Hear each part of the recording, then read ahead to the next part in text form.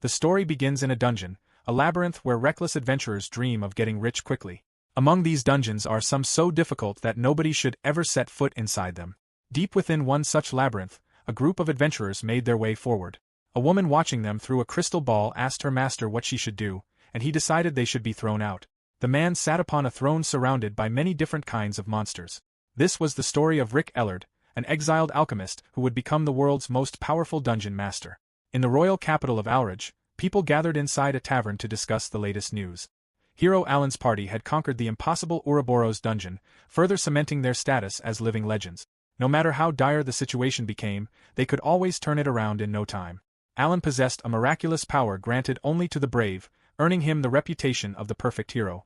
Even so, an old man remarked that not even they could truly be called perfect.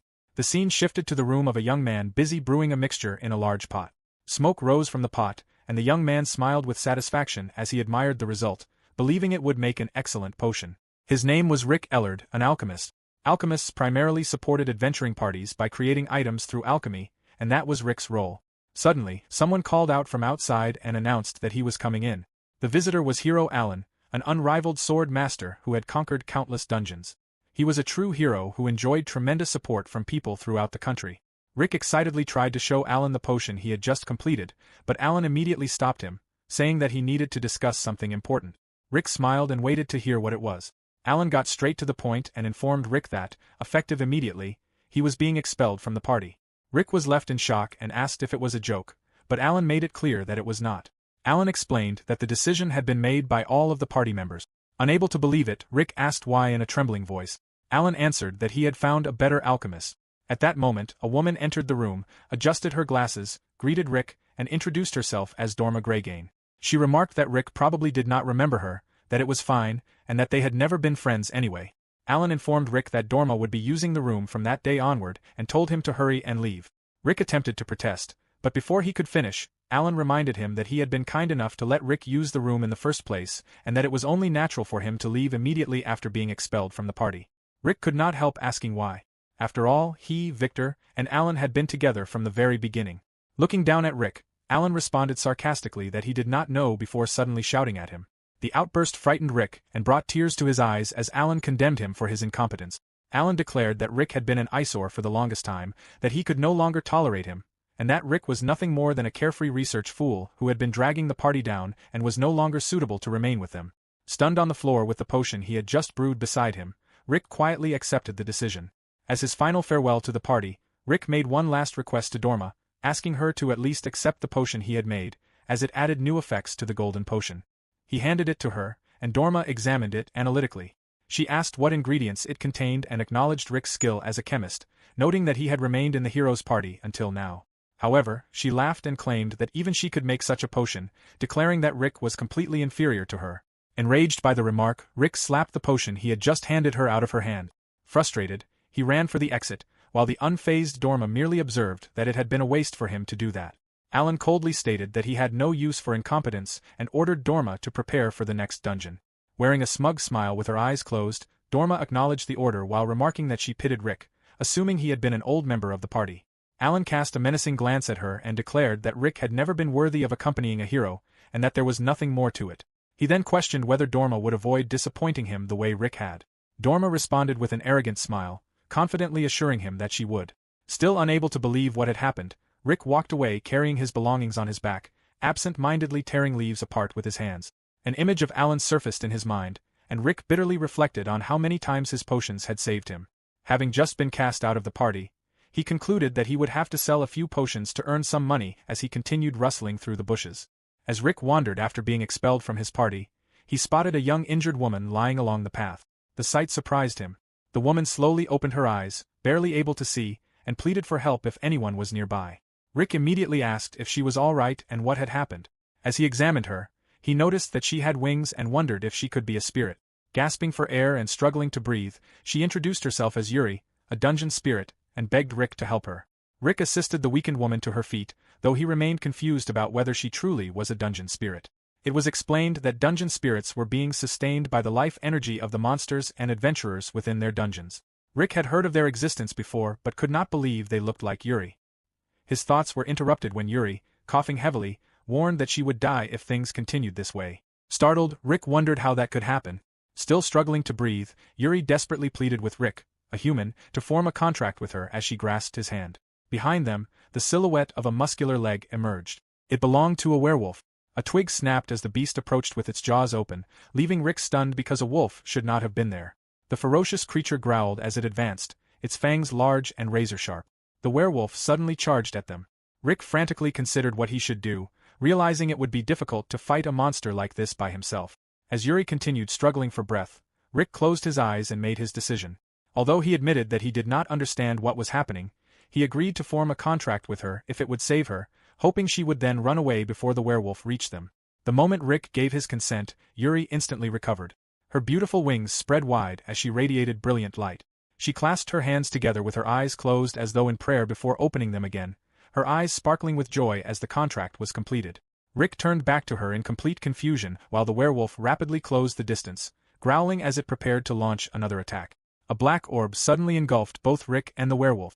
Rick felt himself falling and stretched out his arm as he screamed at the top of his lungs. Just before hitting the ground, he unexpectedly began floating, only to fall a moment later. He stood up in confusion and looked overhead. He found himself inside an enormous building. As he took in the structure and noticed a monster engraved upon it, he realized where he was. Before he could finish the thought, Yuri happily informed him that the dungeon had been completed. Rick first checked whether Yuri was alright. Having fully recovered, Yuri cheerfully thanked him for forming a contract with her and began referring to him as her master. Relieved to see her doing well, Rick watched as Yuri even considered calling him her darling. Before the moment could continue, the furious werewolf let out another deafening roar and prepared to attack again. The sudden threat startled Rick, while Yuri remained expressionless. Looking behind him in surprise, Rick realized that the werewolf had followed them. Completely unfazed, Yuri handed Rick a glowing item and instructed her master to take it. She explained that it was a dungeon catalog and excitedly encouraged Rick to create a monster with her. As the dungeon master, Rick would be able to control the dungeon however he wished.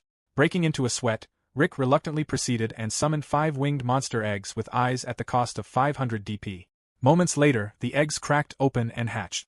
As the werewolf roared at them, goblins emerged from the eggs and immediately rushed toward the beast, attacking it with punches and kicks. While watching the battle unfold, Yuri explained that she had spent 9 years searching for a master. Dungeon spirits would die if they failed to form a contract within 10 years of their birth.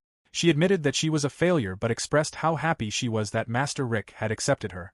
Rick quietly reflected that Yuri was just like him. He honestly admitted that he did not know how much he could do for her, but promised to do his best to build a great dungeon. Smiling, he made his resolve clear. Grateful, Yuri embraced him.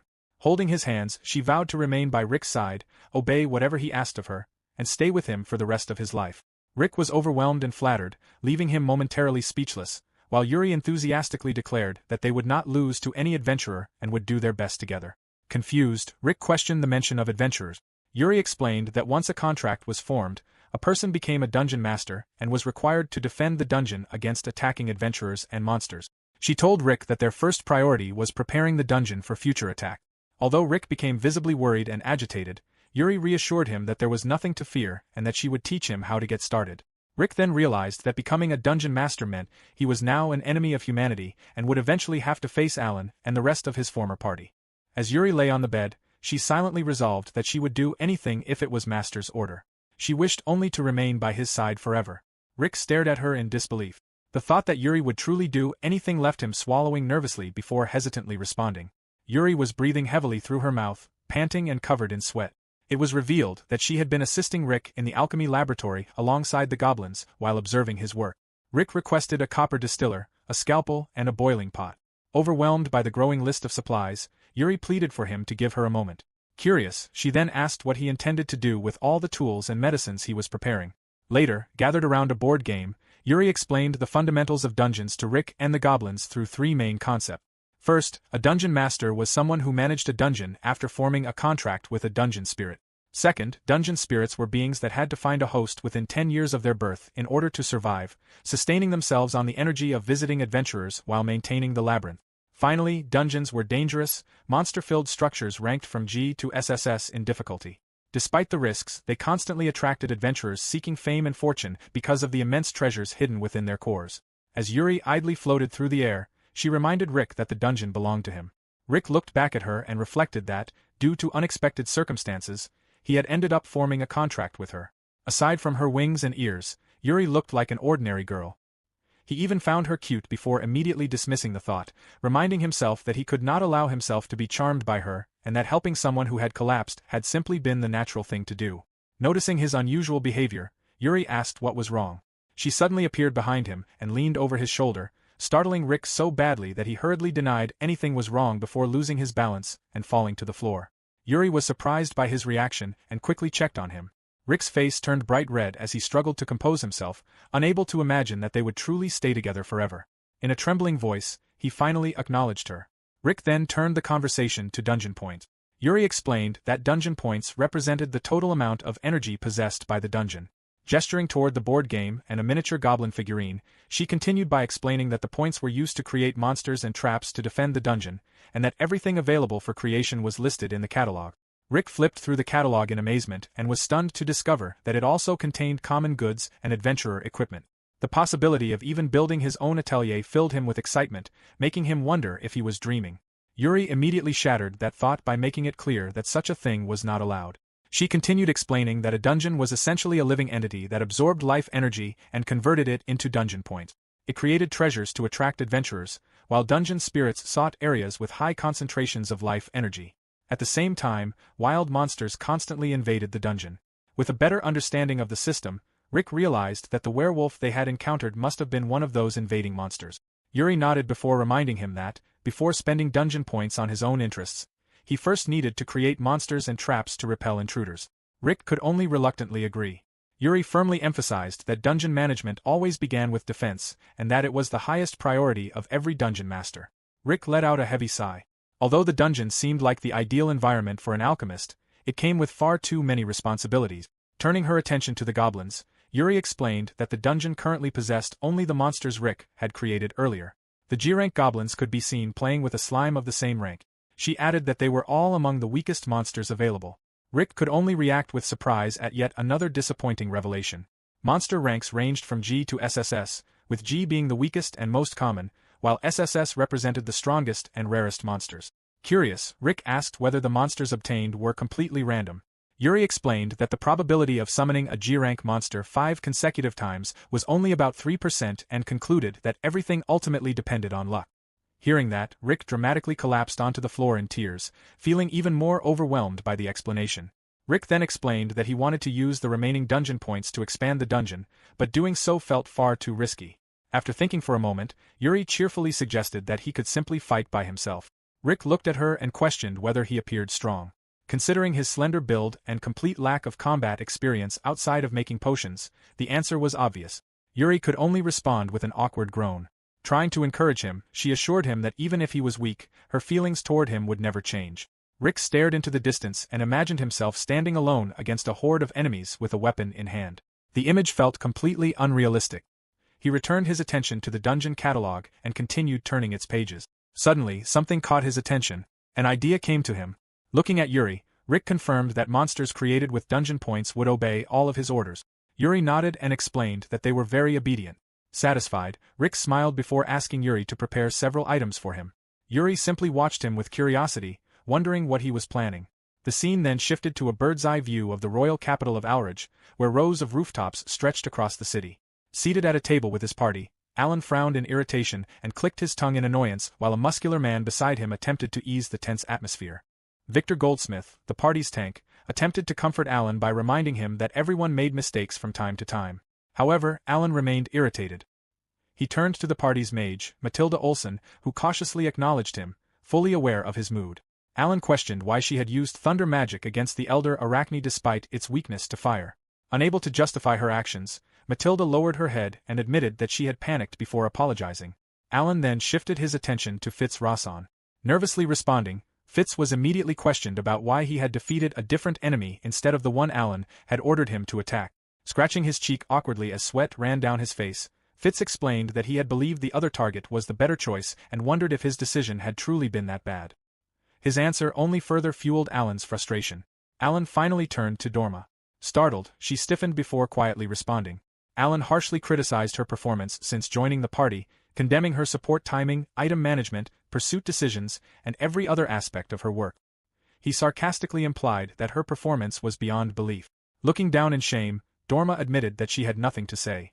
Alan suddenly slammed both hands onto the table and rose to his feet, the loud impact silencing everyone nearby. Furious, he declared that he was tired of such incompetence and questioned whether the perfection he had believed the party possessed had merely been an illusion. Unable to meet his gaze, Dorma turned her face away and repeatedly apologized. Victor finally stepped in and told Alan that it was enough.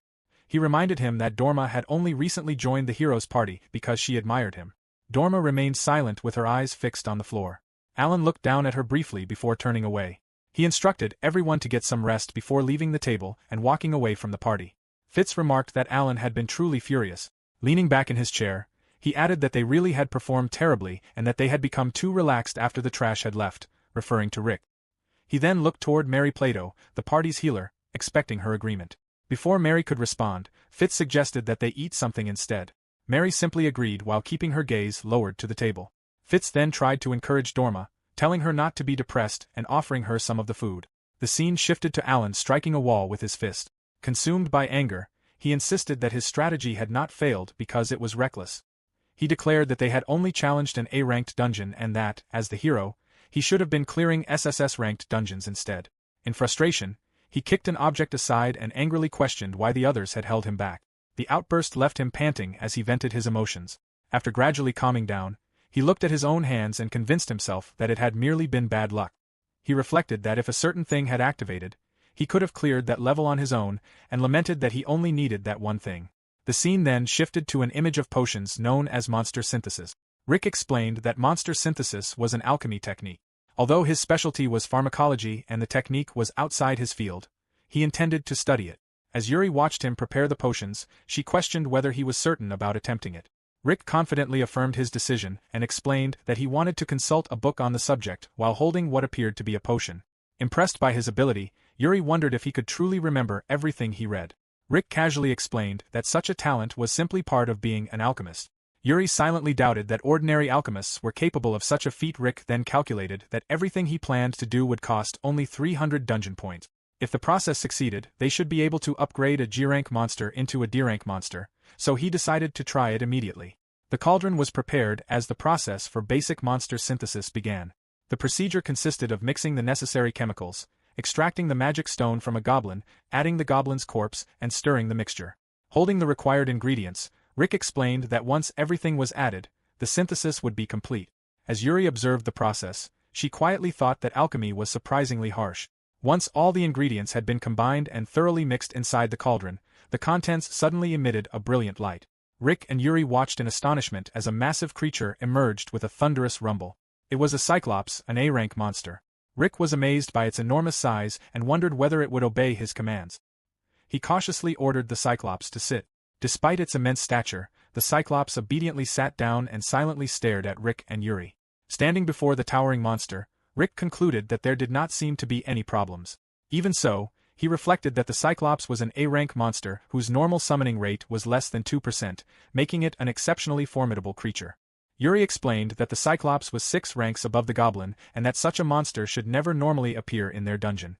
Confused by what had happened, she wondered what it meant before deciding that it must be fate. Her thoughts were suddenly interrupted when she sensed someone approaching. An intruder had entered the dungeon. Startled by her announcement, Rick turned his attention toward the crystal ball. The intruder appeared to be an adventurer and seemed to have entered alone. Judging by the man's equipment, Rick estimated that he was either B rank or C rank. Resting a hand on her chin, Yuri cheerfully remarked that even a group of 10 adventurers would stand no chance against the Cyclops as they continued watching the intruder's progress through the crystal ball, which displayed the dungeon's other floors. Yuri excitedly urged Rick to give the Cyclops its orders. Rick attempted to do so but suddenly hesitated in confusion. He found himself questioning exactly what he was about to do and wondered whether he was truly intending to kill another person. Noticing his reaction, Yuri looked at him curiously. Rick quietly dismissed it as nothing. Rick then ordered the Cyclops to intercept the intruder. The adventurer was shocked by the sight of the enraged Cyclops and could not understand why such a monster existed inside a G-rank dungeon. The Cyclops struck him with a single punch, sending his sword flying from his hand. The tremendous force hurled the adventurer into a wall, leaving a pool of blood beneath him as he coughed up blood from the impact. The adventurer then collapsed to the ground, dead. Overjoyed, Yuri embraced Rick, celebrating their success and the dungeon points they had earned. Although Rick forced a smile, sweat formed on his face because he was responsible for killing the adventurer. The dungeon point earnings and spending table showed that 2,500 DP had been earned.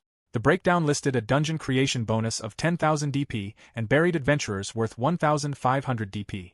The dungeon points consumed totaled 800 DP, consisting of 500 DP for monster eggs and 300 DP for monster synthesis materials. The current dungeon point balance and total earned stood at 1,000 DP. Seeing Rick's expression, Yuri became concerned, but Rick insisted that nothing was wrong. Inwardly, however, he reflected that although he had felt slightly uneasy at that moment, he had experienced no real remorse despite being responsible for killing someone. The belongings of the deceased adventurer, including his scarf and sword, were shown. The dungeon still required another 7,500 DP to reach the next rank, while reaching SSS rank would require 999,997,500 DP. Several low-ranking monsters appeared, including a G-rank slime, an F-rank hobgoblin, a G-rank kobold, and a G-rank goblin. Rick immediately realized that his luck was as bad as ever. Yuri assured him that it was fine because he could simply rely on monster synthesis. Rick let out a sigh and told himself not to think that way. As steam rose from his cauldron, he admitted that he had never expected to miraculously create another Cyclops like the day before. Suddenly, a tremendous crash shattered the silence. Rick instinctively pulled Yuri toward him to shield her from danger. Immediately after the impact, a massive and terrifying monster with enormous fangs let out a menacing groan before roaring ferociously. Rick stared at the creature in complete shock, wondering if it was a behemoth. Yuri confirmed that there was no doubt about it. As the behemoth drew closer, Yuri reminded Rick that this was the result of his special skill. Rick repeated the words to himself in disbelief. A memory surfaced of Rick happily walking behind the party with a huge backpack filled with equipment, while Victor walked ahead with a faint smile and Alan remained focused as he led the way. Staring at the behemoth, Rick questioned whether it had truly been created through his monster synthesis. Yuri confirmed that it had. She explained that, just like the Cyclops before it, the behemoth had been synthesized from G-rank monsters. Under normal circumstances, such a combination could only produce a monster up to 3 ranks higher. Looking at Rick, Yuri concluded that he possessed the ability to create monsters that exceeded that limit. Rick looked down at his own hands in disbelief, admitting that he had never known he possessed such an ability. Yuri reassured him that everyone had a field in which their talents truly shined and suggested that becoming a dungeon master might be his destiny. A smile gradually spread across Rick's face as he repeated the word, destiny, to himself. Feeling inspired, he resolved to begin the next monster synthesis immediately, and Yuri readily agreed. Yuri soon noticed Rick staring into the distance and wondered what was wrong. Rick insisted that it was nothing, explaining only to himself that he had been thinking about the difficult experiences of his past. As he reflected, a memory resurfaced of a terrifying behemoth roaring ferociously. In that memory, Alan and Victor confronted the monster together. Alan blocked the behemoth's attack while urgently checking whether Rick had finished preparing the potion. Panicked, Rick hurriedly combined the ingredients and indicated that he was almost done. Moments later, he completed the mixture and threw the flask toward Alan. Alan caught it without hesitation and prepared himself. As the behemoth roared once more, Alan drank the potion. Power surged through Alan as his eyes flashed with newfound strength. He burst forward at incredible speed and unleashed a devastating slash that cut straight through the gigantic monster.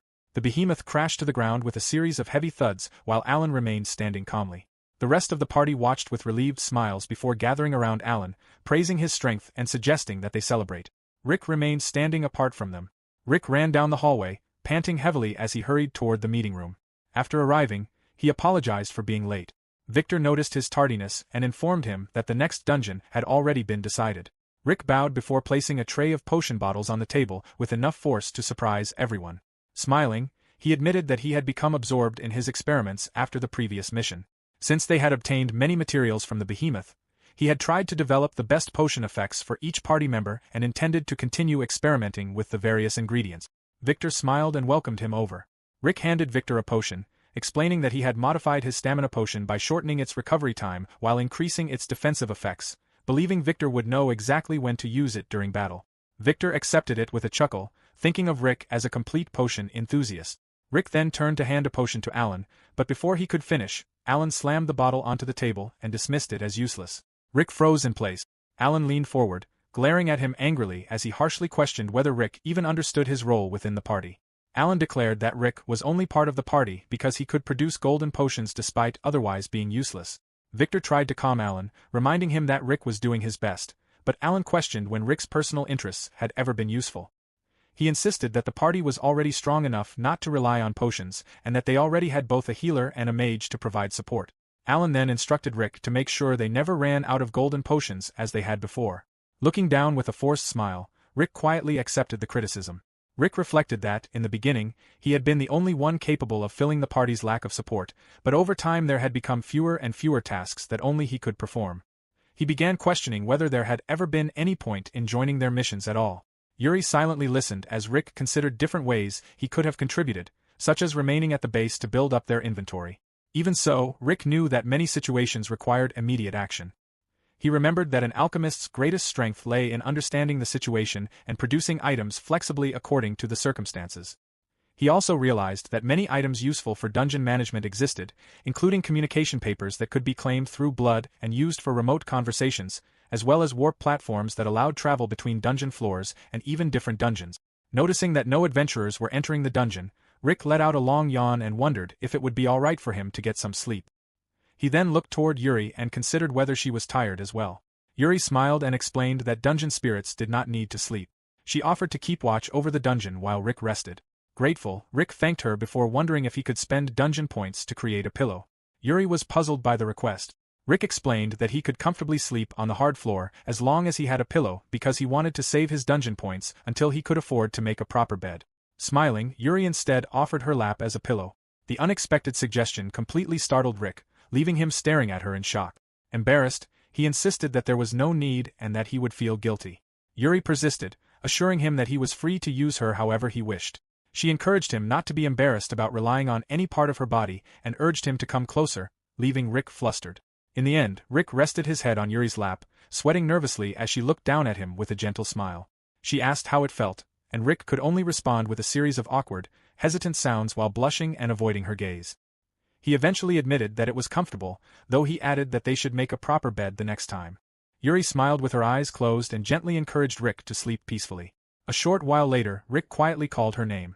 Yuri looked down and realized that he was still awake. Rick brought up the events of the previous day, reflecting on the battle with the adventurer. He admitted that, despite being responsible for someone's death, he had not felt any guilt. He continued wondering why that was, believing that, even if he had not struck the killing blow himself, it would have been natural for him to feel something as a human. Yuri explained that it was most likely because of the contract they had formed. She told him that, to a dungeon spirit, people losing their lives within a dungeon was simply part of the natural life cycle. By making a contract with her, Rick had also become one with both her and the dungeon. Rick realized that this was probably why Yuri had shown no emotion when the adventurer died and questioned whether he was no longer human. Yuri smiled and gently embraced him. She reassured Rick that even if that were true, he was still her master and that only Rick could be the dungeon master of this dungeon. Rick accepted her words. His thoughts briefly returned to Alan questioning whether he understood his role. Resting his head on Yuri's lap, Rick quietly realized that this was where he truly belonged. Meanwhile, elsewhere, a girl tightly gripped her hat as she cried out for Rick's help. Another party arrived at the mysterious dungeon that no one had been able to clear. A woman in the group confirmed that they had reached the mysterious G-rank dungeon. The party was led by Randall Moritz, a group of intermediate adventurers with an average rank of B. The woman with her hair tied in a bun questioned why they were challenging a G-rank dungeon in the first place. Another party member, wearing a hood and glasses, explained that the main reason was the lack of information. Although a month had passed since the dungeon had been discovered, no one knew how to clear it. Adjusting his glasses, he pointed out that the dungeon's internal layout and monster distribution should already have been mapped, yet almost nothing was known about it. A bearded adventurer clad in armor added that even experienced mappers had failed to return. Mappers were adventurers who earned their living by exploring newly formed dungeons and producing maps filled with useful information for future explorers. Smiling confidently, Randall concluded that it was probably a simple trap that had claimed overconfident adventurers. He speculated that the previous parties had become careless after encountering only goblins and other low-ranking monsters and had realized the true danger only after it was too late to retreat. Looking at his companions, he questioned whether they would make the same mistake. The woman with the bun confidently struck her fist into her palm, convinced that they would never allow that to happen. She believed that even in the worst situation, they would still be able to withdraw safely. The rest of the party shared her confidence. Filled with determination, the group entered the dungeon. They intended to prove to everyone who had grown arrogant from temporary success what a true victory looked like. Reality proved far harsher than they had expected. Shortly after beginning their exploration, Randall was killed. The surviving party members stared in disbelief as his lifeless body hung by one leg in the grasp of a cyclops. The adventurer wearing the hood and glasses watched in horror, unable to comprehend why such a high-ranking monster could exist inside a G-rank dungeon. As death drew near, his thoughts turned to his mother. He remembered her constant concern for him and the promise he had made to become a famous adventurer. He had wanted to make her proud and provide her with a better life after the loss of his father. Moments later, another party member met the same fate when the Cyclops slammed him into the ground with a single punch. In his final moments, he thought about the future that would never come. He had planned to earn enough money from his next job to marry his partner and imagined the joy and support they would receive from everyone back home when their child was born. The Cyclops seized another adventurer, throwing the remaining party members into complete panic. They desperately attempted to retreat after noticing other high-ranking monsters nearby. Moments later, a behemoth appeared. The enormous creature advanced with a menacing growl. The adventurer standing before it recalled his plan to retire after this expedition. He had dreamed of purchasing land in the countryside and spending the rest of his life in peace. That dream ended instantly as the behemoth bit into his head, killing him on the spot. Only the woman with her hair in a bun remained. As the behemoth prepared to finish her off, Rick intervened. Watching through the dungeon's crystal ball, he ordered the monster to stop pursuing her and allow her to escape. Yuri immediately questioned whether that decision was wise. The scene shifted to the terrified woman fleeing for her life while Rick continued observing through the crystal ball. He explained that they had been making a small mistake. Confused, Yuri wondered what he meant. Rick pointed out that they had eliminated every adventurer who had entered the dungeon so far. Although that strategy provided excellent defense and generated dungeon points efficiently, it also created a long-term problem. If every adventurer died, rumors would eventually spread that the dungeon was a death trap. As a result, fewer adventurers would be willing to challenge it, causing the dungeon's popularity to decline. Yuri quickly understood his reasoning. If some adventurers survived, they would spread stories about the dungeon and encourage more people to attempt it. Rick agreed. High-ranking adventurers already visited the dungeon from time to time, so it was not entirely unknown. However, his greatest concern was increasing their dungeon point income. Without a steady supply of dungeon points, they would be unable to expand or improve the dungeon. As Rick explained his strategy, Yuri listened attentively, clearly impressed. She admired his reasoning and concluded that becoming a dungeon master suited him perfectly. Yuri then revealed some good news. Because the adventurers had been successfully driven away, another section of the dungeon had been unlocked. More importantly, the dungeon itself had advanced from G rank to F rank. Surprised, Rick wondered how the ranking system worked. Yuri explained that dungeon growth involved special milestones in addition to accumulating dungeon points. To advance from G rank to F rank, Rick needed to collect 10,000 dungeon points, a requirement he had already fulfilled. As a result, the dungeon had ranked up, and the dungeon catalog had been updated. Handing the catalog to Rick, Yuri explained that many new items and options had become available. Rick was delighted by the news. With access to better materials, he realized he would be able to create even more advanced alchemy tools. Yuri responded by giving Rick a meaningful look. Rick immediately understood what she meant. Dungeon management always began with defense. As he flipped through the updated catalog, he pointed out that the adventurers they had allowed to escape would inevitably reveal information about the dungeon's strength. As a result, stronger adventurers would eventually come to challenge it. To prepare for that, they needed to strengthen the dungeon as quickly as possible. Rick spent 1,000 dungeon points to summon 10 monster eggs and another 2,500 dungeon points on 5 monster synthesis materials. After the eggs hatched, he eagerly began another round of monster synthesis. Meanwhile, far away, Alan's party was attempting to conquer the lower levels of an SS-rank dungeon. Alan was visibly exhausted after battling countless monsters. Fitz noticed his condition and remarked that the party leader seemed unusually unsettled. Victor responded that everyone became tired from time to time. Fitz acknowledged that but pointed out something more important. Alan's unique skill greatly increased his abilities according to the level of danger he faced. If the skill failed to activate, it suggested that the situation was not truly life-threatening. Under normal circumstances, that should have been reassuring. Even so, Fitz believed the situation was different for the rest of the party, who were nowhere near as powerful as Alan. Alan, meanwhile, remained frustrated because his skill had once again failed to activate. His repeated failures had begun to attract attention among other adventurers. Some questioned when the hero's party had last been forced to retreat from a mission, while others wondered whether the dungeon was truly as dangerous as rumored. Overhearing the conversation, Alan angrily ordered them to stop talking. Victor could do nothing but remain silently at his side. After the party returned home unsuccessful in clearing the dungeon, Mary and Victor sat together over coffee. During their conversation, Mary quietly wondered whether inviting Rick back into the party might be the right decision. She admitted that Alan no longer seemed like himself and questioned whether the party's problems had begun after Rick left. Victor acknowledged that Dorma was performing well. Although her movements in combat were somewhat awkward, he believed the quality of her potions was arguably superior to Rick. Even so, he admitted that the difference between the two alchemists alone did not seem sufficient to explain Alan's recent behavior. Mary agreed that Dorma was talented, but she questioned whether ability alone was the real issue. Ever since Rick had left, the atmosphere within the party had changed. Everyone seemed more tense, Alan constantly appeared to be on edge, and Mary felt as though she could barely breathe whenever he was around. Victor admitted that he understood exactly what she meant. Before he could say anything further, Mary reflected on Rick. She acknowledged that he had been clumsy and overly obsessed with potions, often failing to notice what was happening around him.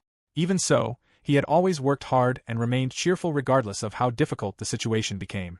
More importantly, Rick had saved the party time and time again. Victor silently agreed. In fact, Victor suspected that Rick's popularity and reliability were the very reasons Alan had expelled him. Setting his coffee cup down, Victor wondered whether Alan could ever bring himself to apologize to someone he had personally cast out of the party. Mary had no answer. If Alan's skill problems were tied to his state of mind, confronting him about Rick would likely only make the situation worse. Victor eventually concluded that the discussion had not been entirely meaningless. The truth was that no one fully understood how skills were activated. With so many unknown factors, he decided that the best course of action was to continue observing the situation for the time being. Mary reluctantly accepted that conclusion. Elsewhere, Dorma sat alone inside her atelier with the lights turned off. After closing the book she had been reading, she walked over to her brewing table and began wondering whether everyone was focusing on the wrong problem. Holding a potion in her hand, she questioned whether something truly important was missing. The scene then shifted back to Rick and his dungeon. Examining his latest creations, Rick was pleased with the result. He had successfully synthesized an A-rank arachne, a second A-rank cyclops, and an A-rank king slime. Yuri believed their dungeon had already become powerful enough, but Rick disagreed. He reasoned that if news spread about a behemoth residing in the dungeon, it would not be surprising if a party with strength equivalent to S-rank adventurers eventually appeared. He also pointed out that the monsters guarding the deeper sections of the dungeon were still relatively weak. A D-rank Cerberus and a D-rank smallworm would not be enough to stop elite adventurers. Rick further realized that there seemed to be a daily limit to the number of powerful monsters he could create through monster synthesis. Yuri suggested using their remaining dungeon points to expand the dungeon instead, and Rick agreed. However, as he looked over his monsters, another idea came to mind. Up to that point, he had only combined low-ranking monsters through monster synthesis. He began wondering what would happen if he fused two A-rank monsters together. Yuri immediately supported the idea, believing the experiment was well worth attempting as soon as the monster synthesis limit reset. Rick eagerly agreed, excited to discover what kind of monster such a fusion would produce. Together, they watched the dungeon's crystal ball, hoping to complete the experiment before another intruder arrived. Suddenly, the crystal ball began to vibrate, signaling that someone had entered the dungeon. Yuri dismissed the intruder's confidence for entering alone. Rick, however, quickly recognized the figure displayed within the crystal ball. To his surprise, the intruder was Mary, his former party member. Mary looked down from a balcony and noticed a commotion below. Among the crowd, she recognized Cheyenne, the woman who had previously entered the dungeon, sitting on a bench in tears. Mary hurried outside to meet her and immediately asked what had happened and where the others were. Cheyenne lowered her head, visibly shaken. Devastated by what she had witnessed, she revealed that they were all dead. Confused, Mary struggled to comprehend her words. As Cheyenne recalled the names of Randall, Evan, Utak, and Barrick, she broke down in tears, unable to finish as she spoke of everyone who had died. Still in disbelief, Mary sought confirmation that they were truly gone. A passerby explained that a new dungeon had been discovered in the woods outside Outridge. Although a month had passed since its discovery, no one knew what lay inside, so Randall's party had gone to investigate.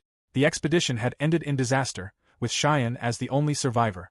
News of the party's deaths quickly spread among the adventurers. Randall's party had been known for its careful strategy, making their destruction inside a G-rank dungeon difficult for anyone to understand. One adventurer attempted to comfort Cheyenne by pointing out that at least she had survived. Cheyenne, however, hysterically insisted that it had not happened that way. She believed she should have died as well, but the monsters had intentionally spared her. She explained that not only had the monsters possessed unusually high ranks, but they had also moved as though they were being controlled, anticipating the party's every action. Trembling with fear as she recounted the experience, Cheyenne became convinced that someone inside the dungeon had deliberately allowed her to escape alive. Another man dismissed her claim, insisting that dungeons were nothing more than labyrinths inhabited by monsters and questioning the idea that someone had intentionally spared her. The conversation stirred a memory within Mary, causing her to think of Rick. Apologizing to Cheyenne for bringing up such a painful subject, Mary acknowledged how difficult it must be before asking her to share more details about the dungeon. The scene then shifted to Mary traveling to the mysterious G-rank dungeon. Watching through the dungeon's crystal ball, Rick was puzzled by her appearance. Curious, Yuri asked whether he knew the woman. Rick explained that Mary had been the healer in his former party, but he remained confused about why she had come alone. Mary called out for Rick, asking whether he was somewhere inside the dungeon and pleading for him to reveal himself. A Cyclops suddenly appeared before Mary. As Rick and Yuri observed the scene through the crystal ball, Yuri wondered what Rick intended to do. After thinking it over, Rick decided that he wanted to speak with Mary. The Cyclops gently seized Mary in its hand and carried her through the dungeon. Upon reaching Rick's room, it opened its hand and released her. Mary looked around in confusion, uncertain why the Cyclops had brought her there. Rick then greeted her. Rick remarked that it had been a while as he looked at Mary. Surprised that her suspicion had been correct, Mary realized that it truly was Rick. Rick asked whether she had known all along. Mary explained that she had studied dungeon structures during her time at the academy. After noticing Yuri, she identified her as a dungeon spirit. She reasoned that the dungeon had been discovered around the same time Rick left the party, and that only Rick would have thought of allowing a single survivor to escape instead of killing every intruder. Because of that, she had begun to suspect that the dungeon belonged to him. Before she could continue, Rick expressed his relief that Cheyenne had returned safely. Mary immediately became angry and confronted him, demanding to know whether he understood what he was doing. Rick was taken aback by her reaction. The scene shifted to a memory of Victor introducing Mary to Rick as the party's new healer. Mary introduced herself as Mary Plato, promised to do her best to meet everyone's expectations, nervously bowed to the party, and asked for their support. Rick smiled warmly and assured her that there was no need to be so formal. He expressed how much having another member would help the party, explaining that until then, he, Victor, and Alan had been covering for one another. Alan remarked that, now that they had gained a talented healer, Rick's potions would probably no longer be necessary. Rick gently disagreed, believing that a party could never be too well prepared. He introduced himself as Rick Ellard and offered Mary a handshake, which she nervously accepted. The memory continued inside a B-rank dungeon. While exploring its depths, Rick concluded that the next floor was probably the boss room. Victor suggested taking a break before the monsters noticed them and advised Alan to rest because he had been pushing himself too hard. Sweating from the previous battles, Alan sharply rejected the advice. He ordered Mary to heal him, and she immediately complied. Alan then criticized Rick for standing around and instructed him to make a golden potion instead. Rick quietly accepted the task. Rick sat behind the group preparing potions while Mary healed Alan. Watching the treatment, Victor complimented Mary for making it much easier for the party to maintain a steady pace. Mary thanked him. Alan remarked that, on the other hand, Rick had become nothing more than a research fool waiting for instructions now that he had one less responsibility. Victor gently reminded him that the party still relied on Rick's potions for attribute countermeasures and status enhancements. Alan reluctantly admitted that they were better than nothing while Mary continued healing his arm. Afterward, Mary approached Rick while he worked on his potions and asked if he had a moment. Rick smiled and encouraged her to simply call him Rick. Concerned, Mary asked whether he was alright because Alan and Victor had been rather harsh toward him. Rick assured her that everything was fine and that it was nothing unusual. Mary admitted that she was worried her role as the party's healer might actually be making things harder for him and confessed that she did not know what she should do. Rick chuckled softly and reassured her that she did not need to worry. He explained that if she kept worrying about him, she would not be able to perform at her best, which would only cause problems for herself. Relieved, Mary thanked him and thought of him as kind. Rick then explained that all he wanted was to continue his research in an environment where he felt comfortable. He appreciated the opportunity to make new discoveries alongside a party that constantly challenged unknown monsters and unexplored dungeons. He also pointed out that the harder Mary worked, the less work he would have to do, allowing him to devote even more time to his research. Smiling once again, Rick reflected that he genuinely liked how things were going. He then stood up, walked over to Alan, and informed him that the golden potion was ready while Mary quietly watched him. Mary quietly reflected that she had wanted to help Rick, yet in the end, he had been the one helping her instead. She realized that this was what true kindness meant. Returning to the present, she thought about the Rick she knew, but her thoughts were interrupted when Rick called her name. With his arms open and Yuri floating behind him, Rick assured Mary that he had not changed at all. Mary remained silent. Rick continued by explaining that he was still devoted to his research and that creating powerful monsters was merely a byproduct of it. Mary interrupted him, unable to understand how he could turn against humanity. She suspected that the dungeon spirit was exploiting Rick's resentment toward Alan and controlling him. Yuri immediately denied the accusation, explaining that she had done nothing so malicious. Rick calmly explained that he was no longer angry with Alan for expelling him from the party. He believed Alan had made the decision because he needed to make room for himself and insisted that Alan was not a bad person. It had been Alan's choice, and if anything, that decision had ultimately helped Rick. Because of it, he had found a place where he could finally make full use of his talent. Even if doing so meant clashing with someone else's ideals, he had resolved to fight with everything he had, even if his opponent was Alan. Growing more resolute, Rick reaffirmed that this was the life he truly wanted. Even so, Mary still wished for him to return. Rick understood that her feelings came from herself rather than from Alan or anyone else. Nevertheless, he admitted that he was not kind enough to abandon his place in the dungeon for her and apologized. After the conversation ended, Rick slumped into his chair and let out a long sigh of relief. Yuri scolded him, believing it was rude to make a girl cry. Resting his head against one hand, Rick reflected that, after killing so many adventurers, worrying about something like that now was far too late. He had become the dungeon master, and no matter what happened, he would protect that place. Unable to do anything else, Mary looked back at the dungeon one last time before leaving in tears. Chapter 6 began with a fast-forward to a chibi-fied version of Yuri, who appeared upset. As she flew around the room, Rick wondered whether he had done something wrong. Yuri insisted that nothing was wrong and told him not to worry, but she asked what kind of relationship he had with Mary. She claimed that she did not care what kind of relationship they had, while Rick admitted that he did not even know what kind of relationship she meant, explaining that Mary had only been a party member. Pouting, Yuri assumed they must have been good friends since Mary had gone through the trouble of chasing him all the way into the dungeon. Rick questioned whether that was really the case, recalling that Mary had always been kind and believing she treated everyone that way. Rick confirmed that his skill would activate at the end of the day, with a B-rank Treant standing behind him. He explained that preparing to create A-rank monsters required extensive work, so he would appreciate Yuri's help. Yuri looked away without answering before remarking that it had been a long time since they had signed their contract together. Thinking back, she realized she still knew nothing about her master. She wondered what kind of adventures Rick had experienced before meeting her, and what kind of people he had known. She reflected that, in their rush to sign the contract, they had neglected to spend time together and get to know one another. Rick reasoned that they had not had any choice under those circumstances. Yuri continued staring at him, arguing that even so, she had heard it was common for couples in new relationships to become excited after only a few months of dating, marry quickly, grow disillusioned by each other's shortcomings, and eventually drift apart. As Yuri continued rambling, Rick wondered where a dungeon spirit had heard such things. Rick admitted that he knew nothing about married couples, prompting Yuri to gasp. He explained that he believed they shared a codependent relationship and that they were in it together, reminding her that she had said so herself. He thought they should get to know each other better from then on and believed they had plenty of time to do so. Delighted by her master's words, Yuri hugged him, realizing that she had been wrong and that she had simply been jealous. Rick was relieved that she understood. Watching Yuri embrace Rick, the monsters remarked that she had always been like that. Rick then changed the subject and decided to try synthesizing an A-rank monster.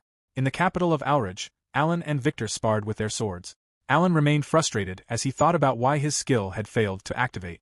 While exchanging blows with Victor, he wondered whether he was missing a condition or whether the problem lay within the skill itself. Their swords clashed as Alan became increasingly lost in thought, finding the situation absurd. His frustration grew into fury, and he tried to preserve his pride by reminding himself that he was Alan Cole, the hero. He had been recognized by the king, overcome countless ordeals, remained undefeated, and received constant praise. He believed himself to be a man who did not fear death. That realization turned his thoughts toward his party members, whom he considered so frightened of death that they could barely meet his gaze.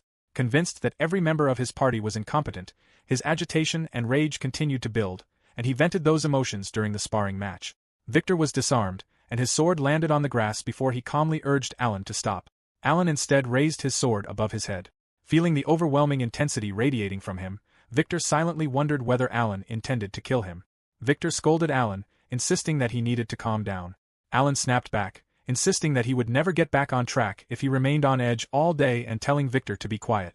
Their exchange ended abruptly when a woman called out to them. Victor asked what had happened, and a party member informed them that Mary had disappeared.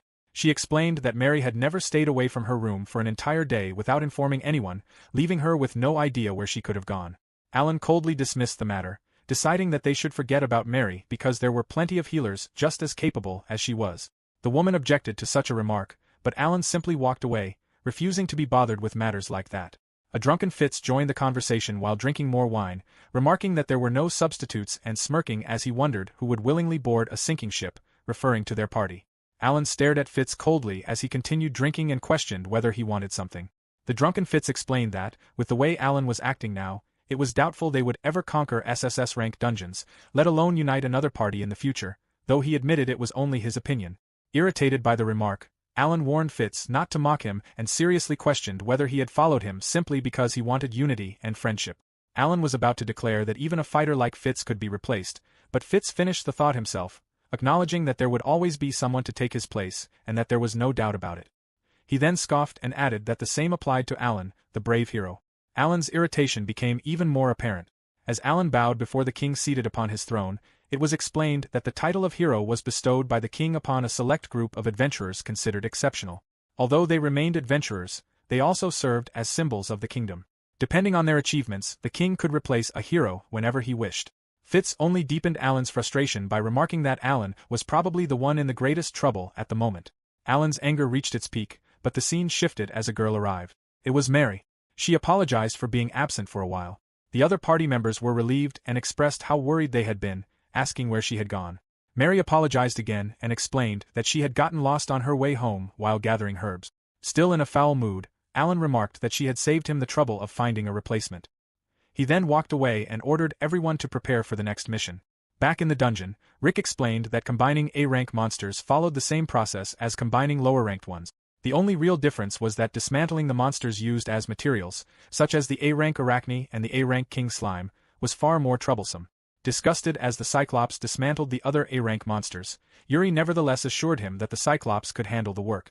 Rick explained that the process itself remained unchanged, but it would take longer than usual, so they might as well expand the dungeon while waiting for the dismantling to finish. As they expanded the dungeon, Rick held the catalog while Yuri flew beside him.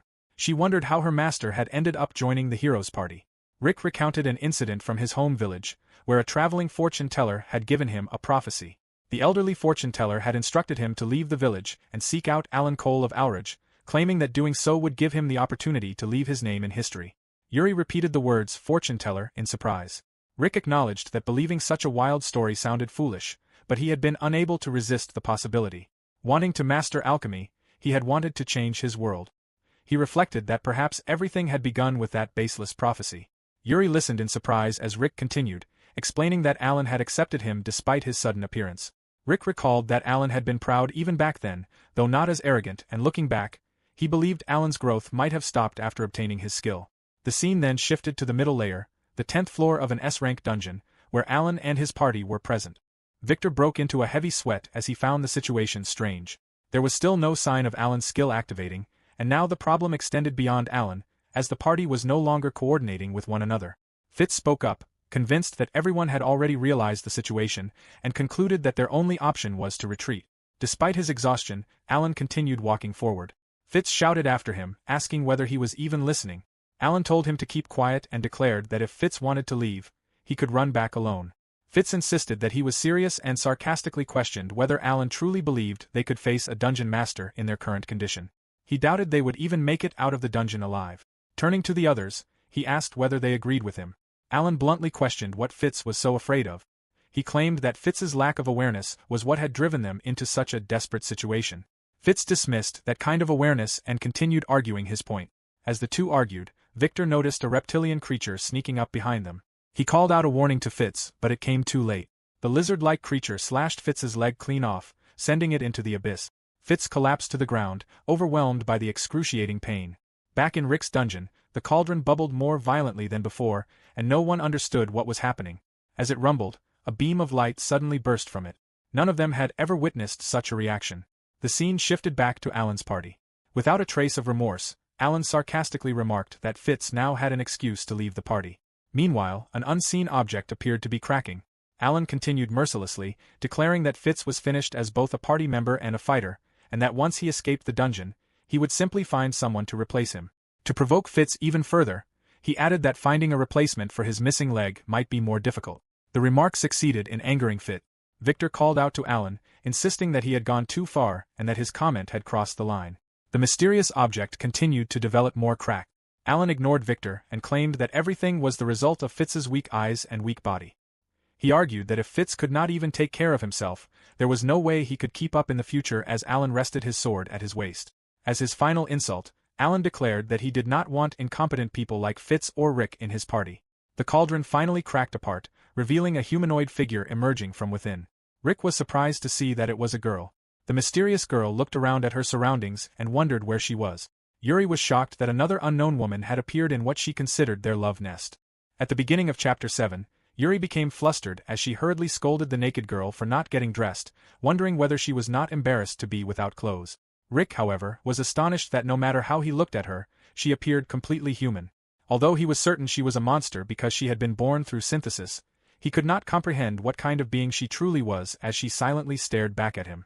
Yuri suddenly covered Rick's eyes, pointing out that the mysterious girl was still just a child. Since she had only just been born, Yuri reasoned that it was only natural for her to have no clothes. The girl quietly murmured the word clothes, and garments instantly appeared on her body. Rick's curiosity only deepened as he wondered how she had accomplished such a feat and what kind of monster she could possibly be. Breaking the silence, the girl asked who Rick was. He introduced himself as Rick Elrod, the alchemist who had created her. She curiously asked whether he had truly made her. Amazed by the situation, she examined her own hands before wondering what she was. Rick himself remained at a loss. The girl continued asking questions, wondering where she was, why she was there, what the ground, the dirt, and the darkness were, why the world existed, by what principle it functioned, and where the consciousness asking all of those questions had come from. Unable to understand anything, she became overwhelmed. Rick remained stunned, having never witnessed anything like this before. Yuri explained that dungeon monsters normally possessed no ego because they obeyed the dungeon master absolutely. However, if her master's skill transcended that rule, then perhaps he had created a new life with its own sense of self. Rick admitted that he had only encountered such alchemy in literature. The girl then addressed Rick directly. If he truly was her creator, then he must be her god. She pointed at him and demanded to know the reason for her existence and why she had been brought into being. Before Rick could answer, she turned toward Yuri and demanded to know who Yuri was and why she existed. Yuri proudly introduced herself as Yuri, the dungeon spirit who had built the dungeon together with her master. She explained that she existed solely to devote herself to her master. The girl remained silent. Yuri leaned closer and asked whether that answer had satisfied her. Without warning, the girl pulled down Yuri's garment. Yuri immediately blushed in embarrassment and shock, while Rick also flushed at the unexpected sight. Yuri cried out in embarrassment, wondering why the girl had done such a thing. The girl justified her actions by explaining that she had been annoyed. Still flustered, Yuri anxiously asked her master whether he had seen anything. Embarrassed by the incident, Rick nervously covered his eyes and assured Yuri that he had not seen anything as sweat formed on his face. Yuri immediately called out Rick's lie, noticing that the truth was written all over his face. She recalled that she had planned to show everything to her master on their first night together. Rick became flustered at the mention of their first night. Yuri continued talking about how she would take everything off because she wanted her master to see everything. Blushing, Rick quickly objected, unable to understand what she was talking about. The unnamed girl innocently wondered why they were making so much noise over a single piece of cloth. Rick turned back to the girl and repeated what she had said earlier about not knowing where she was, or even who she was. The girl's attention focused on him. Rick explained that he had once felt the same way. He had only been a humble alchemist and had not known what he was capable of until he arrived there, met Yuri, and created the dungeon. After synthesizing monsters, he had finally realized where he belonged and what he could do. Believing the same would happen to her someday, he reassured the girl that she would eventually discover who she was. Until then, he told her she could think of the dungeon as her home. Rick extended his hand for a handshake while Yuri watched him from the side. He introduced himself once more as the dungeon master who ran the dungeon and expressed that it was a pleasure to meet her. The girl reached out to shake his hand, blushing slightly. As their hands met, she decided that she would address him with proper respect and call him father. Rick was startled by the sudden title. The girl explained that it was only natural because he had created her, and she asked him to treat her as though she were his own daughter. Rick scratched his head before bowing slightly and accepting the role of her father. Yuri quietly thought the conversation had become rather strange. The girl then turned to Yuri and asked if it would be acceptable to call her mother as well, believing it was only fair. Yuri blushed and smiled happily. She agreed that they were like one family, so calling her mother was only natural. She thanked the girl for being such an understanding child. As her mother, she then asked what the girl's name should be. The young girl requested a name that was both appropriate and dignified. Rick thought of one and suggested the name Cruz. The girl quietly considered it. Rick explained that it would be the name given to her by her father. He added that he had taken the name from a homunculus dwarf in a flask mentioned in Golden Age literature. Yuri praised Rick for his thoughtful choice. Rick went on to explain that the goal of alchemy was to uncover the mysteries of life and reach into the realm of the god. Before he could continue, the girl's attention shifted to the crystal ball. She apologized for interrupting his explanation of the name's origin, but she wondered whether it was alright for him to ignore what was being shown inside the crystal ball. Rick and Yuri quickly looked at it and were shocked to see the Cyclops being killed by adventurers. Rick became concerned that someone had managed to defeat an A-rank monster. Although he knew rumors about the dungeon would spread quickly, he felt this was happening far too soon. Yuri warned her master that the intruders were advancing through a newly created section of the dungeon where the debris and traps had not yet been properly arranged. Panicking, the two searched through the catalog and decided to call the behemoth and the other monsters back from the other section, but they struggled to find the communication paper. Cruz asked her parents whether she should kill the humans. Rick and Yuri could only stare at her in silence. Believing the task was simple, Cruz decided she could handle it on her own. Yuri worried that they were sending her out based only on hope because they had no idea whether the girl would actually be alright. The adventurers were confused when they saw a child standing before them. One of the men warned the others not to be fooled by appearances and reminded everyone to stay in formation. Before he could finish, Cruz moved in an instant and slashed his neck with one hand. The man collapsed to the ground as blood poured from the wound.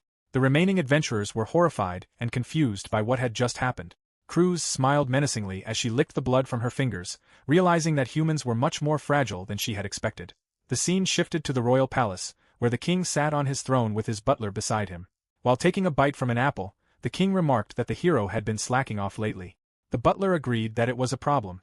The king questioned how many times the hero had failed to conquer a dungeon that month. As he impatiently tapped the arm of his throne, he reflected that he had already heard the same excuse 7 times. He acknowledged that the situation was becoming serious. Although he considered providing Alan with more funding, he knew the Senate would soon begin complaining if Alan continued to produce no result. It could also give other countries and rivals an opportunity to take advantage of the kingdom's weakness. The butler pointed out that Alan's achievements up to that point could not simply be ignored. The king agreed as he held his apple. The king decided to give Alan one final chance. He had heard about a dungeon that had recently been growing at an unusually rapid pace near the capital. A party of adventurers had entered it, believing it to be an ordinary new dungeon, only to be completely wiped out. Reports also claimed that monsters far stronger than the dungeon's rank should allow had appeared inside. The king considered the dungeon a suitable test to determine the true quality of the kingdom's hero. Meanwhile, Cruz licked the blood of the adventurers she had just killed before standing and wiping the blood from her face. Despite everything, her stomach continued to rumble with hunger. The king continued wondering whether the hero would prove his worth or whether the dungeon would instead reveal just how dangerous it had become. Rick and Yuri watched the crystal ball in horror as they realized that Cruz was a vampire. She had not been infected but had been born as one. She was what was known as a true ancestor, and her strength was equivalent to an SS-rank monster. Rick thought that having an SS-rank monster like Cruz might finally allow them to compete with the hero. Smiling with her fangs exposed, Cruz reported to her papa that everything was over. Cruz completely dominated the battlefield, defeating a group of armored soldiers entirely on her own. She grabbed one soldier and slammed him headfirst into the ground with a loud impact without even sparing him a glance. As the other soldiers charged toward her, she threw a powerful punch that launched them flying backward through the air. She then struck down the remaining fighters, and they crashed into one another with a tremendous explosion before collapsing in complete defeat. Throughout the battle, her expression remained completely bored. Watching the one-sided fight, Rick was left speechless by her overwhelming strength. All he could do was mutter to himself in amazement. As Rick and Yuri walked through the hallway together, Yuri remarked on how well Cruz had performed. Rick noted that their dungeon points were increasing rapidly. Inside one of the rooms, Cruz happily dove face-first onto a massive mattress, enjoying how soft and fluffy it was. As they continued walking, Rick's expression changed into a confident, knowing smirk. He hinted that there was an even greater advantage than the dungeon points. Opening a nearby door, he revealed a huge laboratory filled with towering bookshelves, advanced alchemy equipment, and a giant metal tank. Looking around the room with satisfaction, he reflected that he now possessed tools he could never have imagined having while he was in Alan's party. Rick then noticed Yuri looking troubled and asked what was bothering her. He immediately became nervous, waving his hands as he hurriedly explained that he had only been spending spare dungeon points on his hobbies. He added that he understood the rank of the intruders had been increasing recently, but with Cruz protecting the dungeon, defeating them should not be difficult. Yuri admitted that this was exactly what worried her. She acknowledged that the dungeon's defenses were becoming solid and that even heroes would struggle to defeat Cruz. However, she questioned whether it was too much to expect everything from Cruz alone. Rick lowered his head, unsure how to respond. He explained that he had never forced Cruz to do anything and that she had always been eager to take on missions. At that moment, Cruz peeked into the room and happily agreed with Yuri's opinion. Surprised, Yuri turned around to face her. Standing proudly with her hands on her hips, Cruz boasted that during the weeks since her birth, she had already met several intruders. She laughed as she described every battle as child's play and looked forward to facing stronger opponents next time. Yuri quietly accepted her answer while the dark, empty hallway stretched behind them. Even so, she began to think that perhaps she had simply been worrying too much. Elsewhere, a one-eyed cyclops accompanied by several goblins stood before an elf girl and remarked that it was unusual for her to be late. Yuri smiled to herself, believing there was no problem, or at least that there should not be. Meanwhile, at Alan's lodge, a cheerful young man with spiky hair introduced himself as Albert Rado. He enthusiastically expressed that it was an honor to have been personally invited by Alan. Victor watched him from the side in silence, thinking that Albert was supposed to be the prominent ace attacker of Marco's party. Alan stared at Albert, believing he had probably been persuaded by a generous offer or perhaps had not thought the decision through at all. Victor quietly wondered how long the newcomer would last. Albert bluntly mentioned that he had heard the party had not been performing well recently and believed he would be the one to bring fresh energy to the group. The remark offended Alan, who angrily tried to put an end to the conversation. Before anything else could happen, a loud clatter interrupted the moment, and Mary looked on with concern from the side. Alan declared that actions spoke louder than words and reminded everyone that this was the kind of party they belonged to. His party listened in silence, each wearing a worried expression. Alan explained that they would challenge the next dungeon the following morning and that Albert needed to be at his best. Albert casually whistled and playfully remarked that their leader was certainly a hard worker. Victor could only watch him in silence. The scene shifted to the next morning as the sun rose over the mountains. Yuri rushed onto the balcony in a panic, looked over the railing, and called for her master after spotting intruders. Down in the laboratory, Rick stopped what he was doing and looked up. He remarked that there had been many intruders lately and believed Cruz would take care of this group as well. Cruz eagerly accepted the task. Yuri quietly thought that perhaps there was nothing more she could say. However, when she looked into the crystal ball, she noticed the route the intruders were taking. The group of adventurers walked through a long, empty corridor. One of them nervously commented on how frightening it was that nothing had appeared. Another warned that it could be a trap meant to catch them off guard and reminded everyone to stay alert. Someone asked about Jack's progress. Jack confirmed that traps had been placed throughout the dungeon but explained that they would not take long to disarm because they were all easy to understand. After hearing this, another adventurer quietly acknowledged the report and asked Bud for the golden potion. Bud seemed surprised that it would be used there. The adventurer drank deeply from the flask and reasoned that, because there were more traps than monsters in this dungeon and its history was still unknown, they needed to remain cautious at all times. The party continued forward and turned a corner. From above, Cruz looked down at the intruders with a terrifying smile hidden in the shadows. She quietly counted them and noted that there were 5 people in total. One of the adventurers could only stammer in surprise before Cruz suddenly leaped down and launched a fierce attack. A loud clash echoed as he barely blocked the strike with his weapon. Cruz stared directly into his face with wide, excited eyes and bared fangs. She laughed to herself, hoping he would not die too quickly because she wanted to enjoy the fight for a while. Bud then threw a flask through the air while warning everyone to use the flask. Cruz was caught completely off guard and looked confused. The flask burst into a blinding flash of light directly in front of her. Frustrated, Cruz became irritated as stars spun around her head. She slammed her foot hard onto the ground.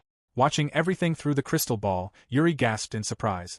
Cruz also looked confused as she blinked in puzzlement. Looking down with a serious expression, Cruz suddenly realized something was wrong. Before she could react, a massive pit trap collapsed beneath her.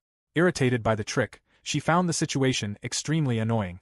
She fell into the darkness below with tremendous force. One of the adventurers stared into the pit in shock and confusion as the ground beneath him began to rumble violently. A swarm of bats suddenly filled the area, surprising everyone. Cruz tried to encourage herself to keep going. However, as she took another step, a sharp snap sounded beneath her foot and a powerful blast of wind erupted around her. The adventurers watched in stunned silence. One of them could not understand why the girl was willingly running straight into every trap. Meanwhile, Cruz rubbed her eyes as she cried loudly, complaining that she could not see anything. The crystal ball suddenly lit up as Cruz called out to her father. Yuri turned to Rick and reported that Cruz was being pushed back. Rick was stunned, realizing that it was not the adventurers who had forced her back but the traps he had set himself. In the dungeon, Cruz continued crying as she wiped her face. Taking advantage of the situation, one adventurer ordered the others to move forward while they still had the chance. His teammates hesitated, frightened by the idea of fighting such a powerful monster, while the hooded adventurer pointed out that Cruz was too strong for them. Another adventurer, however, instructed the party that simply getting past her would be enough. Hearing this through the crystal ball, Rick broke into a cold sweat. If they slipped past Cruz, they would head directly toward the room where he and Yuri were. Rick stared at the crystal ball in alarm as he called out to Cruz. Her panicked voice echoed back, saying that everything was completely dark. Looking over the dungeon's map, Rick reminded himself that they had recently expanded the dungeon. Although they had filled the new area with random traps and left only a simple pathway, he knew it would not delay the intruders for long. He realized that he had relied too much on Cruz and had neglected to prepare a proper escape route for the dungeon. Someone then tapped Rick on the shoulder. Turning around, he found the Cyclops standing behind him. Together, they looked down the hallway. One of them observed that the trap Cruz had triggered inflicted the blind status ailment and that, from that distance, she would not be able to see the intruders.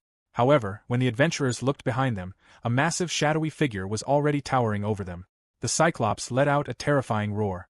The adventurers slowly turned around in complete shock before freezing in place as the Cyclops blocked their path. One of them gasped in recognition, but another refused to back down, believing they could handle it. The Cyclops growled menacingly. Watching through the crystal ball, Yuri panicked and warned Rick that this was reckless because the Cyclops could not handle all of the intruders by itself.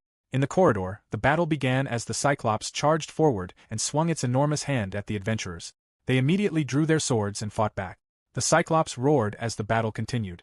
One of the armored adventurers admitted that the Cyclops was much tougher than expected, while another calmly reminded the team not to panic because they still had the golden potion. Back in the dungeon master's room, Rick overheard the mention of the golden potion and repeated the name in confusion. At that moment, the hooded adventurer cast a spell that completely froze the Cyclops before following it with a powerful explosive attack. The battered Cyclops let out a weak groan as its smoking body slumped forward. Watching through the crystal ball, Yuri covered her mouth in shock while Rick stared in disbelief. The Cyclops finally collapsed onto the ground with a heavy thud. One of the adventurers remarked that the battle had been difficult and checked whether everyone was alright. Bud assured the group that he was fine, while the hooded adventurer casually remarked that it was only a scratch. Relieved, the adventurer ordered the party to continue moving forward. Cruz stood over the fallen Cyclops as the group of adventurers stared at her in shock. The hooded adventurer remarked that it was too early, but the party realized that her blindness had not worn off yet and believed it was their chance to get past her. Cruz suddenly dashed straight past them at incredible speed. A massive explosion shook the corridor as a section of the wall was destroyed. The adventurers could only watch in horror, frozen in shock. They panicked as a pair of legs suddenly burst through the remains of the shattered wall. Cruz remarked that something smelled unpleasant and did not seem very appetizing. After taking another sniff, she noticed that the scent was very distinct. Marco examined his hands, which were covered in the Cyclops' blood, and suddenly realized what she had detected. Hearing this, Bud shouted Marco's name in panic. With her eyes still closed, Cruz calmly rushed past the adventurers at incredible speed. Before Marco could react, he was knocked backward and collapsed onto the floor in complete defeat. Cruz quietly stood over him. Lying on the ground, Marco weakly cursed. Cruz slowly opened her eyes and looked down at him with a cold stare. After remaining silent for a moment, she quietly addressed him. The Cyclops let out a low growl. Cruz's expression softened as she looked down at the giant monster and remarked that it was as tough as it looked. Leaning closer to its head, she sincerely thanked the Cyclops for saving her life. From a distance, one of the adventurers silently watched the quiet scene unfold. Back in the monitoring room, the elf girl let out a relieved sigh. Her expression brightened as she realized the Cyclops was still alive. Down below, the Cyclops reached out and gently tapped Cruz on the shoulder, acknowledging that it had been wrong. Rick realized that no matter how powerful his allies were, it was ultimately his responsibility to decide how to use their strength. He admitted that instead of relying on his own judgment, he had depended too much on his skills and his powerful companions. Feeling ashamed, he apologized. Yuri hugged him from behind with a supportive smile. She reassured him that there was nothing wrong with relying on the strength of others because, as the dungeon master, that was also one of his own strengths. Rick thanked Yuri. With renewed determination, he resolved to use his abilities not only to protect himself but also to protect all of his companions. An empty corridor echoed with the heavy, exhausted sound of panting. Disoriented and terrified, Albert struggled to comprehend what was happening. His face filled with disbelief as he cursed in desperation, convinced that Alan had completely lost his mind. Charging into a flock of S-rank cockatrices in anger was something not even a newbie would do. Albert froze, his mouth hanging open in shock as the full gravity of the situation struck him. He immediately sprinted through the corridor, frantically looking around for them. Reaching a wide open space, he desperately searched for Alan, Victor, and Dorma, wondering where the hell they had gone. He came to a stop as shadows completely swarmed around him. A massive, aggressive flock of cockatrices surrounded him from every direction. Cold sweat poured down Albert's face as his eyes widened in horror. Staring directly at the monsters, he could only mutter a hopeless curse. A cry calling Alan Cole echoed through the stone halls. Victor looked up as Rado reported that Alan had seen cockatrices heading in the direction Albert had run off to. Dorma asked the group what they should do and whether they should go look for him. Alan immediately dismissed the idea, insisting it was not worth it and that while Albert was attracting the cockatrices, they should continue onward. Victor stared at him in disbelief, questioning whether he was seriously suggesting that. Before anyone could continue, someone shouted for them to wait. Mary called everyone's attention to Matilda, who was acting strangely. Matilda lay on the ground breathing heavily and drooling. Dorma asked what was wrong with her. The group gathered around as Mary admitted she did not know, explaining that Matilda had suddenly started writhing in pain. Dorma realized the symptoms resembled inhalation of cockatrice venom and concluded that, at this rate, Matilda would be dead within 6 hours. Victor and Alan could only stare in shock at the revelation. Victor asked whether Dorma could make an antidote.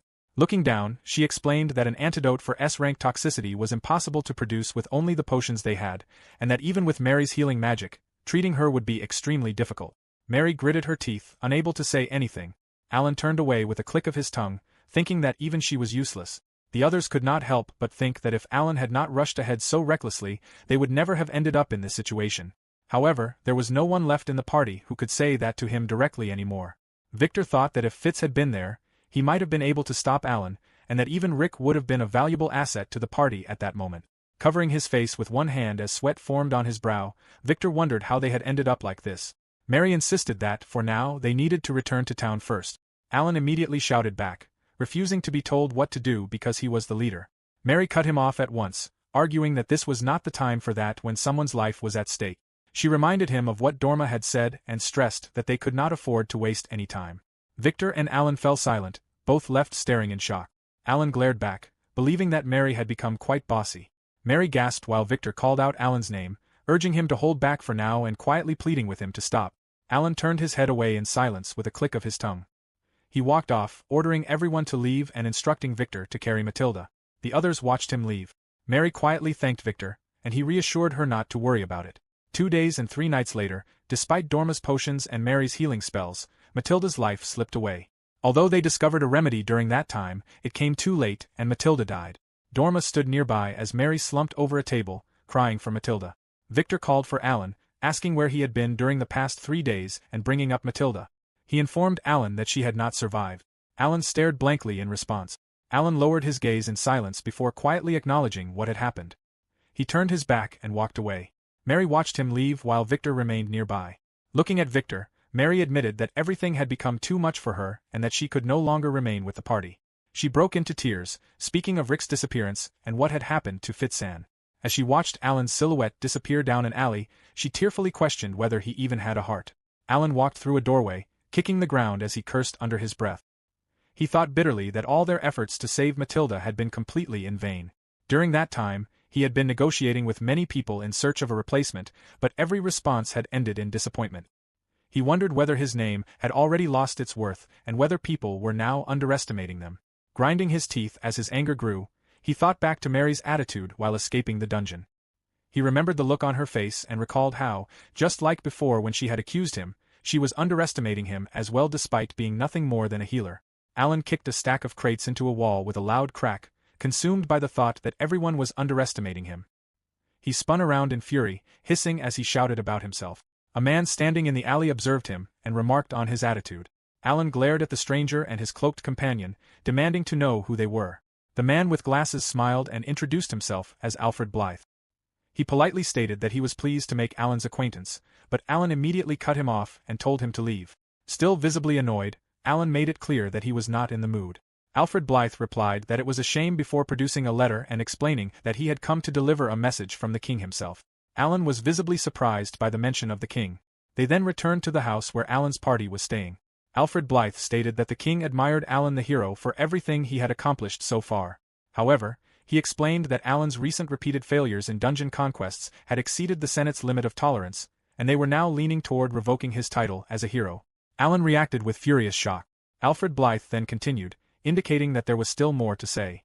Alfred explained that he believed Alan's past achievements could not be ignored. As a gesture of goodwill, he stated that conquering a few dungeons would be enough to resolve the matter. Alan was surprised by how simple it sounded and questioned whether that was all it would take. Alfred Blythe confirmed that it was and suggested, as an example, the dungeon that had recently become the talk of the town. Upon hearing this, Mary was shocked, immediately realizing which dungeon he was referring to. Meanwhile, Yuri confirmed that Rick was seeking her advice on dungeon management. Rick admitted that, until now, he had mainly been synthesizing powerful monsters to station throughout the dungeon, but he had begun to think there might be more effective ways to manage it. Although his catalog now offered more options, he was still uncertain about what to create next, so he decided it would be best to ask Yuri for guidance first. Yuri simply acknowledged his request. Yuri blushed and became flustered, unable to believe that her master was relying on her. Rick apologized for troubling her if it was an inconvenience. Yuri immediately assured him that it was no trouble at all and enthusiastically promised to do her best to help him.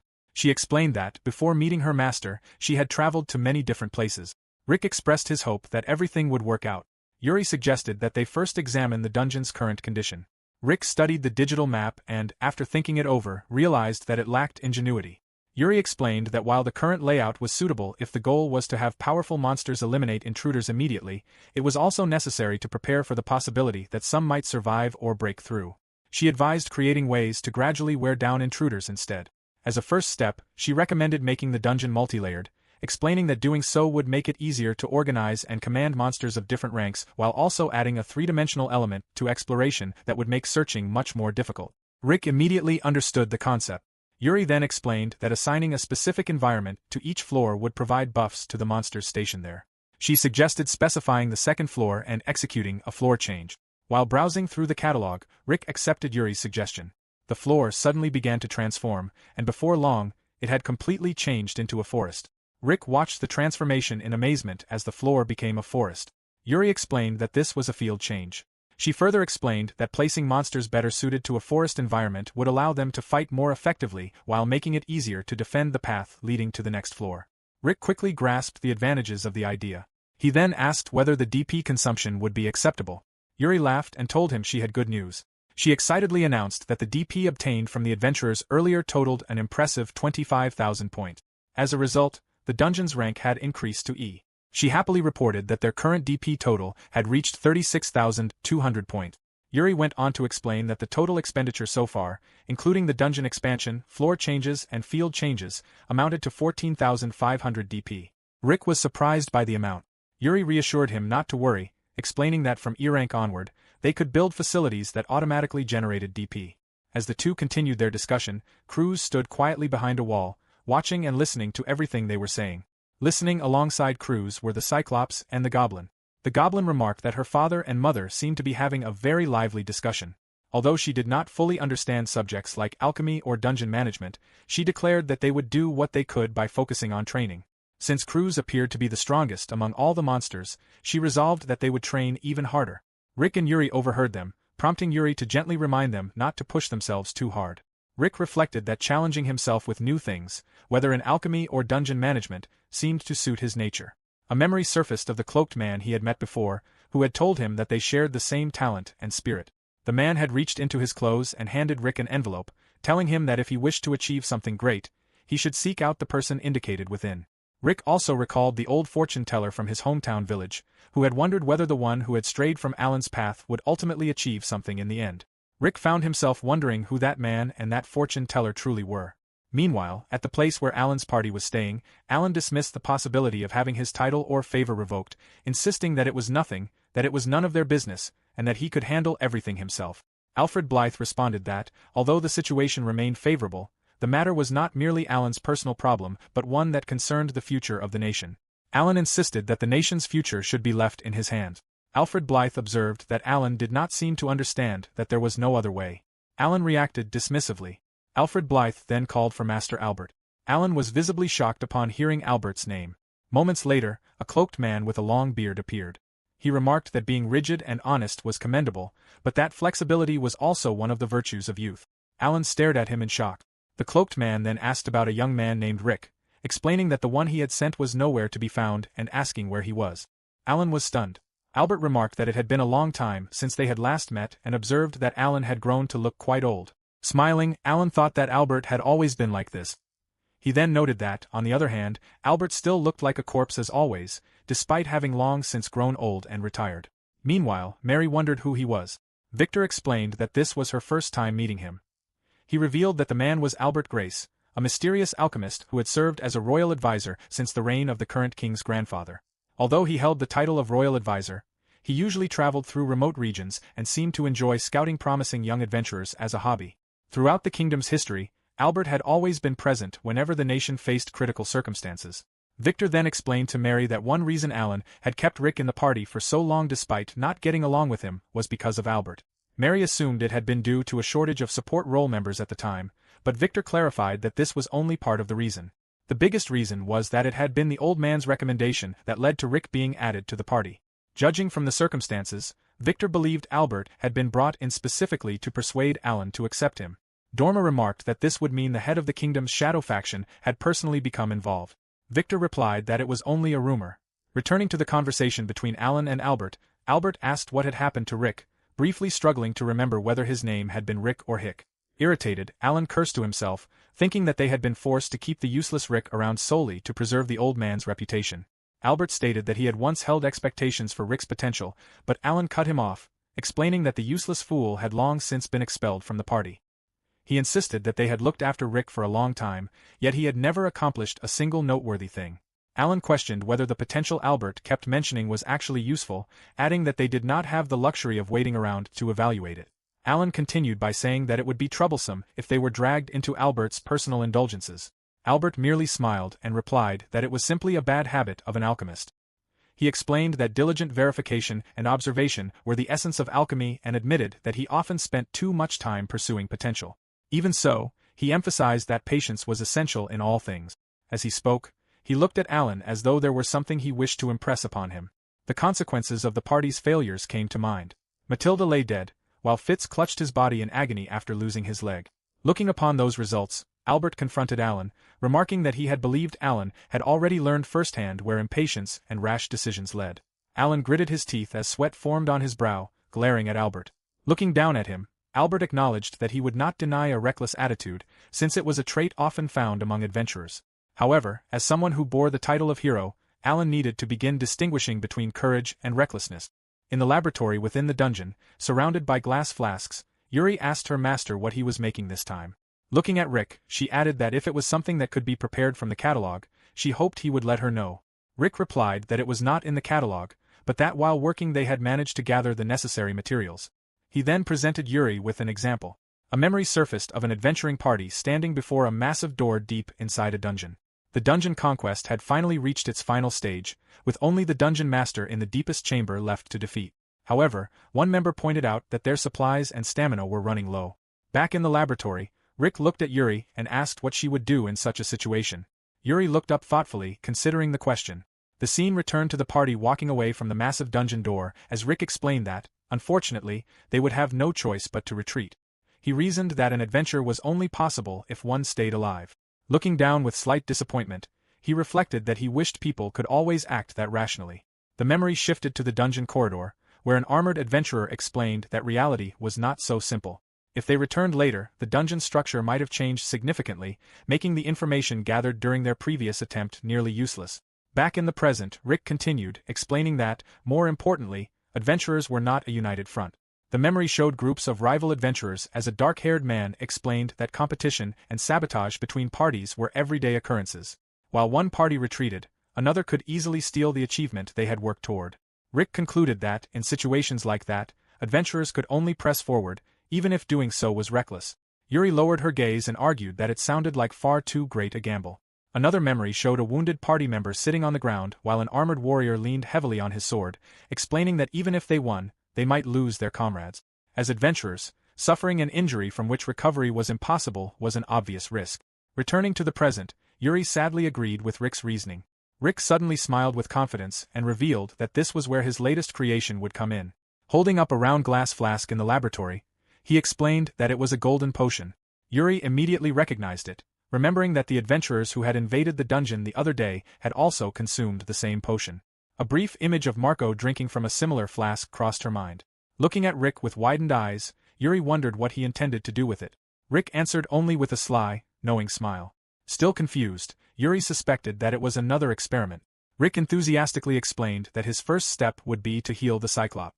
Cruz then appeared. Standing beside the Cyclops, Rick told Cruz that he wanted her to fight the Cyclops seriously just once. Cruz looked down at him skeptically, questioning whether he was serious. She pointed out that she might accidentally kill it in the heat of the moment. The Cyclops peeked out in complete shock. Rick replied that he did not mind. Holding the glass flask, he proposed that, as a handicap, the Cyclops would fight after drinking the golden potion, asking whether Cruz was fine with that. Cruz smirked confidently, saying that she had no objections, though she questioned whether such a small bottle could truly serve as a handicap. She then declared that it was unfortunate for the Cyclops, but since it was an order from her father, there was no choice. Cruz charged forward with an intense expression, determined to end the fight instantly and without causing unnecessary pain. The Cyclops stood frozen in astonishment, sweat pouring down its face.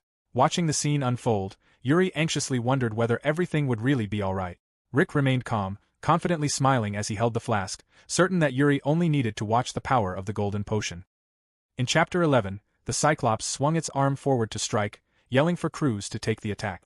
Cruz ducked low and rushed beneath the blow. She opened her eyes wide, wondering what had happened and what was wrong, while the Cyclops looked down at her in complete surprise. Cruz darted around at high speed, her rapid movements leaving behind a blur as she asked whether the Cyclops was not getting tired from continuous battles. The Cyclops then wound up a powerful punch. Cruz reminded him that even though his wounds had been healed with her father's potion, she cut herself off and unleashed a heavy strike directly into his midsection. The Cyclops was sent flying backward by the impact of Cruz's kick. Yuri cried out for her master in panic, fearing that at this rate the Cyclops would truly die. Rick remained completely calm, assuring her that everything was fine and instructing Yuri to watch closely. The Cyclops' eyes then sharpened with intensity as it began to recover. Cruz stood over him, preparing to strike again as she declared that her previous attack had been the finishing blow and ordered him to perish with dignity. Suddenly, the Cyclops thrust its hand upward to attack, causing Cruz's eyes to widen in surprise as she realized it was striking back. The Cyclops countered with a heavy punch, catching Cruz off guard. As they clashed, it unleashed multiple strikes, making Cruz realize that it was keeping up with her speed. Irritated, Cruz expressed her frustration at how annoying the situation had become. The Cyclops then prepared another punch while Cruz positioned herself for a counterattack. Rick loudly ordered both of them to stop, and they froze in the middle of the battle. Rick stepped between them and observed that the experiment appeared to have been a success. Still eager to continue fighting, Cruz insisted that the battle was not over, but Rick reassured her that winning the fight had never been the actual goal. Rick cheerfully explained that he had wanted to test how well the Cyclops could fight against a superior opponent like Cruz. Yuri looked at him in confusion, wondering what he meant. Holding up the flask, Rick explained that the golden potion reacted to its user's moment of crisis and enhanced all of their abilities. He noted that although its duration was short and synthesizing it required advanced techniques and considerable cost, its effectiveness was exceptional. An illustrative flashback revealed that, since the invention of the potion, the survival rate of adventurers had increased by 40% according to the Royal Capital's Statistics Bureau. In short, it was a potion specifically designed to turn the tide during a crisis. Rick cheerfully explained that every monster in the dungeon would carry a golden potion. Yuri immediately understood, and Rick added that the monsters already held the advantage over adventurers in terms of numbers and terrain. Images showed adventurers struggling as he continued explaining that adventurers normally overcame those advantages through strategy and teamwork, but granting monsters tremendous survivability would make it difficult for even a well-coordinated party to break through. Based on the experiment so far, Rick concluded that this tactic would, at the very least, pose a serious challenge to mid-rank and higher-ranked adventurers. Cruz and the Cyclops listened quietly as he continued explaining that, by using the golden potion, they could prepare a force that completely exceeded enemy expectations, creating and combining the necessary forces flexibly according to the situation. He pointed out that this was a setup only an alchemist with comprehensive skills could prepare. Rick then proposed naming the place the Alchemist Dungeon. Yuri readily agreed, excitedly remembering that the dungeon had not yet been given a name. While walking, Dorma remarked that the old man had successfully convinced Alan. Victor, however, countered that it had felt more like a complete trick, with Alan's fighting spirit deliberately provoked and him being cleverly misled. Albert then led the group to a tavern to introduce the party assembled for the next dungeon attack. Opening the door with a sly grin, Albert told Alan to try to get along with everyone. At that moment, someone inside excitedly recognized the hero Alan. An A-rank mage dramatically declared that he had long heard of the hero's great name. He flamboyantly claimed that it was an absolute honor to take part in such a great achievement and introduced himself as Christopher Perez. Unimpressed, Alan flatly told him to stop the obvious flattery and demanded to know the identity of the next person. Seated nearby, an A-rank recovery mage named Iron Seeger introduced herself while smoking a pipe, noting that she served the same role as the young lady across from them as a recovery mage. Irene bluntly stated that she had no intention of becoming overly familiar, prompting Alan to dismiss her indifferently. Alan then turned his attention to the bar counter and demanded to know the identity of the next person. Sitting at the bar, Tony Richards introduced himself to Alan Cole. Tony admitted that he had never expected the day would come when they would join forces for an expedition, saying that his heart was filled with both slight excitement and deep disappointment. He stated that a hero should be a symbol of hope for the people and a symbol of victory, leaving Alan visibly shocked by the remark. Holding a cup, Tony continued criticizing him, questioning the meaning of such a disgrace and expressing disbelief that Alan had been cornered to the point of needing their help. He added that he could never have imagined such a situation from the determination Alan had shown on the day he defeated him, calling it a decline, a fall, and ruin. Alan became furious, gripping his weapon tightly as Tony finally addressed him by name. The S-rank hero candidate, Tony Richards, calmly held his weapon and assured Alan not to worry because he would bear the hero's burden himself, swearing it upon his sword. In an instant, Alan launched a swift sword strike that sent Tony flying backward with tremendous force. Glowering at him in anger, Alan shouted for him to shut up, declaring that someone who remained stuck at S-rank had no right to judge him. Albert asked whether the greetings had been exchanged, causing Alan to click his tongue in annoyance. Albert said he wanted to move directly to the main topic, but paused to mention that he had brought one more person, whom he expected would return soon. The scene then shifted to a few hours earlier. Hands were placed over a crystal ball as Rick reacted in shock. Yuri and Rick observed that the target should have been an intruder, but it was simply too fast. Rick explained that the intruder was moving so quickly that even the surveillance orb could not capture them. Meanwhile, a blurry hooded figure dashed forward at extreme speed, leaving the monsters completely confused as the swift intruder effortlessly ran past them. An A-rank assassin named Lise Clement suddenly slid to a stop and let out a relaxed sigh. Looking around with a playful grin, Lise observed that the place did not seem like an overly elaborate structure. Rick stared in disbelief, completely shocked as he questioned whether the intruder was just a kid. Rick shouted in disbelief, demanding to know what was happening. He realized in panic that he could not restrain Lise even with so many monsters at his disposal. Meanwhile, Lise effortlessly flipped upside down through the massive crowd of monsters, laughing in amusement. She swiftly dodged incoming attacks and leaped from a monster's arm, maneuvering through the chaotic swarm with ease. She soared through the air at extreme speed, preventing the monsters from landing a single hit. Watching in absolute shock, Rick realized that the intruder showed no sign of launching a counterattack. He quietly wondered what Lise was thinking. Lise playfully questioned whether this was the full extent of the monster types before deciding to end the visit for the day. She quickly jumped away, passing by the monsters. Lise crouched down with a cheerful grin, bid them farewell, and swiftly escaped through a high window. Rick looked on helplessly and confirmed that the intruder had gotten away. Cruz demanded to know what her father was talking about. Rick initially thought to himself that, had he gone out there, that brat would have been finished in an instant. He then smiled nervously and admitted that it was probably not true. Reflecting on the encounter, Rick analyzed the intruder's movements, explaining that it was as though they had eyes in the back of their head. Although they never launched a counterattack, they completely evaded every attack directed at them, making it highly likely that they possessed some kind of skill. If that were the case, he estimated that even Cruz would have only a 50-50 chance of winning. Cruz remarked that only that much information had been revealed. Rick concluded that, judging from the situation, the intruder's objective had not been an attack but reconnaissance. If that was true, then exposing their trump card, Cruz, was the greatest loss. Rick nervously considered that if parties consisting of adventurers of that caliber began attacking from now on, they would need to rethink the dungeon's structure from the ground up. Cruz and Yuri listened seriously as he voiced his concerns about their current situation. Meanwhile, Lise placed her hand firmly on a map spread across the table and let out a sigh before continuing. She presented the group with a rough sketch of the dungeon that had recently been drawing considerable attention, explaining that they had been unable to reach its deepest floor. Tony praised her efforts, but Dorma questioned why they had needed to scout the dungeon in advance.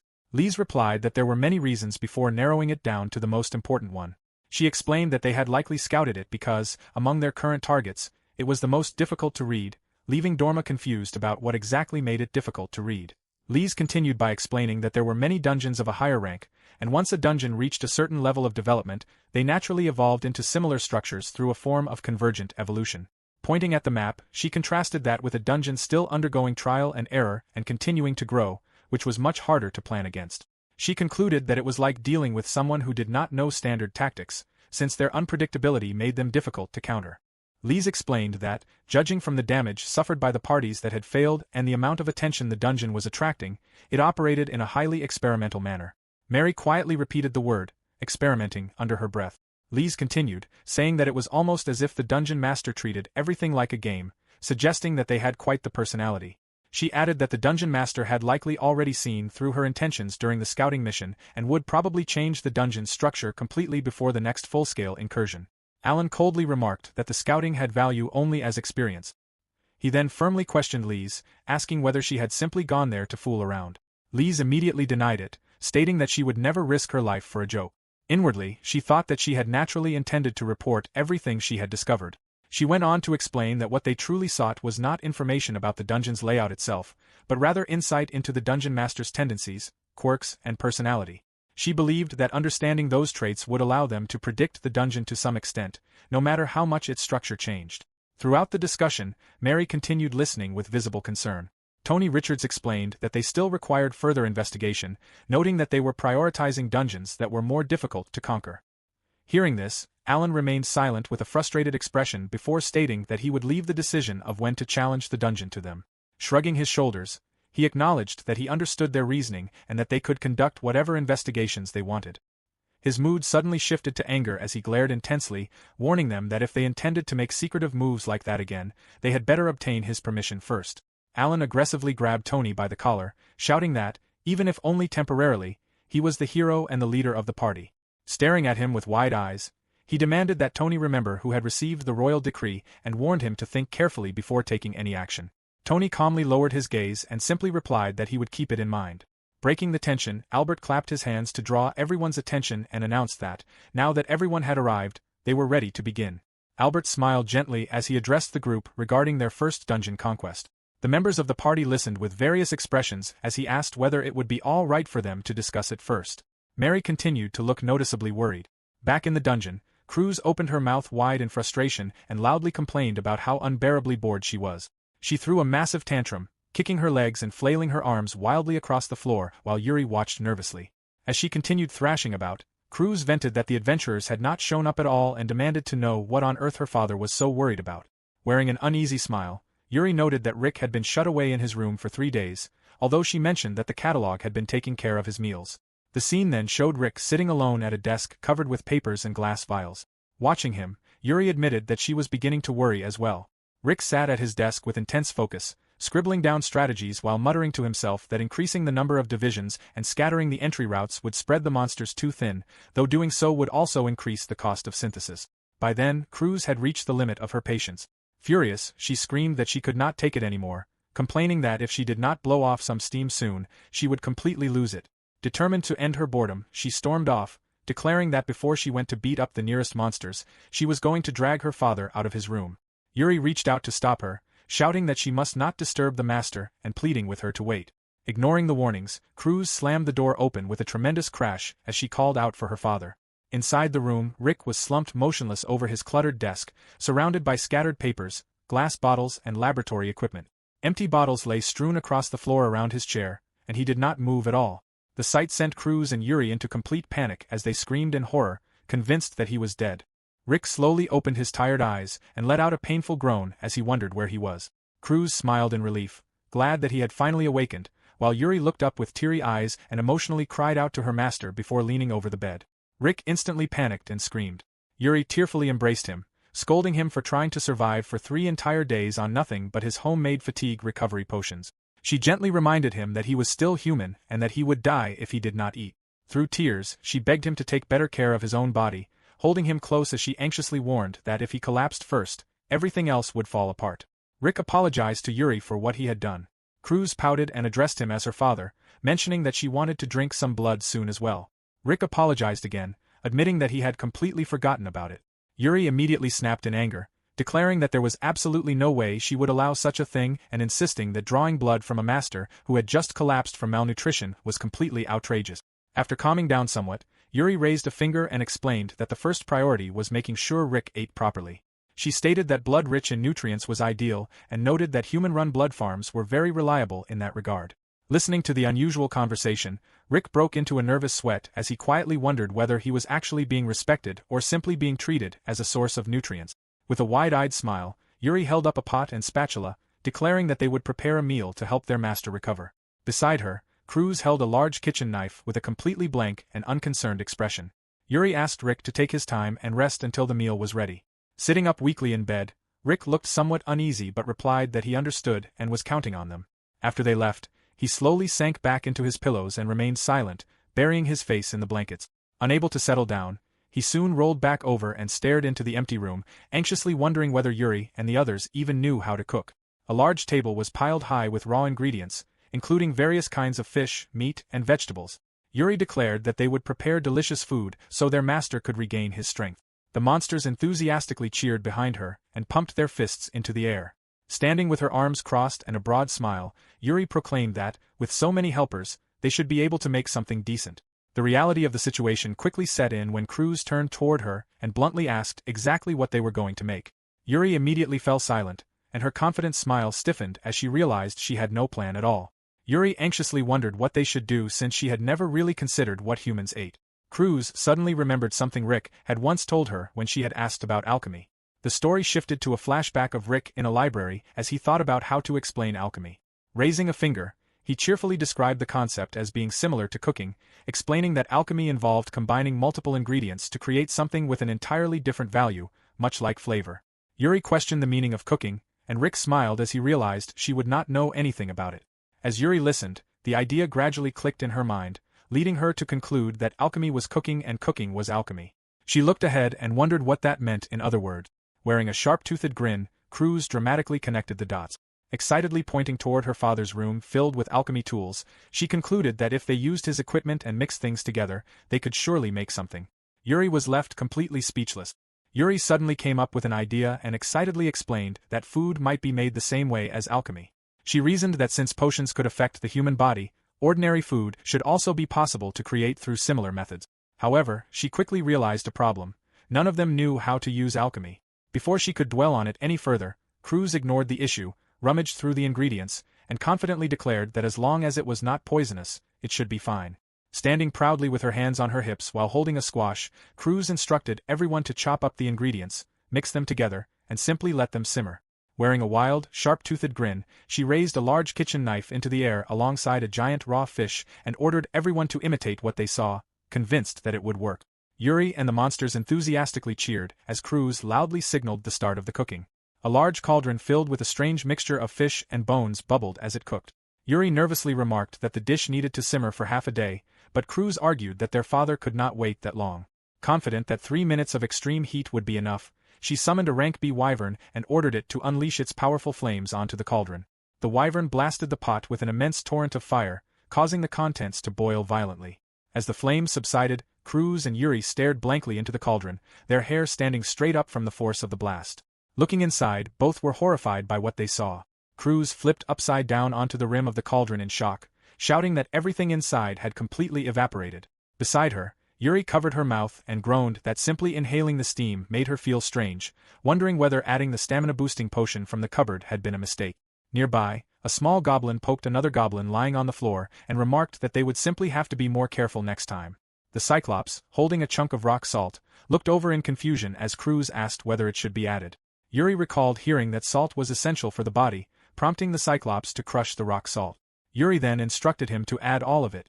The Cyclops dramatically struck a Salt Bay style pose before dumping an enormous amount of salt into the cauldron, completely ignoring the warning that consuming too much salt was seriously harmful. The dish eventually began to resemble proper food, but Yuri pointed out that the real issue was whether it actually tasted good. To test it, Cruz forced a nearby goblin to take the first bite. The goblin chewed briefly before immediately collapsing from the horrible taste. Moments later, the dish suddenly exploded, blasting Yuri and Cruz away with the force of their failed cooking experiment. The goblin who had sampled the food ended up buried in a crater with its face completely blurred out. Yuri silently stared at the destruction, but Cruz refused to give up. She loudly declared that alchemy was all about trial and error and insisted they begin again from scratch. They repeatedly tried again, but every new taste test ended with another explosion that sent goblins fleeing in terror. As the blasts continued, Yuri panicked, wondering what they kept putting into the pot to make it explode every time while worrying that they were running out of goblin taste testers. Rick looked on with a worried smile as he surveyed the destruction and rubble around him. Beside him stood Yuri, blushing in embarrassment, and Cruz, whose hair had become enormously fluffy. Rick expressed his sincere appreciation for their effort and the feelings behind it. With that, the chaotic ordeal finally came to an end. Rick looked down at the scattered rubble, broken wood, and books covering the area. He politely asked that, for the time being, they simply clean everything up. Yuri and Cruz sat on the floor with their heads lowered, feeling guilty about the mess they had created, and quietly agreed to Rick's request. Rick presented a large, delicious spread of food and eagerly asked what they thought of it. Cruz and Yuri gasped in amazement, letting out impressed sounds as their eyes sparkled. Rick explained that, since Yuri was a spirit who technically did not need to eat, he had focused on taste and texture by preparing a selection of hors d'oeuvre-style dishes for her. For Cruz, he had made mostly rare grilled meat dishes to suit her need. He had even included some of his own blood, which he had drawn earlier, as a side for her meal. Deeply moved, Cruz and Yuri stuttered that the meal was amazing. Rick explained that he had always cooked for Alan's parties in the past and that cooking and alchemy shared the same principles. Looking over at the monsters, he suggested that they gather around the table once in a while because they were all comrades fighting side by side. Everyone happily took their seats at the banquet table and shared a grand feast alongside all kinds of creatures. As they ate, Rick suggested that they first sort out their current situation. He explained that their greatest concern was the high-ranking party that had previously sent an assassin to conduct reconnaissance. Although they had successfully prevented the intruder from reaching the deepest level, the enemy had still managed to obtain a rough understanding of the monster's positions and behavior. At the same time, they did not have the luxury of completely replacing the exhausted monsters currently defending the front lines. The monsters listened attentively while continuing their meal. Cruz confidently declared that she would turn any intruders into a bloodbath, leaving absolutely nothing to worry about. Rick replied that her confidence was incredibly reassuring as he pressed his fork into a juicy piece of meat, but he wanted to be certain of everyone's safety. He pointed out the possibility that an invading party could split into two groups, with one group holding Cruz back while the other reached the deepest level, which would result in an immediate game over. Even though Cruz was technically stronger than all of them combined, Rick warned that they had to prepare for an enemy party of exactly that caliber. His words immediately angered Cruz, who bared her sharp teeth and demanded to know whether he truly believed she could be held off by only half of the enemy's numbers. Rick explained that, now that the dungeon had grown larger, the enemy might adopt a divide-and-conquer strategy, making it difficult for Cruz to handle everything alone. Yuri suggested expanding the dungeon even further so that the intruders would be worn down during exploration before the monsters moved in for the kill. Rick concluded that, against a high-ranking party like that, simply enlarging the layout would be like throwing water on a wildfire, and hastily expanding the dungeon would only waste their DP. Raising a finger, Rick explained that what they needed next was a tank. Yuri questioned what he meant by a tank, and Rick confirmed the idea. They needed a monster capable of physically blocking enemies and holding off multiple opponents at once, one specifically designed never to fall rather than simply defeat adventurers. He explained that they would place such a defensive monster immediately before the deepest level so that Cruz could eliminate all of the enemies being held back in a single sweep. Cruz enthusiastically pumped her fist in agreement, and Yuri immediately realized what Rick meant. Rick decided that his next necessary step was to perform a fusion, making it his very first attempt. Yuri cheerfully encouraged him, while Cruz looked up with her cheeks puffed out from stuffing her mouth with food. Meanwhile, in an A-rank dungeon, a skeletal hand reached outward as a crowned monster loudly proclaimed glory to its eldritch dungeon. Alan swiftly cut down the screaming monster with a brutal slash of his sword. Dorma remarked that, as expected from their lineup, an A-rank dungeon posed no challenge for them. He then boasted that it should have been obvious from the beginning because he honestly could have cleared it all by himself. Alan pointed out that Tony had not even drawn his sword once since they had entered the dungeon. Tony remained silent. Gripping his weapon, Tony clarified that he had never even been given the chance to draw it because they were only serving as backup. As Alan had said, the dungeon assigned to them by the king was one he could easily conquer on his own. Alan remarked that it was simply a form of insurance and that the preparation had certainly been thorough. Turning away, he left Tony with a final warning not to slow him down. Tony calmly replied that he would keep it in mind. Inwardly, he resolved to observe closely and learn as much as possible about the power of a hero while gazing over a cluster of buildings in the city. Back at the lodge where Alan's party was staying, Lise complimented the group on their performance, noting that everything seemed to have gone smoothly. Alan mockingly asked whether she had finished cozying up to those filthy sewer rats while they had been away. Lise sighed, commenting that he was as harsh as ever. She explained that the Thieves' Guild was the best source of information in the capital. Hearing this, Tony asked whether something had happened. Lise explained that she had gathered several testimonies from adventurers who had previously challenged the dungeon and survived, adding that some of them were former adventurers themselves. Mary listened quietly beside her. Victor clarified whether she had purchased information from thieves, expressing concern that the king's support funds might end up in the hands of shady individuals. Lise reassured him that there was no need to worry because information could be exchanged for other information, and she happened to possess several pieces they had been eager to obtain. Hearing that, Victor relaxed and smiled brightly, saying that if that was the case, then everything was fine. Tony silently observed the conversation, while Alan grumbled with an annoyed expression that he supposed it was acceptable. Alan then angrily confronted Albert, who was lounging comfortably nearby, demanding to know how much longer he intended to linger around them.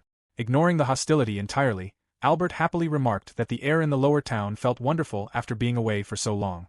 Alan asked whether Albert was acting as some sort of watchdog, adding that he did not care because Albert was an eyesore and should hurry back to the palace if his business was finished. Albert replied that he had already completed his official duties, meaning the remainder of his stay was simply for his own enjoyment. He further admitted that he did not really care whether they succeeded in carrying out the royal order or not, leaving Alan visibly surprised. Albert smiled and explained that what he truly wanted to see was how the hero who would bear the next era chose to stand tall. Hearing those words, Alan was left completely stunned, while Tony silently observed the exchange. Alan quickly regained his composure and told the old man to stay quiet and keep watching until he became a bedridden old geezer. Albert laughed softly and agreed that he would do exactly that. As Albert walked away, Tony remained silent, deeply reflecting on the weight of his words. Meanwhile, Rick stood before a large, steaming pot and explained that, just as he had done with Cruz, he had used an A-rank monster in the fusion process. He observed that, although there were fewer monsters involved this time, the important thing was to prioritize quality over quantity. A brilliant light suddenly erupted from the pot, and a massive patterned limb crashed onto the floor nearby. Rick watched with intense focus, anxiously wondering whether this fusion would ultimately bring them fortune or disaster. Moments later, a huge dragon burst out of the glowing pot and crashed into the room. Rick stared at it in shock before realizing that it was, in fact, a dragon. The newest additions to Alan's party walked along a cobblestone road with their backs turned toward their destination. At the front of the group, Tony gestured with his staff and remarked that the time had come. He explained that, after clearing the next dungeon, they would challenge the mysterious dungeon. Lise and Iron listened as he spoke. Victor asked whether that meant they had gathered enough information, and Tony confirmed that they had. More importantly, he believed that, through their previous expeditions, the newly formed allies had come to understand each other's abilities to some extent by covering one another's weaknesses. Alan dismissed the discussion as ridiculous.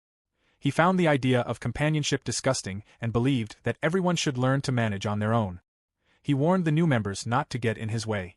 Hoping to ease the growing tension, Christopher awkwardly smiled and agreed that they should fundamentally follow the hero's wishes, reasoning that doing so would likely allow the hero to demonstrate his abilities more effectively. Christopher further remarked that, as a party, they were probably taking the correct approach. His comments visibly agitated Dorma and Victor. Later, Victor, Dorma, and Mary sat down together for a conversation. They reflected that mutual complementarity meant placing the right person in the right role, whereas trying not to upset Alan was the complete opposite of that principle. They noted that Alan had earned the title of hero precisely because of that very trait. His overwhelming strength, which crushed everything through sheer power, naturally captivated people. However, the kind of strength that inspired admiration was different from the talent required to lead others. Alan then asked Dorma and Mary what their purpose had been when they joined the party. The scene shifted to a battle inside a dungeon, where Mary appeared absent-minded. She snapped back to reality when Victor called out to her, but by the time she attempted to heal him, Iron had already done so. Iron remarked that Mary's lack of awareness made her a troublesome companion. Mary apologized. Noticing the commotion behind him, Alan scolded Mary, saying that if she was only going to sit there wearing that foolish smile, he would rather she remain expressionless because she would at least be less irritating to look at. He coldly reminded her not to forget that she could be replaced at any time. After the battle, Mary approached Iron and asked the same question, wondering why she had chosen to become a healing mage. Iron commented that it was the sort of question only a newcomer would ask. She then asked Mary how long she had been part of the hero's party. Mary lowered her hood, looked down, and apologized, admitting that it had been a strange question to ask. As Iron puffed on her tobacco pipe, she explained that there was someone she wanted to support, indirectly referring to Tony. Mary wondered why. Iron continued by explaining that, although Tony appeared difficult to understand from the outside, was poor with words, and was certainly not someone naturally suited to lead others, his devotion to the hero was completely genuine, to the point that it could even be called faith. She declared that she had devoted herself to supporting him and would do anything to help him become a hero. She added that the others, including Christopher and Lise, felt the same way. Mary quietly listened without responding. Elsewhere, a transaction appeared to be taking place at the back of an alley. Lise handed a piece of paper containing the requested information to a stranger, who expressed his gratitude. Lise casually remarked on the stranger's unusual tastes before waving goodbye. The stranger immediately opened the scroll. Mary happened to witness the exchange and wondered what had just happened. To her surprise, the stranger was Albert Grace, the mysterious alchemist who resided at the palace. Albert cryptically remarked that it was not as though he had been trying to hide. He explained that he had been tracking the movements of the alchemist who had been expelled from the hero's party. Mary was stunned to learn that Albert seemed to know something about Rick's whereabouts. Albert went on to recount how Rick had first been introduced to Alan and eventually became his companion, regardless of how their partnership had ultimately ended. He observed that it was only natural for someone to wonder where another person had ended up. Albert explained that Rick, carrying a large basket on his back, had last been seen near the entrance to a forest on the outskirts of the capital. Coincidentally, it was the same forest where the dungeon entrance had appeared. He believed that Rick had likely gone there to gather materials for potions, but no trace of him had been found since then. Albert further revealed reports stating that, around the same time, primitive animals in the forest had begun behaving unnaturally, as though they were transforming into creatures possessing powerful magic, similar to the wolf that had attacked Rick. Spirits were one such example. Hearing this, Mary quietly cursed to herself as she suddenly remembered that Yuri was, in fact, a spirit who now served Rick. Back in the present, Albert asked Mary what she was hiding. He pointed out that her passive attitude somehow differed from Alan's supposed good intentions. Mary clenched her fist and insisted that she was hiding nothing, lowering her gaze with a meek and rigid expression. She recalled how, in the past, everyone had acknowledged her talent for healing magic. When she had been given the opportunity to join the hero's party, she had simply decided to accept it. Mary then cleared up Albert's suspicions, explaining that this was the only reason she had joined. She added that, just as Alan had once said, there were plenty of healers like her. Alan sat up from his chair and sarcastically questioned what exactly Mary was trying to pull. He demanded that she explain herself as she stood before them. Aaron leaned back on the couch in a relaxed manner and told Alan to hold it. The discussion intensified as Alan scolded Mary, asking why she could not listen for a change. Victor tried to mediate the situation, attempting to calm Alan down and encouraging him to sit back down with an awkward smile. Alan looked away from Victor and scoffed at his attempt. Aaron glanced at Mary and explained that Mary could no longer keep up with the party. Mary honestly admitted that, with her abilities, she would only hold everyone back, and besides, she hesitated before continuing, leaving the party curious. She then opened up further, explaining that she had only been doing her best all this time because she wanted to be of help to the hero. As Mary continued expressing her feelings, Alan grew increasingly silent and intimidating. After everything Alan had put the party through, Mary could no longer suppress her frustration and burst into tears, declaring that Alan was not a hero at all. The statement shocked everyone into silence, though Aaron responded with a smirk. Victor immediately called out Alan's name, knowing the kind of person he was. Alan's face darkened, leaving Victor terrified of what he might do to Mary. However, Alan instructed Mary to continue. Mary's frustration only intensified as she ground her teeth, no longer able to restrain her emotions. She added that, looking back, she should have realized the truth when they had kicked Rick out of the party. Growing more emotional, she raised her voice and pointed out that they had casually cast aside someone who had devoted himself to the party for so long. Whenever things did not go Alan's way, he lashed out at everyone around him and never reflected on his own behavior. As a result, he drove away Mr. Fitz, and Matilda even lost her life.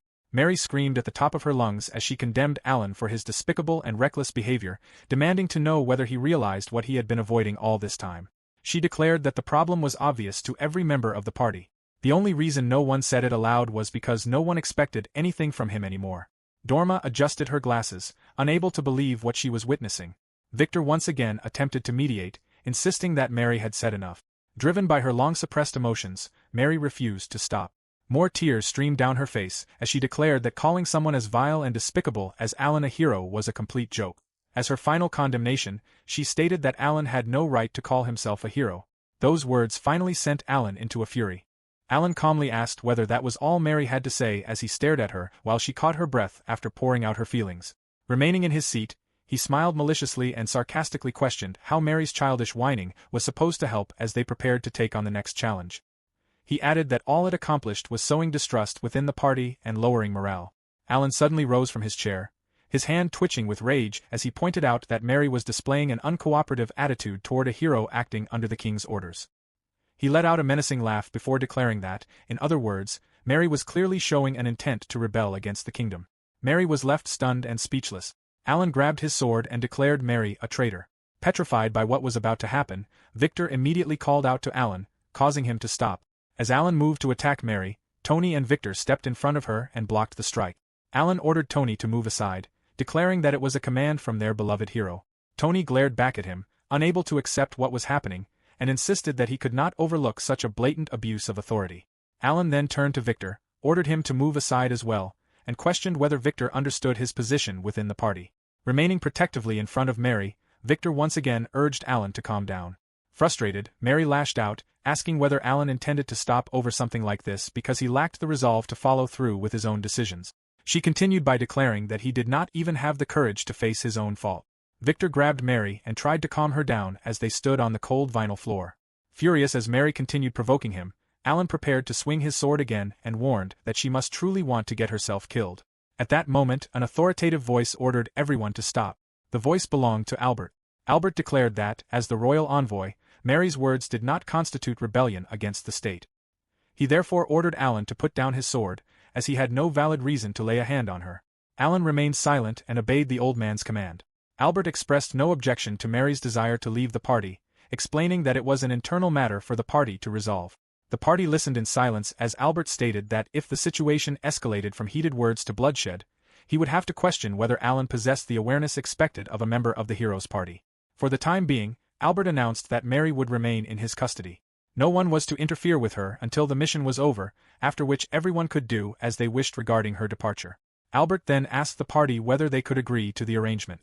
Unable to meet anyone's gaze because of the commotion she had caused, Mary apologized to everyone for inconveniencing them. Alan merely glared at her in anger, knowing he could do nothing despite the offense she had caused him. Dorma remarked that they had all shown something rather unsightly. Chris attempted to lighten the mood by insisting that they should not worry too much, while Aaron continued watching the distressed Mary. Chris cheerfully pointed out that, since they all bore grave responsibilities related to the state, misunderstandings in human relationships like this were bound to happen. Tony remained deep in thought after the heated argument. Victor tried to reason with Alan, explaining that he understood the urge to lose his temper because of what Mary had said. However, he also pointed out that Alan had gone too far by attempting to take Mary's life. Alan dismissed his concerns and told Victor to forget what had already happened. He immediately redirected the conversation back to the mission, stating that their objective was to conquer the dungeon as representatives of the kingdom and that nothing else mattered. Declaring that the mission was simple, he instructed Victor to complete it quickly alongside the others. Afterward, he chillingly ordered Victor to silence the foolish individuals who had sullied their honor. Victor was left petrified, realizing that Alan appeared to be plotting something against Mary. Alan responded with a menacing laugh, while Mary continued yearning for Rick's presence. Back at the dungeon, Rick tested whether Yuri could hear him through the communication paper. Yuri confirmed from the other end that the communication paper was functioning without any issues. Meanwhile, the final touches had been completed on the dungeon that Rick and Yuri had steadily built together. With Yuri continuing her surveillance of the first and second layers, everything remained under control. The first layer consisted of a maze filled with traps, with only a small number of monsters stationed throughout. The maze was intricately designed, and its traps were intended to throw intruders into a panic before eliminating them. Depending on the situation, monsters and other forces could be deployed through warp formations. By observing the intruders' actions through the crystal ball and delaying their advance, the first layer also served to gather information and prepare for future battles. The second layer consisted of forests and rocky terrain. Unlike the first layer, it offered fewer walls and floors suitable for placing traps. However, the poor visibility made it ideal for luring intruders into guerrilla warfare. A small number of monsters laid traps and manipulated the surrounding plants to catch intruders off guard, turning the entire area into a relentless series of wave-like attacks. The only entrance to the deepest layer was guarded by skeletons, which took advantage of strong defensive positions and favorable terrain to ambush intruders. So far, no one had ever managed to get past them. The deepest layer housed the dragon's nest within the dungeon. After overcoming the fear and hardship of the forest and rocky regions, challengers would face the recently synthesized fire dragon. Its overwhelming power and the hellfire consuming the entire chamber would mercilessly crush and incinerate any intruder. It was a role befitting the defense of Yuri and her master's love nest. Among monsters of the same rank, such as cyclopes and dungeon wolves, some were simply unsuited for certain assignments. For that reason, the master's skills and alchemy played an essential role. Ordinary synthesis was difficult, and gathering even a small number of powerful monsters with exceptional abilities was nearly impossible. That was what made the master's skill so formidable. Furthermore, every monster assigned to the dungeon received golden potions made by the master, causing them to exude a far more powerful presence than they actually possessed. As Rick analyzed the situation, he reflected that when he had first started, he never would have imagined that his ability could be used in such a way. Yuri asked whether he was nervous. Rick assured her that he was not nervous at all. Instead, he was excited to see how his efforts would bear fruit, and he smiled happily. Yuri admitted that she felt the same way. Cruz then entered the room and called out to her father. She admitted that her earlier thoughts had been correct, and that not being able to fight on the front lines was deeply frustrating. Rick completed her unfinished thought before she could finish expressing it, and Cruz eagerly confirmed that he was exactly right. Rick leaned forward with a smile and reminded her that the duty he had assigned to her, guarding him on the deepest level, was the most important role of all. He further explained that, in the chaotic region between the second layer and the deepest part of the dungeon, Cruz might become the key to finishing off intruders. That was the purpose of the warp platform. Rick patted Cruz on the head as he explained that the golden potions and the fire dragon were merely setting the stage for her because she was the true star of the operation. Flattered by the praise, Cruz modestly downplayed his compliment, feeling that being praised so highly was embarrassing. Rick was about to continue, but as he closed his eyes and kept patting Cruz on the head, he reflected that if they carelessly sent her out on an expedition, she would probably end up causing trouble somewhere unexpected. Yuri silently shared the same thought. Before he could forget, Rick turned to Yuri with a grateful smile and thanked her for guiding him all the way to this point. Yuri blushed as Rick promised that he would definitely protect the place she had prepared for them. Overwhelmed by his appreciation, Yuri trembled, clenched her fists, and burst into tears as she ran toward her master. She embraced him and praised him in return, telling him that he had become a splendid dungeon master and that she truly felt fortunate to have formed a contract with him. Rick gently tried to calm her down, reminding her that the real challenge was only just beginning. Meanwhile, Cruz rode on the goblin's back, listening to their exchange with growing excitement for the battle ahead. In the forest, Alan's party slew a minotaur. They had not even entered the dungeon yet, but its life force was already attracting nearby monsters. The appearance of monsters of that rank emerging from their nests indicated that the dungeon had grown considerably. Chris urged everyone to hurry. Alan ignored him and remained silent as he thought that once they conquered the dungeon, they would finally be free from the entire charade. He then echoed Chris's urgency and ordered everyone to finish the expedition already, expressing his disgust at having to look at their gloomy faces any longer. Tony could not help but agree, though his words carried a double meaning. Back at headquarters, Tony asked Leitz whether everything had gone according to plan. Sitting on the floor, Leitz happily informed him that everything had proceeded exactly as expected. Thanks to the exchange of information with the Thieves' Guild, news of the hero's scandal had already spread throughout the capital. As a result, even if Alan survived, there would no longer be any place for him as a hero. Tony was determined to restore the image of what a hero should be, making it imperative that they carry out their plan. The dungeon raid was their only opportunity to eliminate Alan. It was the Alan Cole assassination plan. Through it, Tony intended to become the true hero. Aaron smiled, believing that Tony would finally become the hero he had always admired. Tony's resolve never wavered, and he no longer cared what stood in his way. At the same time, Rick remained equally determined to protect his dungeon and become the strongest dungeon master possible. He was ready for Alan at any time. In the kingdom, a servant entered the room to inform the king that Lord Albert had reported that Alan Cole and the others had begun the raid on the final dungeon.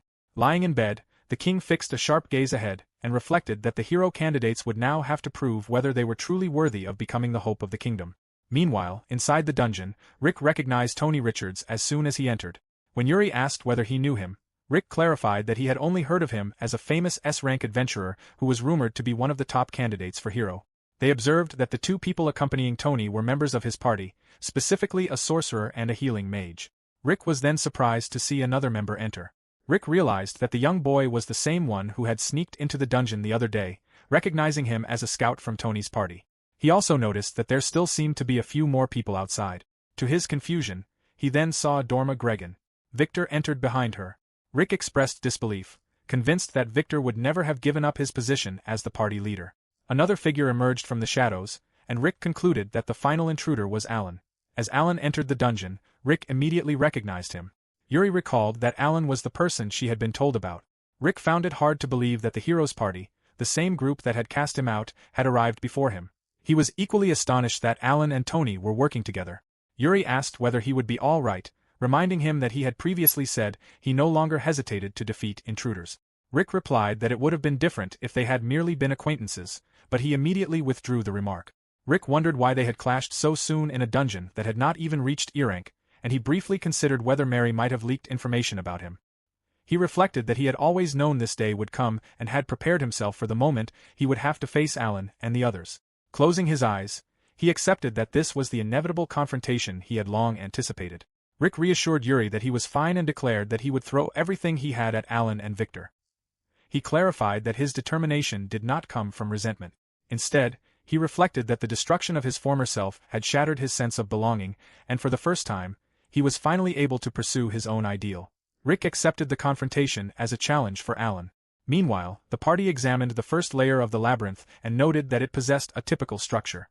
Alan questioned whether the scouting would produce any useful results, and Leash responded that it was obvious, pointing out that the area already looked different from before. Leash informed Dorma that it was her turn, leaving Alan confused. Dorma placed an intricate device onto a stand, where it immediately began to glow. Watching through the crystal ball, Rick questioned what the device was, noting that it did not resemble anything related to alchemy. The mysterious device continued to glow as it emitted energy that spread throughout the corridor. Rick watched in shock and wondered what they had done. Dorma explained that she had developed a self-made mapping item that sampled plant materials collected by Mr. Leitz and detected whether the same materials were present in different locations. Alan remarked that complicated explanations were the mark of an idiot. Dorma then clarified that the tool simply generated an automatic map of any dungeon once its users entered it. She added that although the device could only produce a visual map and was incapable of detecting traps or monsters, it still fulfilled its intended purpose. Alan responded that if it was not useful, then they were merely carrying around a walking hazard. Leash pointed out that the device remained extremely useful for identifying the shortest route and stated that she would take the lead from there. Alan countered that disarming traps along the route posed no problem for him, explaining that surprise attacks from monsters were far more dangerous than trap. He then turned his attention to Leash, pointing out that Leash's weak defenses meant he would die instantly, and suggested that Victor, with his high endurance, should take the lead instead because he simply could not trust Leash. Leash asserted that this was precisely why he possessed his skill, prompting Alan to ask in surprise what kind of skill he was referring to. Rick was astonished by the automatic mapping item. He realized that the labyrinth's greatest advantage had nearly been nullified, but he reassured Yuri not to worry, reasoning that only one of their 100 strategies had become unusable. He proposed that they reverse-calculate the shortest route and send monsters to intercept the party, though he remained concerned about the capabilities of the device. Rick observed that although Dorma was credited with inventing the item, the assassin who had infiltrated the dungeon earlier had most likely provided the inspiration for it. He recalled how Leash had slipped past the traps and displayed the agility to evade even the monster's attacks, concluding that despite his appearance, Leash would be a troublesome opponent. Having reached a decision, Rick resolved that their first priority would be to eliminate the assassin. 30 minutes after the exploration began, a member of the party successfully disarmed a trap. As the group continued deeper into the dungeon, they noted that it was almost unsettling how nothing had appeared, having encountered only a single trap so far. Another member observed that such a quiet route was to be expected if they were following the shortest path. Even so, they could not ignore that the dungeon remained unnaturally silent no matter how they looked at it. The party was suddenly surrounded by a group of monsters. Leash remained composed despite the danger, while the others grew concerned. Tony, however, calmly reassured them that there was nothing to worry about. Leash explained that, because the party had relied on the hero's power until then, there had been few opportunities to demonstrate her own abilities. She activated her skill, Absolute Evasion, allowing her body to automatically dodge every attack in a half-autonomous manner. As she explained its effect, she effortlessly evaded the monster's attack. Leash crouched while balancing a blade and explained that the technique only functioned if both hands remained free. It was a ritual of the Nai sect in which one vibrated the air with their hands as an offering to the heavens, which was why she limited her equipment to throwing knives alone. Victor remarked that he was impressed she had noticed such specific requirements, though he remained uneasy about sending someone so young to the front lines. Tony corrected him, explaining that they had misunderstood the situation because Leash was actually the oldest member of the party. Alan questioned who Leash really was. Wearing a sharp grin, Leash lunged forward with a swift strike that instantly closed the distance. As the attack landed, she regarded it as the finishing blow. Alan and Victor followed up with their own attacks, easily defeating the monsters. Rick and Yuri observed the battle through the crystal ball. Rick concluded that Leash's evasive ability appeared to originate from a skill.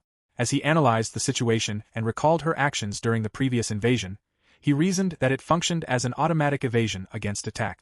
He pointed out that she reacted proactively, even to attacks originating from places outside her field of vision, and theorized that one possible activation condition was refraining from attacking herself. Yuri questioned whether, if attacks could not hit Leash and she could not be countered, it would be better to ignore the front line and target the party members in the rear instead. Rick replied that he would have preferred that approach, but Dorma had already given Leash a provocation potion. He explained that the potion enraged monsters for a certain period of time and forced them to focus their attacks on the person who had consumed it. Rick was amused that they had thoroughly thought everything through. He reflected on how difficult the situation had become, noting that traps were easily detected, monster attacks could not hit their target, and the monsters could not even be redirected to attack someone else. Yuri suggested filling the entire room with traps. Rick concluded that such an approach would not work because, even against skills specialized in evasion, there would still be enough room to escape.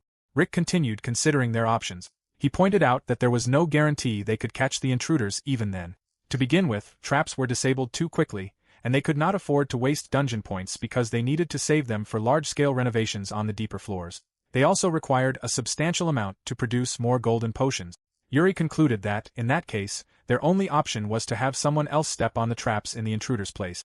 Yuri then questioned the practicality of her own suggestion, wondering who would step on the traps for them if the attacks still could not hit the intended target. After a brief moment of contemplation, Rick suddenly realized the solution. He excitedly told Yuri that they would go with that plan. Rick concluded that they only needed to make changes to the final room of the first floor. Meanwhile, Alan's party approached a hallway obstructed by a web of crisscrossing rope.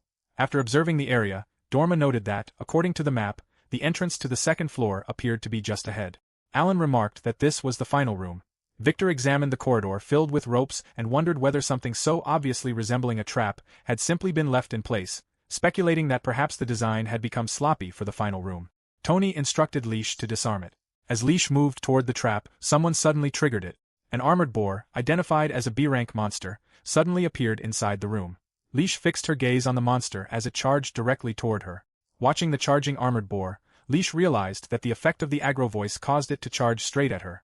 She noticed that the trap lay directly along the line between herself and the monster and concluded that, if they did not step on the trap themselves, they could simply make the monster trigger it and become caught in it instead. A confident smile crossed her face, convinced that no matter what kind of attack came, her skill would protect her. At that moment, a glowing magic circle suddenly appeared beneath her feet, taking her by surprise. Leash struggled against the sudden force and questioned what was happening. Dorma identified it as a curse that increased weight. Leash immediately realized the danger, thinking that if the weight continued to increase, the situation would become disastrous for her. As the armored boar continued its charge toward her, the others called out her name. The curse of weight activated as the armored boar charged, spreading its effect throughout the entire room.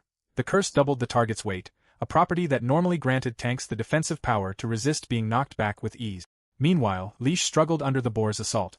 The curse had not originally been intended as a debuff, but for Leash, whose greatest weapon was agility, it proved fatal. Crushed beneath the overwhelming weight, Leash collapsed to the ground and was left unable to move as the others watched in concern.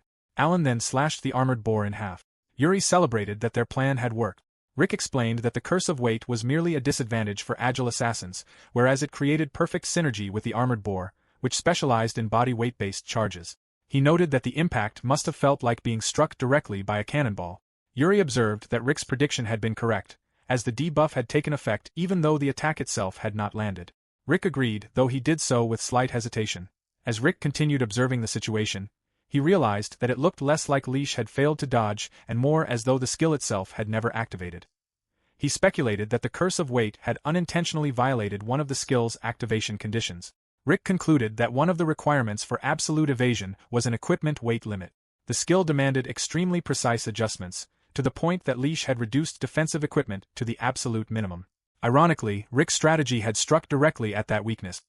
His curiosity shifted toward discovering the exact activation conditions of the skill, but Yuri reminded him that it was not the time to indulge his obsession with research. After examining Leash, Aaron determined that the situation was extremely serious. Leash's entire skeleton had been shattered, and it was a miracle that she was still alive. Alan coldly declared that they should leave Leash behind, insisting that they did not have time to babysit someone who was half dead. Aaron argued that there was still a chance Leash might survive. Alan considered how they would scout the second layer and deal with its trap. Now that they knew the party would be taking the shortest route, he concluded that they would avoid any major traps, while the remaining obstacles could be handled with Dorma's mapping item. Dorma stood silently, appearing hesitant.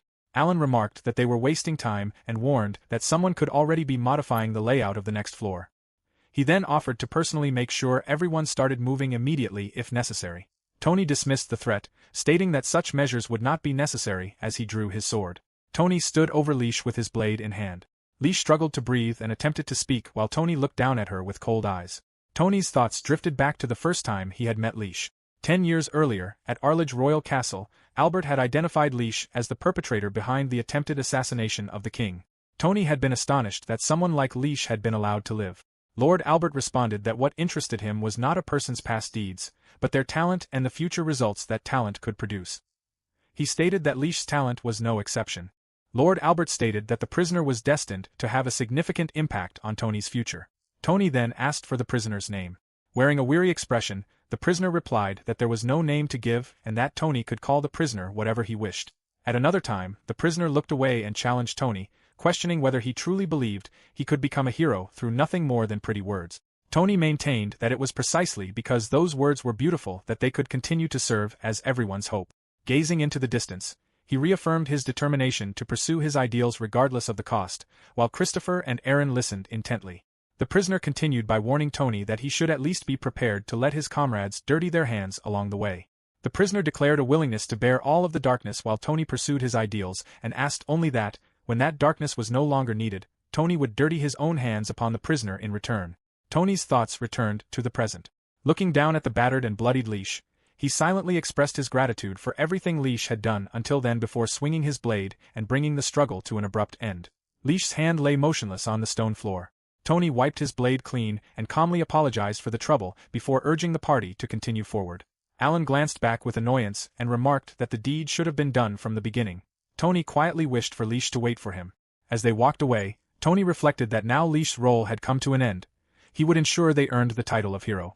Meanwhile, Rick watched the party's progress through the crystal ball. He reflected that although he had intended to wear them down during their exploration of the first floor, they had reached the second floor with far more stamina remaining than expected. The simultaneous arrival of two adventurers possessing S-rank level strength had never been part of his plan, and he acknowledged that events rarely unfolded as intended. Rick then called for Cruz, who eagerly responded to her father. Rick issued a new directive, changing the original plan. He decided that they would engage the party on the second floor and instructed Cruz to stall their advance by getting in their way. He then asked whether he could count on her. Cruz responded with a confident grin, fully accepting the task. She enthusiastically suggested eliminating the entire party on the spot, but Rick reminded her not to go overboard. Alan stood before the entrance of a massive tree that served as a gateway. As he approached, a sudden movement of birds taking flight into the air caught his attention, making him stop and look upward in surprise. Dorma was quite shocked to find that there was a sky in a dungeon. Victor explained that the space itself was distorted and asked whether this was her first time seeing such a thing. He added that some dungeons simulated outdoor terrain within their interiors and that, for some reason, there was a set pattern to these things.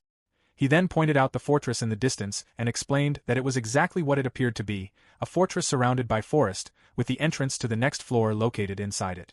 Dorma considered that if they simply headed straight toward the fortress, they should be able to get through quickly. Alan immediately shut down the idea, criticizing her for failing to use her little brain. Christopher warned Dorma that carelessly entering the forest would cause them to lose their sense of direction immediately due to the poor visibility and unclear path. Unlike the first floor, there were no man-made walls or roads, making the area even more dangerous than a maze when it came to getting lost.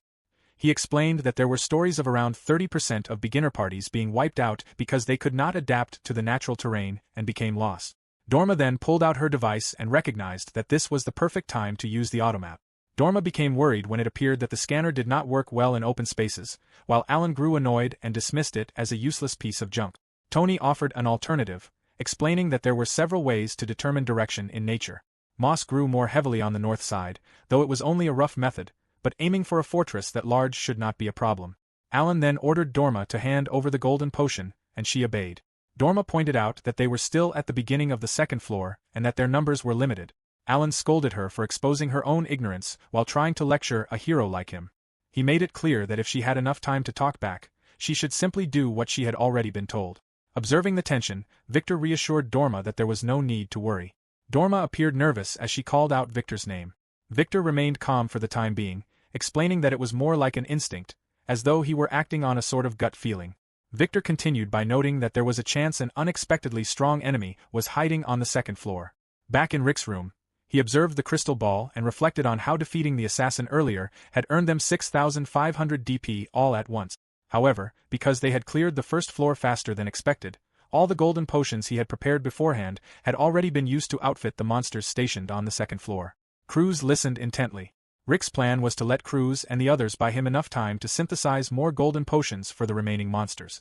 Cruz understood this and wondered what the so-called hero had in store as she prepared to attack alongside the other monsters. Victor then spotted the monsters and warned everyone of an enemy attack, while Alan arrogantly dismissed them as nothing more than a bunch of weaklings.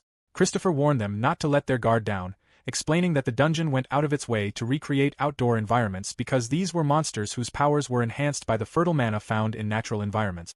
At that moment, Alan was already engaged in combat with a spider-like monster that had leaped toward him. An intense battle unfolded in the forest as Alan, Victor, Christopher, and Tony fought off the monsters. The team maintained a tactical formation, with the three frontliners, Alan, Victor, and Tony, forming an inverted triangle around the support roles. Victor took charge of the most vulnerable area, the rear, while Iron focused on using her device to produce smoke. The team coordinated their efforts throughout the battle.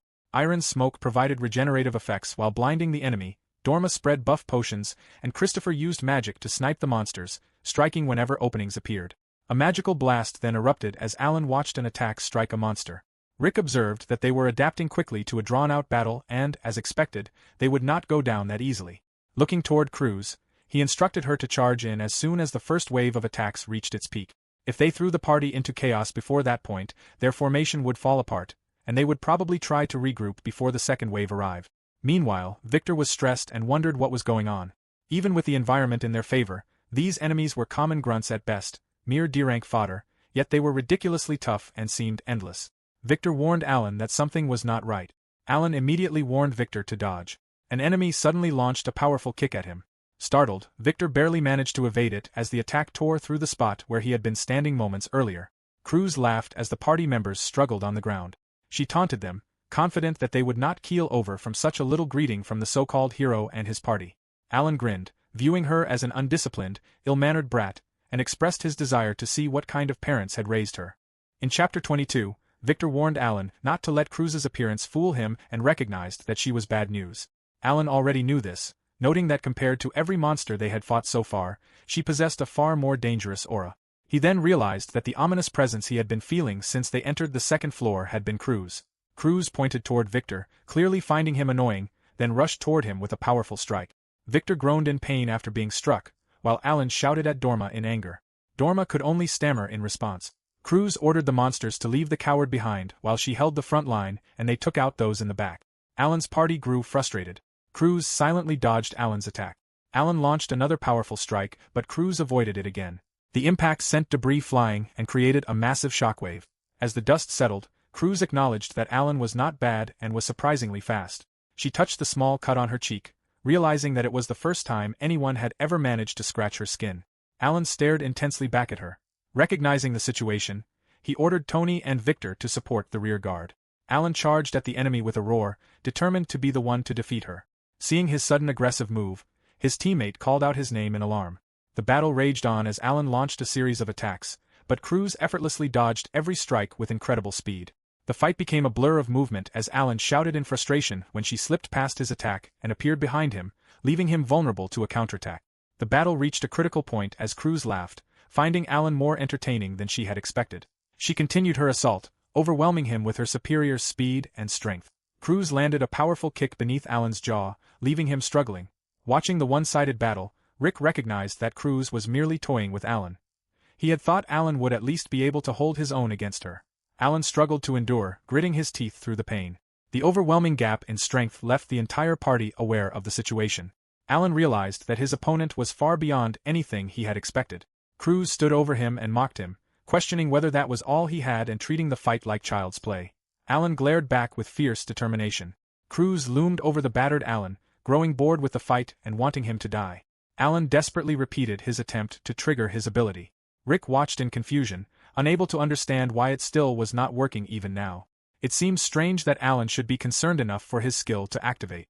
Alan staggered in a shaken state while Rick could only stare in disbelief. Struggling to comprehend what had happened, Rick wondered whether this was really the end and whether it was truly all over. As Cruz launched her final attack, Tony stepped in at the last moment to intervene. Furious, Alan shouted at him in anger and questioned what had happened to supporting the rear guard. Tony calmly looked back, confident that the situation was already under control. Just as the party was about to be defeated, Dorma's massive rune golem suddenly burst out of the ground. Tony explained that Dorma had been preparing it the entire time. Once she noticed that Cruz and Alan were far stronger, she had secretly carved runes into the surrounding ground to activate the golem. Dorma then arrived and apologized for being late. Alan could only mutter in frustration. The battle suddenly changed when Dorma's massive rune golem burst out of the ground. Cruz was shocked by the appearance of the huge creature, while Rick explained that the ground on the second floor was already filled with magical energy meant to strengthen monsters. By carving runes into it, Dorma had been able to create an even more powerful golem. Rick was impressed, realizing that her alchemy was far more advanced than he had thought. After being briefly shocked by the golem's appearance, Cruz quickly dismissed it as nothing more than a puppet. Cruz recklessly charged toward the golem, intending to show them that size meant nothing in the face of true power. Rick immediately stopped her and ordered her not to engage. The Cyclops quickly intervened, grabbing Cruz and forcefully stopping her reckless assault on the golem.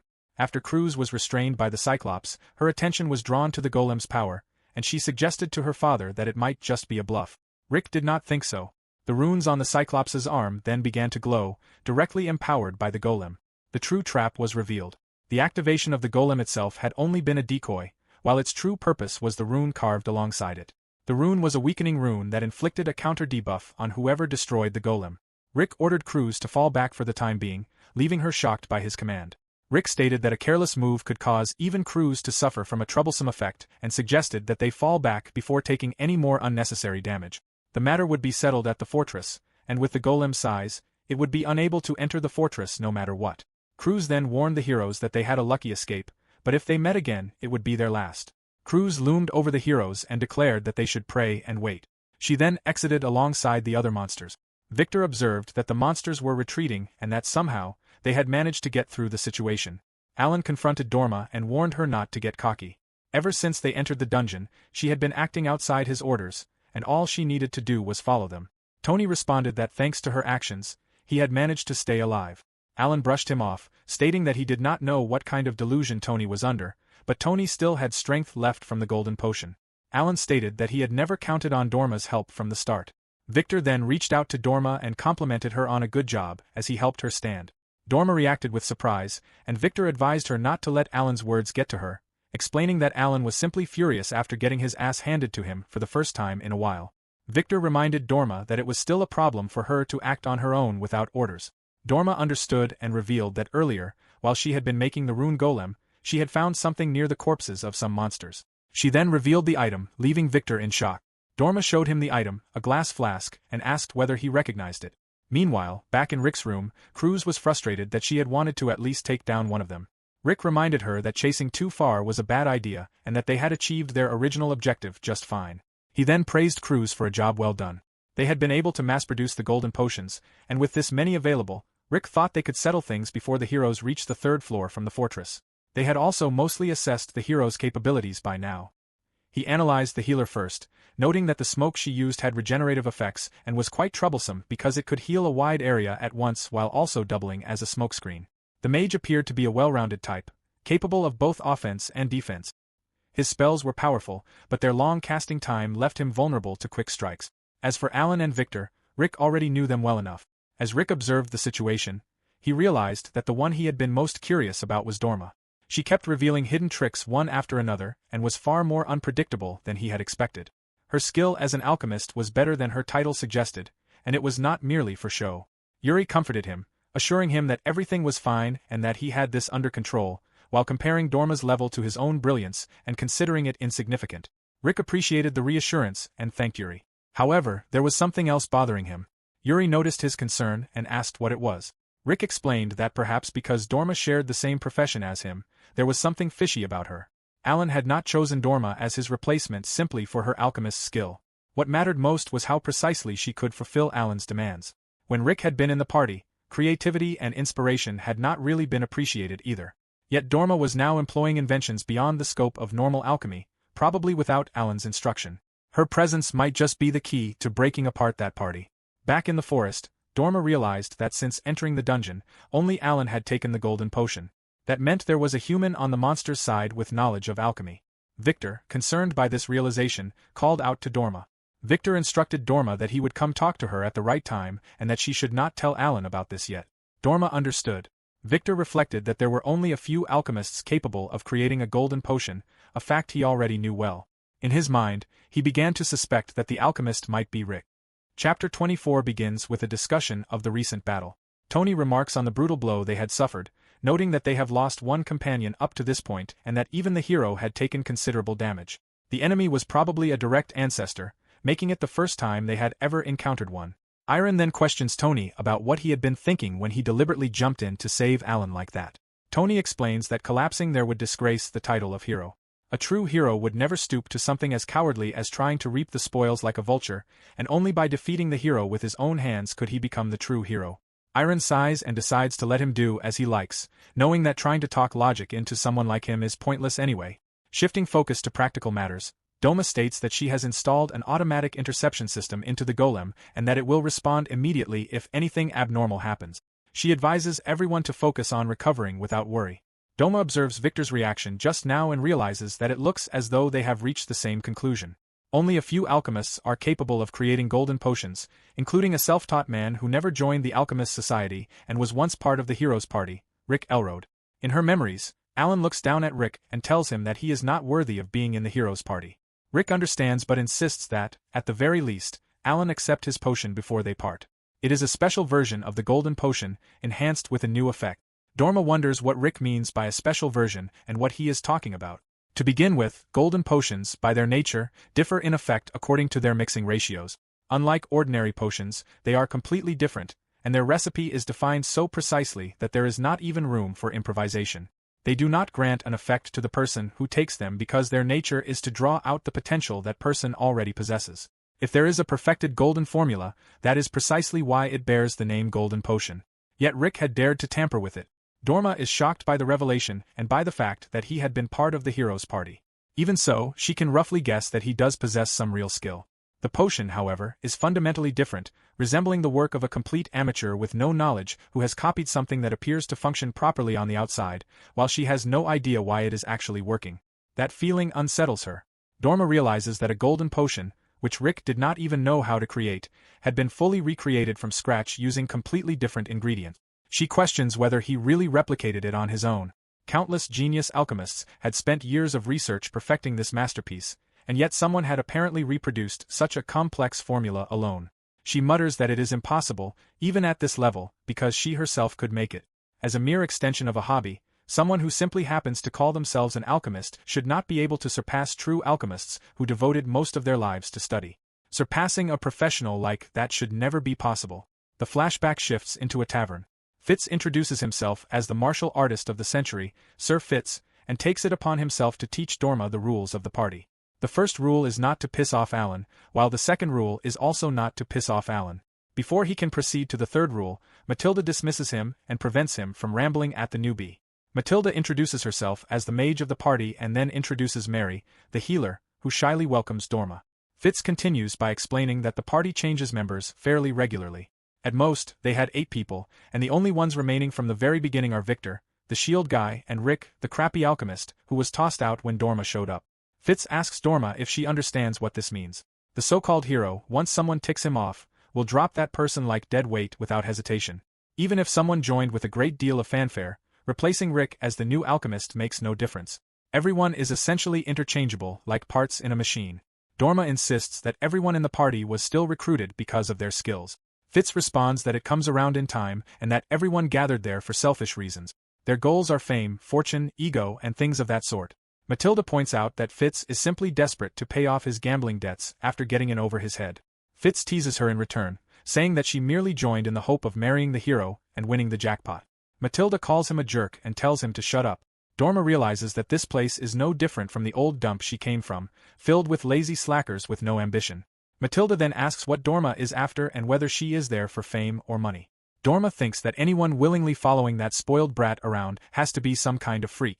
She acknowledges that, rotten as the situation may be, it is still the hero's party. It is really nothing impressive, and although she has to swallow some unreasonable treatment, she intends to use whatever she can. 2 months later, Alan confirms that Dorma is asking for even more from the activity budget. Dorma explains that, accurately speaking, if they can establish a stable production line for regular use potions, their dungeon preparations will proceed much more smoothly. Alan, frustrated, grabs her by the collar and demands to know what her job is. She replies that, for the sake of the party, she has created the necessary potions they need. Alan becomes angry and questions whether he had asked her for anything more than that. Alan lashes out at Dorma, accusing her of being unable to handle even such a small job properly. He questions whether this is all she can do, or whether she is simply someone who exists to piss him off, a useless burden who does nothing else. Dorma disagrees and insists that she is not. Alan then releases her collar and states that if she understands that, she should return to her room and focus on what she is supposed to be doing. Dismissing her efforts, he commands her not to bother him with her half-baked ideas. Dorma thinks to herself that there are sufficient operating funds and a blessed research environment, yet the actions available to her remain limited. Alone in her workplace, she considers it another failure and continues her work in the Heroes Party on dungeon expeditions like this. Chasing hollow achievements, she wonders how much more she can really take and whether any of this will even help her in the future. While Dorma sits alone with these thoughts, someone calls her name, Dorma Greygane. She looks up to find Christopher Perez, who explains that he has heard of her before, and not merely because she is a member of the Heroes Party. He also knows of her thesis on the hybrid development of alchemy and magic. Dorma is shocked by the sudden recognition. Christopher continues by explaining that when she first published the thesis, the conservative academic elites dismissed it outright, leaving it with no chance to see the light of day. Dorma appears downcast. Christopher continues, explaining that, to them, her work appears truly fascinating and that they may be able to support her research. Dorma listens intently as she processes the offer. Looking directly into his eyes, she asks what they want in return. Chapter 25 begins with an hour having passed since the dungeon exploration started. On the first layer, Assassin Leets was killed. In the forest on the first floor, a battle had broken out between Hero Alan's party and the monster horde led by the ancestor, Cruz. They had barely managed to repel the horde using the rune golem created by the alchemist Dorma. Now the party attempts to push deeper into the dungeon with the golem leading the way. Christopher praises Dorma's invention, believing that it will surely bring huge changes to the world of adventurers. Victor agrees that rune golems are certainly useful. Thanks to its giant body, they do not lose their bearings, and it is also helpful for guarding and keeping watch over the surrounding area. Dorma explains that the fuel efficiency is terrible, so it still needs some improvements before it can be used practically. Fortunately, the soil on this floor is rich in mana and can be used as a material, which has helped considerably. Christopher adds that once the dungeon is conquered, obtaining the patent could allow Dorma to build a fortune. Alan annoyingly interrupts, reminding them not to get distracted by daydreaming about profit. He reminds them that they have not forgotten that they are still in the dungeon. Christopher apologizes. Alan states that Tony's party members all seem to be a bunch of happy-go-lucky fools and that this is exactly why that little guy was the first to get himself killed. Dorma quietly reflects that returning to the academic world will require a great deal of research funding and tangible results, such as the automap and the rune golem. All of it has been made possible through the support of Tony and his party. In her memories, Christopher explains that if he can prove his usefulness during the conquest using these tools, then it will be a win-win situation for them, and they intend to have Mr. Alan hand over the title of the hero. Tony's plan is to assassinate Alan and then become the true hero. Dorma is shocked to hear this. Christopher adds that they need her cooperation and that they do not believe it is such a bad deal for her either. Dorma realizes that their goal is the assassination of Alan. They intend to conquer the dungeon where Hero Alan falls halfway through and claim the title of hero both in name and deed. Even if she had not accepted their deal, they would have carried out the plan anyway, and she can feel the sheer strength of their resolve as Tony's party maintains intense, focused, and piercing gazes. Back in the present, Dorma realizes that there is only one option for her. Suddenly, an arrow shoots down from above and strikes the ground, startling her. Rick explains that the strategy they had in mind for the fortress was infiltration. Anyone would expect them to brazenly charge in from the front with that kind of mass, but this is practically a siege. Even with Dorma's massive golem, the hero's party is stunned as a horde of skeletons charges toward them. The party struggles under the heavy assault. Victor observes that the skeleton archer units are raining arrows down from atop the walls. The golem is shielding them for now, but Christopher notices that it is gradually taking damage. Facing their tactical disadvantage, Dorma observes that they have no means of counterattacking from long range. Even the weakening rune will not work unless it physically touches the target. Alan orders them to make the big hunk of rock break through the fortress gate, regardless of what it takes. Meanwhile, as they watch through the crystal ball, Rick wonders whether this situation is also unexpected. Yuri chuckles, leaving Rick confused by her reaction. She explains that ever since things began getting difficult, Rick has looked oddly excited, and for some reason, seeing that makes her feel happy as well. Rick awkwardly admits that he had not noticed, then reflects that this is what being an alchemist is about, turning unexpected results into new discoveries. Still watching through the crystal ball, Rick looks at Alan and realizes that he is not someone who will simply stay within the bounds of his expectations. Alan looks intense as the golem forcefully smashes its fist against the ground. The impact produces a powerful, explosive shockwave. Alan orders the charge, and they run forward. A wyvern suddenly appears in the sky. Victor's eyes widen in surprise at the sight. As the wyvern approaches them, Victor holds it off to give his party a chance to escape. He realizes that being surrounded out in the open puts them at a serious disadvantage. He orders the others to head toward the fortress while he holds the enemy off there. Victor is then caught in the collapse when the golem is destroyed. The others are shocked and call out his name. Dorma cannot believe what she has witnessed.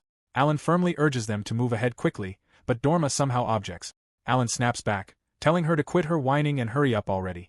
If she wants to get grilled because of her weak-ass mud doll crap, then that is a different story. Christopher agrees that Alan has a point.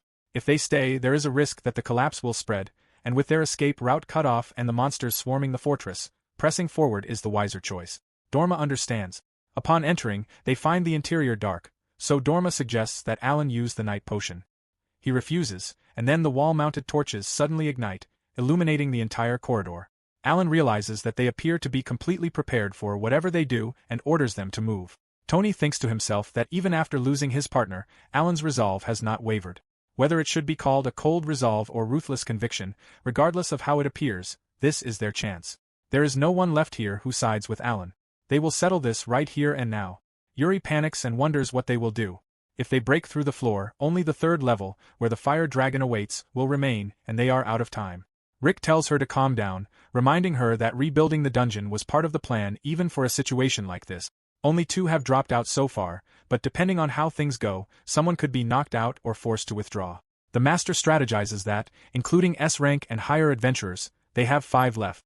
Even if it is only one fire dragon, at best it can hold them off for 5 minutes. Even if they send in crews, they still cannot read what Dorma has up his sleeve, and if they underestimate her as just some ordinary alchemist, it will blow up in their faces. If he makes the wrong decision here, everything he has built up to this point will be lost to nothing. He is left wondering what he should do. Rick is overcome with emotion as he reflects on his cherished bonds with Yuri and the others, along with the dungeon they built together.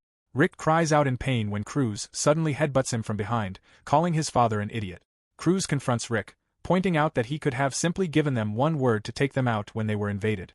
She reminds him that Rick was the one who said they would give everything they had, and that they were with him too. His idea of giving everything was never supposed to mean taking on the danger together, with all of them sharing the same resolve. Yuri speaks with serene and selfless devotion, affirming that what Cruz has said is the truth. Rick thinks that Yuri had been as good as dead by that riverside from the very beginning. Yuri then recalls that this life had been graciously saved by her master Rick and that she does not feel even the slightest regret about losing it now. She asks Rick not to hesitate with his decision because he is the master of this dungeon. Yuri, Cruz, and the other monsters all agree and support Rick. Rick finds clarity, realizing that fearing the unknown will never lead to victory. He understands that his path as an alchemist has always been defined by navigating countless failures in order to grasp the truth, and he decides to embrace this moment rather than dread it.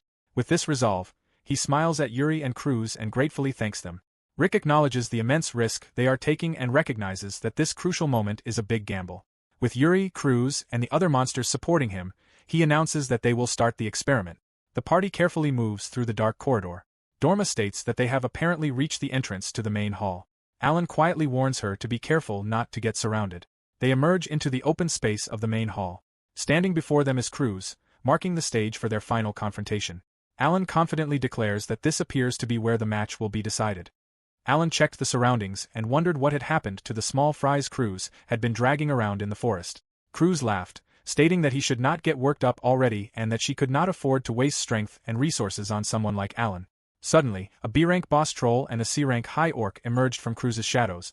Cruz stated that she needed to save some strength for the next intruders as well. Alan felt insulted and questioned whether she seriously thought there would be a next time. With a teasing grin, Cruz remarked that he should stop worrying about her and start worrying about himself, while hoping that the little girl over there would save Alan again this time too. Alan charged forward in anger, refusing to tolerate her provocation, and launched his attack. Cruz watched from behind without moving, and the atmosphere grew tense as Alan lost control of his emotions. Meanwhile, Rick assessed the situation. Back in the forest, he realized how overwhelming the difference in power between Alan and Cruz truly was. Even so, he could not dismiss Alan's strength, as it was still dangerous enough to pose a problem. If Alan managed to make a move against them at the wrong moment, everything could fall apart. In a direct clash, he might even be able to halt their movements, even if only for a brief moment. For now, Rick decided that the two frontliners should engage Alan and keep him restrained while Cruz went for the backline, which he determined was the right move. Tony then called on Iron, who began releasing smoke that quickly covered the area, engulfing the surroundings in a thick haze. Cruz thought the smoke would not affect her. Suddenly, Christopher cast an explosion spell, and a powerful blast shook the area, blowing Cruz away. Iron scanned her position and confirmed that she had landed in the 1 o'clock direction. Tony understood the information, but Cruz felt that something was wrong and decided to rush toward Dorma to finish her. However, Tony quickly moved in and blocked her path with his sword, stopping her advance. Cruz became irritated with Tony for blocking her path. Meanwhile, Rick watched through the crystal ball in amazement, realizing that Tony could keep up with Cruz's speed using only a regular body with no buff. He also observed Iron's skill with smoke magic, noting that she could scatter combustible dust and easily detect movements through the shifting smoke particles. Rick noticed that Tony could even read an opponent's next move from the slightest disturbance in the smoke. In places like the forest, where the area was too open, the combination became tricky, but indoors their coordination gave them a major disadvantage. Cruz ran again and was spotted at 3 o'clock. Christopher cast magic missile toward Cruz, striking her and forcing her down to the ground. Cruz landed hard and glared angrily at Tony while still recovering from the impact. Christopher then dispelled the mist, clearing away the lingering smoke from the explosion and revealing the battlefield once again. Rick realized that this was the coordination of a party full of S-rank adventurers. They never relied on one play to bring something down, as each member firmly covered the other's weaknesses. This was a level even Alan's party could never hope to reach. Rick then commanded Cruz to switch out with the one holding Alan back. Cruz was not a good match for these coordinated enemies. Besides, they had learned something from the last exchange. Even if Dorma still had some kind of trump card left, she would not use something that risked dragging her allies into it. In other words, as long as Alan was kept in a close-range battle with Tony and the others, they could overwhelm their target through sheer numbers, and no one would be able to interfere with Alan's fight. Dorma noticed that Cruz was running toward Alan. Tony considered that probably the smarter move anyway. Tony suddenly swung his sword, catching Rick off guard as he watched in shock. Dorma then called on Christopher and Iron, and they immediately cast a spell on the perfect prison. A powerful barrier formed and trapped both Alan and Cruz inside. Alan looked stunned and became angry at their decision to do this. Alan, trapped inside the perfect prison, looked confused and furious. He demanded to know what kind of stunt Tony was pulling. Rick and Yuri, watching through the crystal, were both shocked and unable to understand what was happening. Dorma then exclaimed that they had succeeded, and Tony calmly confirmed it. Christopher added that everything had gone according to plan and that he was counting on Dorma for the rest. Tony even wished them good luck. Enraged, Alan tried to rush Dorma, but his attack had no effect on the perfect prison. Dorma gave a nervous laugh and explained that it was useless. The technique was not simple magic, as it worked on the same principle as earthen walls or alloys. By refining and combining the magic power of two people, they had created a barrier many times stronger than normal magic. Although they had been worried about Alan's power, the result proved that the technique was strong enough to be presented to the academic society. Alan became even more furious and cursed Tony as a bastard. Cruz clenched her fist in anger and scoffed at the idea that the power of just two people could be enough to hold her back. With a furious shout, she charged forward, accusing them of underestimating her. The moment she slammed into the wall, the perfect prison cracked, but the barrier immediately counterattacked, knocking her back and sending her face first into the ground. Dorma explained that the flow of magic forming the wall was precisely controlled by the Alchemist. Even if the barrier suffered damage, it would automatically repair itself at once, making it truly a perfect creation worthy of the name Perfect Prison. Annoyed, Alan told Dorma to stop with the long-winded explanations and get to what she was really after. Dorma insisted that he listen until the end and questioned whether he still had not realized his situation. Everything she had mentioned so far was only a secondary effect. The true purpose of Perfect Prison was to capture a target alive. Inside the barrier, life energy was constantly maintained at a stable level, meaning that no matter how much the people inside tried to kill each other, they would be completely unable to harm one another. Hearing this, Cruz glanced at Alan and suddenly started punching him repeatedly. Alan demanded to know what that was for. Cruz realized that it was the real deal, as no matter what she did, she could not hurt him. Dorma looked at Alan and Cruz and calmly explained that while Tony cleared the dungeon, the two of them would remain inside the perfect prison. Both Alan and Cruz were stunned. Dorma then revealed Tony's true intention. As the heir to the hero's name, Tony planned to defeat the dungeon master without Alan's help. After conquering the dungeon, he intended to challenge the hero himself in a one-on-one battle. As those words sank in, Tony simply turned his back and began walking deeper into the dungeon, leaving Alan and Cruz trapped behind while he set out to conquer it on his own. Yuri panicked over what they should do. Rick replied that Dorma's explanation was accurate and that the barrier could likely be broken if the magical energy linking the three casters was cut off. However, they needed time. Rick also found it strange that Tony had defeated the boss troll and high orc so quickly. Even for Tony, it was abnormal, meaning he was likely hiding a trump card. Inside the perfect prison, Alan could not believe they had let Tony go alone. Christopher replied that it was not just trust, as Tony possessed abilities they could rely on. As Tony confronted the behemoth, Rick ordered it to do everything possible to keep Tony from advancing while they worked on rescuing Cruz. He also wanted to observe Tony's true power. Christopher then revealed that everything had been planned since Albert first contacted them. Looking at Alan, he explained that some skills could unleash incredible power under specific conditions. One example was a skill that only activated on the night of a new moon, the instant kill skill. Rick's eyes widened in shock at the revelation, and Alan was equally stunned. Christopher calmly explained that the instant kill skill would cause certain death with even the slightest graze. Virtually no one could properly fight against such an ability. Rick was horrified by the revelation that a single touch could instantly take an opponent's life. At that rate, the damage-based golden potion, which activated upon taking damage, would be completely nullified. Their all-or-nothing, self-sacrificing strategy had completely backfired. As stress and panic began to set in, Rick desperately wondered what they could do now. Then Yuri suddenly noticed through the crystal ball that someone had arrived. Christopher continued by explaining that Alan had been in poor form lately and that his skill had not activated during this raid either. Without his skill, Alan's raw ability was about the same S-rank level as Tony's, and when the advantage provided by his skill was taken into account, Alan was actually at a disadvantage. Christopher then called Cruz's attention, referring to her as a brat, and offered her a temporary truce. He asked her to lend him her hand so they could smash the Stampered case to pieces before settling things between them afterward. Cruz smirked and smiled. Dorma reminded them that it was pointless. Even if the two of them combined their strength, unless they dealt with them outside, the walls would automatically repair themselves. Then a series of heavy footsteps echoed through the area. Someone remarked to Alan that things seemed to have gotten pretty damn messy again. As they all turned around, they were shocked to see that it was Victor who had arrived. In Chapter 29, Victor's appearance triggered a series of flashbacks before the scene shifted back to Alan's party. Rick had been thrown out like the trash he was, and Alan announced that they would be bringing in a new alchemist as early as the following day. Mary noticed that Alan had been off in his games lately and wondered if it was because they had swapped out a party member. This brought back the time when Fitz had been removed as both a member and a martial artist. Rick then introduced a potion he had recently mixed himself that boosted recovery and reduced fatigue. It provided a faster final recovery boost that could also help with efficient power building. Another memory showed Alan defeating a monster, leaving Rick amazed at how well he had performed. Alan himself did not know how he had managed it.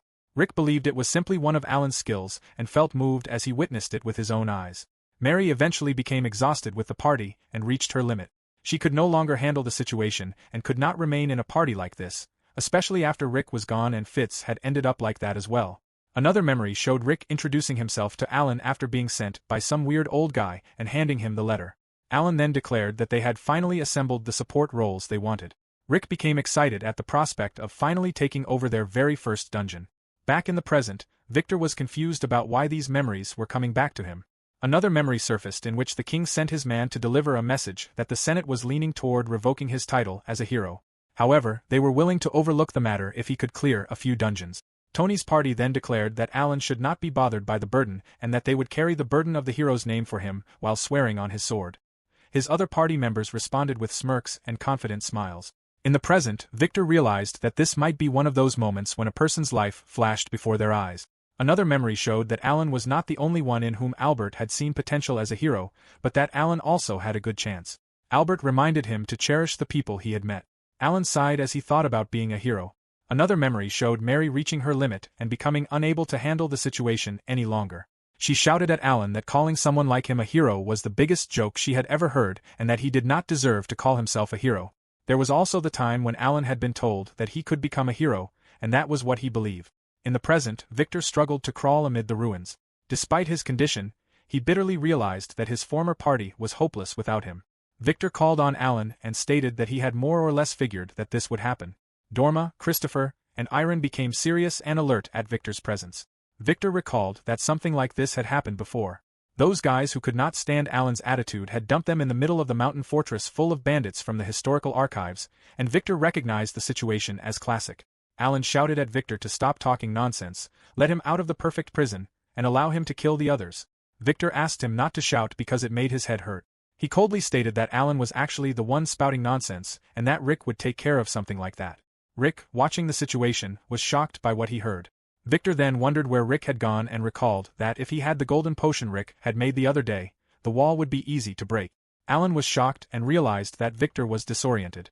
Christopher interrupted him, shouting that it looked like the toughness only applied from the neck down. Before Victor could expose his soul any further, Christopher intended to wipe him out completely and cleanly, and he cast a magic spell. While Christopher was casting the spell, Victor suddenly charged at him and attacked, pinning him to the ground. Dorma and Iron were shocked by the sudden turn of events. Victor remarked that the attack had stung a little, but it had managed to snap him out of his state. Dorma then recalled the wall, only to realize that Christopher's mana supply had not been cut off and was still flowing. Alan reminded Victor that there was no time left and urged him to go after Tony, who had gone ahead alone to defeat the dungeon master. Victor needed to make sure Tony did not conquer the dungeon. Victor understood. He then called on Rick, wherever he was hiding, and asked him to look after Alan, believing that Rick could probably manage something. Rick acknowledged the request. Using telepathy, he called out to Yuri and Cruz and prepared to share his plan. In Victor's memories, while blocking attacks from the monster apes and protecting his allies, he reflected on what it meant to be the shield. He was always at the front line, taking the damage while protecting his allies and determining what kind of attack the enemy was going to launch and what effect it would have. His role was to create every extra second possible for analysis and countermeasures. There were things only someone who always stood closest to death could understand, such as how much force it took to kill someone or something. That was why Victor made sure to fully understand the power he held, knowing what it would do, and prepared himself for the consequences whenever he struck. It required the ability to imagine someone else's pain and bear the sting of a guilty conscience. Another flashback showed Victor when he was younger, watching as Alan continued beating a man without stopping. Victor reflected that there were people in this world who simply had no break. It was not that they lacked imagination, but that what they possessed was something completely different from some thug waving around a knife. As Alan coldly looked down after beating some men, Victor reflected on the power that brutally and dazzlingly forced others into submission, a strength that existed beyond right and wrong. When ordinary people were faced with such power, they were left with only two choices: be crushed and step aside, or be captivated and follow in its wake. Victor chose the latter. Back in the present, Yuri was shocked and weary as she questioned Rick's plan. Rick maintained that it was the only way. He then called on Cruz about whether she still had that thing, and Cruz confirmed that she had it, untouched and ready to go. Alan interrupted them irritably, wondering why they could not simply get help from her old man or do something already. Cruz angrily told him to shut up because they were still talking. Alan arrogantly remarked that the monster was making her call her father and suggested that he might be a damn pervert. Cruz intensely denied that he was. Alan continued, arguing that a dungeon master should not be able to keep control over what happened in their dungeon, yet this one was failing because of such a petty trick. He added that perhaps her father was not impressive at all. Before Alan could continue, Cruz launched a powerful punch into his face and continued beating him, stating that the fact that no one was dying inside the perfect prison would make them let their guard down. Dorma watched the childish squabble. Dorma then checked on Christopher, and he replied that he had taken quite a hit but that Iron's healing magic was top-notch and they still had plenty of time. Dorma worried that Victor had gone ahead, but Christopher brushed off her concern, reasoning that there was nothing Victor could possibly do on his own because he was merely a wooden doll good for taking hits and nothing else. Besides, there was no way anyone could beat a guy with a one-hit kill move. Meanwhile, along the dungeon's corridor, Victor continued walking. He reflected that he had made a flashy exit but did not know whether it was the right way, and perhaps he should have snatched the dwarf's map. His role was to stop Tony, yet he did not even remember who Tony was, and his comrades were long gone. Someone then called him from behind. When Victor turned around, he saw Rick. Rick offered his guidance if Victor was tracking that S-rank adventurer and needed help, explaining that he had stocked up on potions so they could fight the man. However, Rick noticed that Victor was not listening. Victor grabbed Rick by the shoulders and could not believe that he was the real one. Rick laughed nervously and wondered what Victor was saying while half asleep before panicking and hiding somewhere else. Before this, while Yuri and Rick were talking, Yuri had worried about whether he was really okay and whether he needed to show up in person. Rick explained that this was something only he could do. The crucial part of the plan was Victor's trust, as Victor was more focused on the present than the past. It was not only that, because Rick also had to do it with his own hand. Back in the dungeon, Victor chugged the potion and almost choked. Rick checked whether he was okay and trusted that his homemade potions worked, but thought he might consider the person drinking them and make the taste a little better.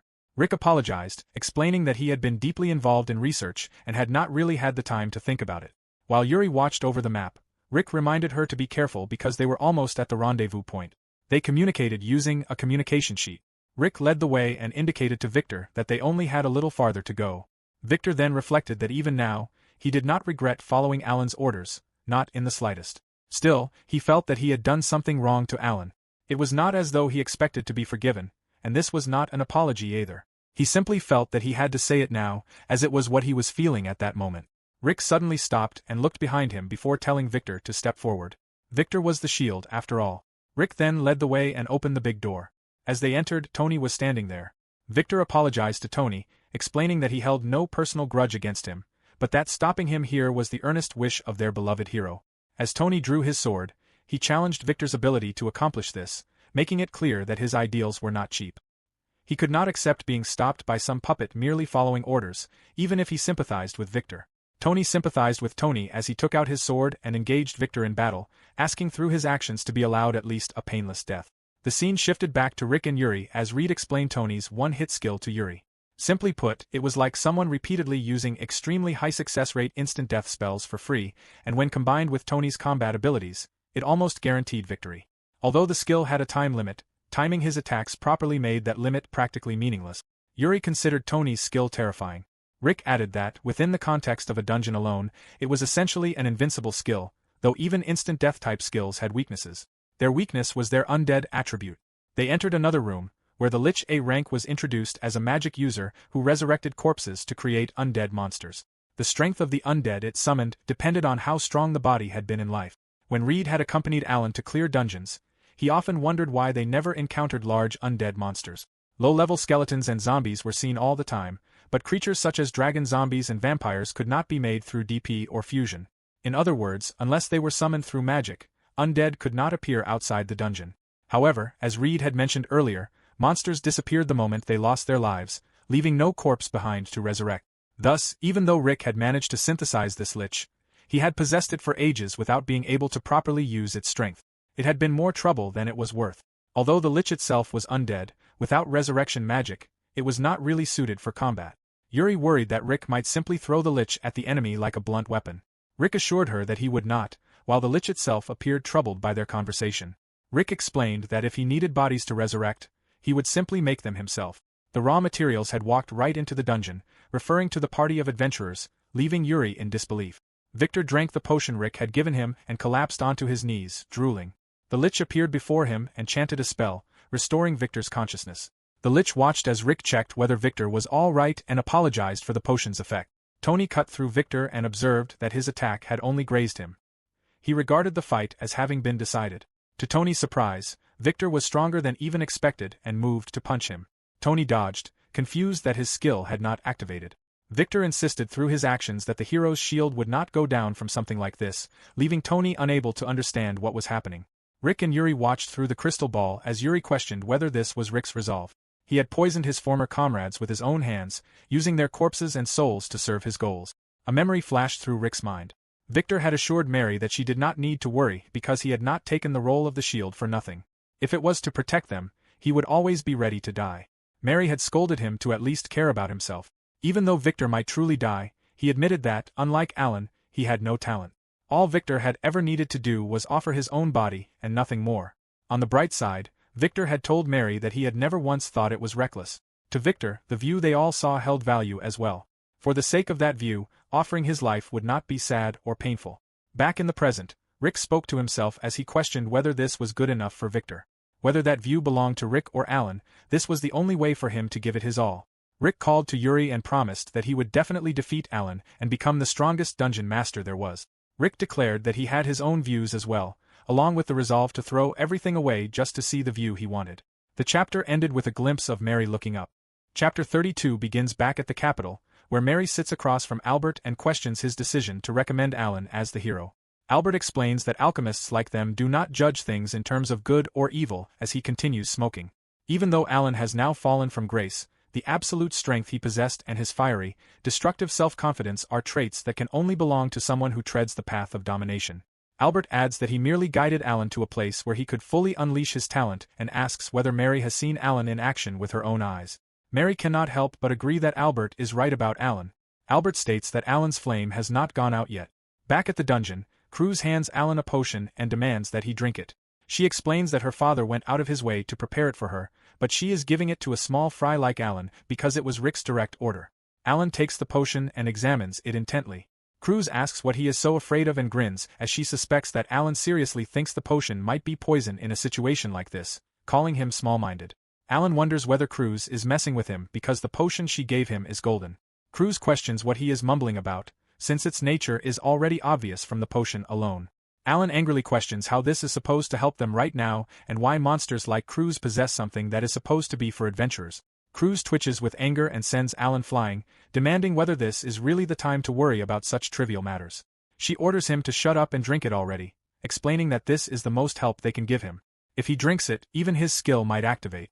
Alan catches the information Cruz accidentally lets slip and realizes that his skill might return if he drinks the potion. Cruz immediately covers her mouth after revealing the trivial information. Alan observes that if it is the golden potion, he already drank it when they reached the forest and the first layer. If his skill was going to activate, it should have done so then. He begins wondering how Cruz knows that his skill did not activate, which seriously angers him. Alan screams in frustration, unable to accept simply following whatever plan they have without knowing anything about it. His skin crawls at the thought. His anger grows even stronger when he looks at the potion in his hand, because all he can think about is Rick Elrode. Rick had looked at him with the same twisted, rotten gaze one would give a lab rat. It had always been that way since the moment they met. Rick's soft smile seemed harmless, yet it created a strong sense of discomfort.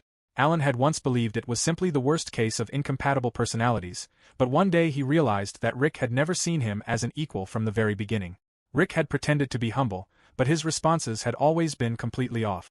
All he had ever shown was a 100% one-sided interest in Alan.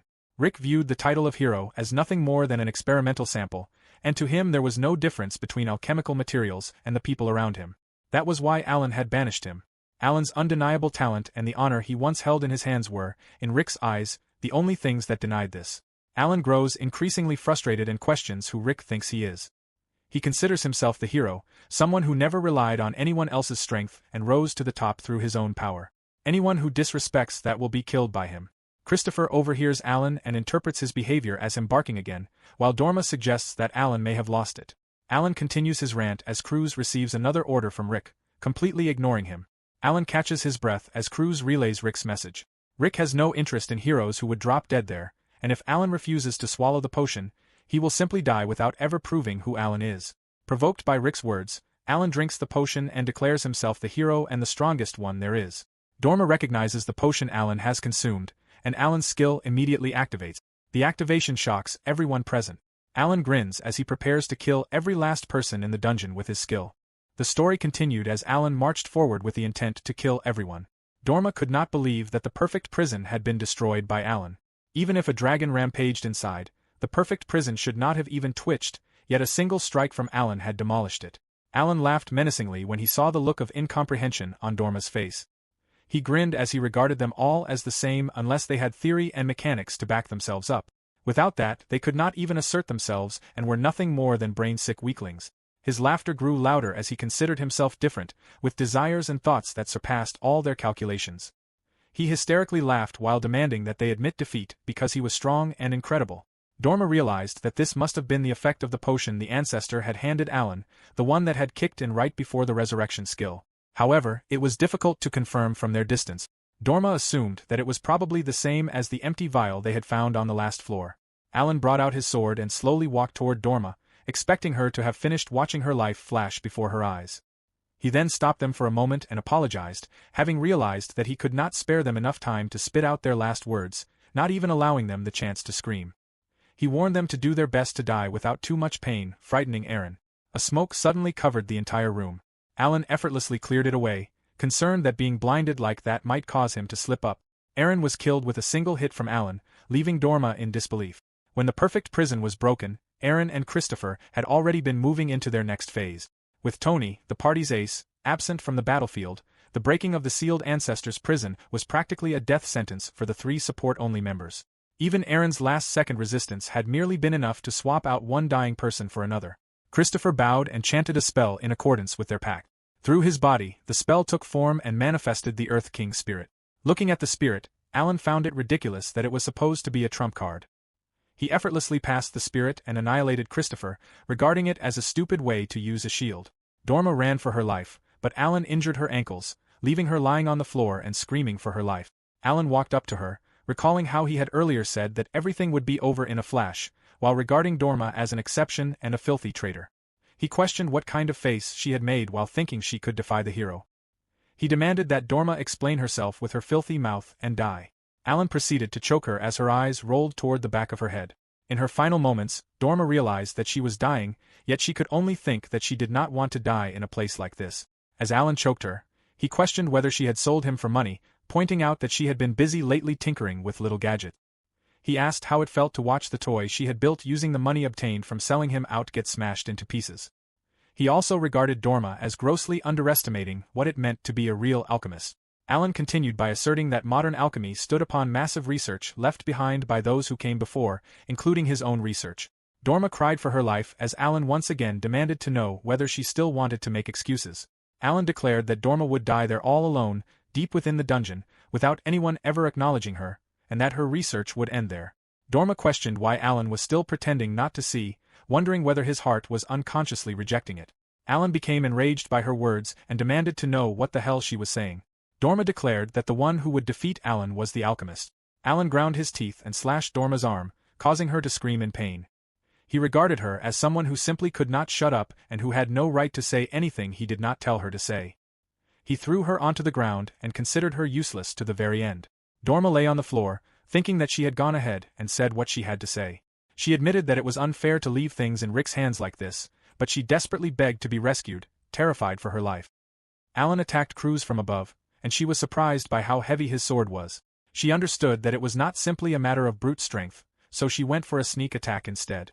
Alan, however, caught her by the leg and threw her across the dungeon with a smile, questioning why Cruz was still resorting to cheap tricks at that point. Cruz acknowledged that Alan was not bad and that even his reaction time was beyond anything she had experienced from the other humans she had fought before. Alan launched himself at her again, preparing to stab her and demanding her death. Cruz grinned, but to his surprise, she dodged the attack and concluded that she needed to pull back for the moment and carefully watch for an opening. To Cruz's surprise, Alan began killing her bats one by one while steadily catching up to her. He questioned how many more of them he had to kill before Cruz died. Yuri worried about Cruz as she watched the battle through the crystal ball, while Rick panicked and ordered her to retreat and head straight for the hall exit. Hundreds of bats flew toward the exit, and Alan questioned whether this was supposed to be a game of tag, regarding their struggle as pointless. He heard marching coming from the exit, followed by arrows being fired at him. Alan became confused about where they were coming from. A horde of armed skeletons appeared to back Cruz up, and she apologized to them while acknowledging that she owed them one. Cruz safely arrived where Rick and Yuri were. Rick commended her for the great work and checked whether she had been hurt anywhere. Cruz curiously wondered what the hell Alan was while continuing to complain that he had become insanely strong, considering it cheating and unfair. Rick apologized and explained that what Cruz had just witnessed was Alan's skill. He had figured that even if the skill activated, Cruz would probably be able to withstand it, and that had been the strategy, though it had turned out to be more dangerous than they expected. Cruz asked Reed how Alan's skill had activated when he drank the potion. Rick explained that he was not sure himself. The first time he had felt that something was off was when they had Cruz fight in the forest and rock floors. Back when Alan had been in the party, his unknown strength had been said to be enough to go toe-to-toe with an A-rank monster. When fighting foes that were at least S-rank, he had used his skill, which activated when he was in a deadly situation, to turn the fight around. That had been his pattern for securing victory.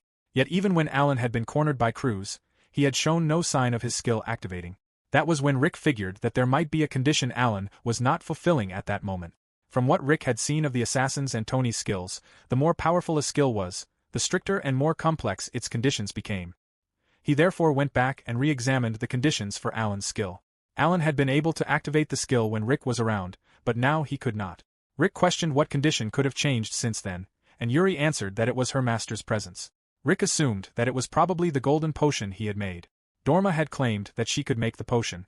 After Alan had been taken down by Cruz once, there had been no sign that he had taken a golden potion afterward. He must have taken it before encountering Cruz. In any case, Rick had no choice but to judge that breaking that seal would require Alan's powerful skill. That itself was fine, but the problem was how they would take him down. Alan barged into another floor as Reed continued to observe that there had already been several miscalculations since Alan and the others entered. The first was Dorma's automation breaking through the dungeon. The second was Tony and the others betraying each other. The third was that Alan's skill lasted longer than expected. At the same time, this also supported one of Rick's hypotheses. Rick assured the two of them that they could defeat Alan. Alan advanced to another floor as Rick continued to consider that Alan's skill might be the ultimate weapon, but that the very same skill could also become his greatest weakness, something Alan had yet to realize. Rick smiled as Alan's voice rang out, questioning what someone had just said. Back to Tony and Victor's duel. Victor obtained a dungeon pillar and charged toward Tony. Tony jumped into the air to avoid the attack, then slit Victor as he landed behind him, but grew even more frustrated when his skill failed to activate once again. As Victor tried to land a punch, Tony wondered how this was happening and why it made no sense. He had already inflicted not only scratches but multiple fatal wounds, yet Victor kept getting back up no matter how many times he was knocked down. This could no longer be explained by physical endurance alone. Tony wondered whether taking off Victor's head would finally stop him from moving. Just as Tony was about to do so, a large explosion occurred from behind. Alan apologized for interrupting their fun and asked to join them already. Tony questioned Alan about what had happened to Christopher and Aaron. Alan smirked as though he had not even bothered remembering their names, explaining through his mocking attitude that they had long since become stains on the dungeon floor. He laughed as he made it clear that because they had placed their trust in some clueless fools, they had died like utter fools. Alan began walking toward them, continuing to make it clear that there was no need to make things difficult between them. He intended to send Tony to join his comrades soon enough. He landed on his knees and made it clear that Tony could continue dreaming about his pathetic dream in the afterlife. Tony attempted to strike Alan, but Alan effortlessly blocked the attack and laughed at him, questioning what was wrong. He wondered whether Tony was actually pissed and where his usual phony poker face had gone. Tony was seemingly enraged and activated his skill, Magic Sword. He was certain that if he could land one blow on Alan, he could take him down. Tony charged toward Alan, making the battle difficult for Victor to see. Alan questioned whether Tony's skill was the one-hit kill, then snapped Tony's sword in two, leaving Tony in shock. Alan continued to make it clear that, unfortunately for Tony, this would not work on him as he was now, and that he could not even imagine a single one of Tony's attacks grazing him. With one hit, Alan took Tony out, demonstrating what a hero looked like. He added that for someone like Tony to aspire to such an overwhelming existence was far too presumptuous and questioned whether Tony understood now, with his glasses lying shattered on the floor. With blood coming out of his mouth, Tony expressed his thoughts and refused to let Alan make him laugh at the idea that this was supposed to be a hero. He pointed out that Alan had claimed to pity Tony's comrades, yet they had chosen of their own will to dedicate themselves to his dream. Tony had also accepted that choice, with the resolve to step over their corpses. This was exactly what he had wished for. A true hero earned the trust of comrades and became a beacon of hope for others. Tony maintained that Alan had no right to call himself a hero. Alan refuted this belief by making it clear that being a hero did not require some flimsy camaraderie, but overwhelming strength capable of crushing everything in its path. As long as Tony placed faith in the bundles of uncertainty that were other people, he would never become a true hero. Alan did not trust anyone, and the only thing he trusted was his own strength. Tony disagreed, believing that this was not the way a hero should be. This was exactly why it had to be corrected from the very root with Tony's own hand. When Tony was just a teen, he read the Royal Capital News beneath a tree about hero Derek Declan conquering the A-rank Manticore dungeon. A woman called his name and scolded him for skipping out on helping his uncle again, pointing out that he was probably just reading the Capital's paper again. Tony dismissed her interruption, exclaiming that a hero was living in the same era as him and that there was no way he was going to waste his time chasing livestock around. At the tavern, a man complained about Tony's habit of skipping work, calling it such a problem. He added that what happened at the Capital did not concern lowlifes like them because it would not earn them a single coin. Tony believed that this was not true at all. Heroes like the ones from myths and legends still fought for the world, even in this day and age. He did not want to waste the blessing of being born in such an incredible era. The drunken man questioned what difference it made that Tony had been born in a lucky era and laughed in disbelief at the thought that Tony believed he could actually go to the capital and become a hero.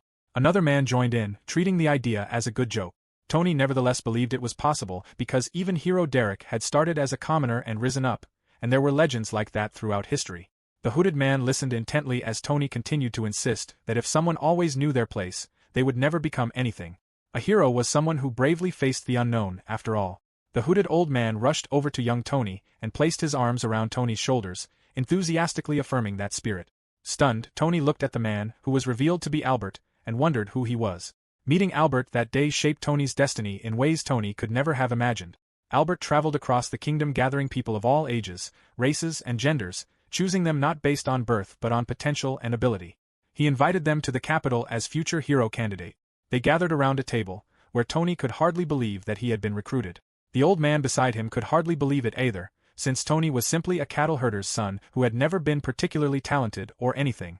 If the old man had to name something, however, it would have been Albert's eyes. Albert recognized that Tony was always looking beyond the place where his feet stood and that his feet still were not caught in the mire of reality. Tony accepted Lord Albert's offer without a moment's hesitation. A while later, there were bandits in the mountains. During the journey to the capital, Tony grew close with two candidates, namely warrior Urin and magician Christopher. Urin was rough around the edges but well-liked and skilled with a sword, possessing a strange charm that drew people in.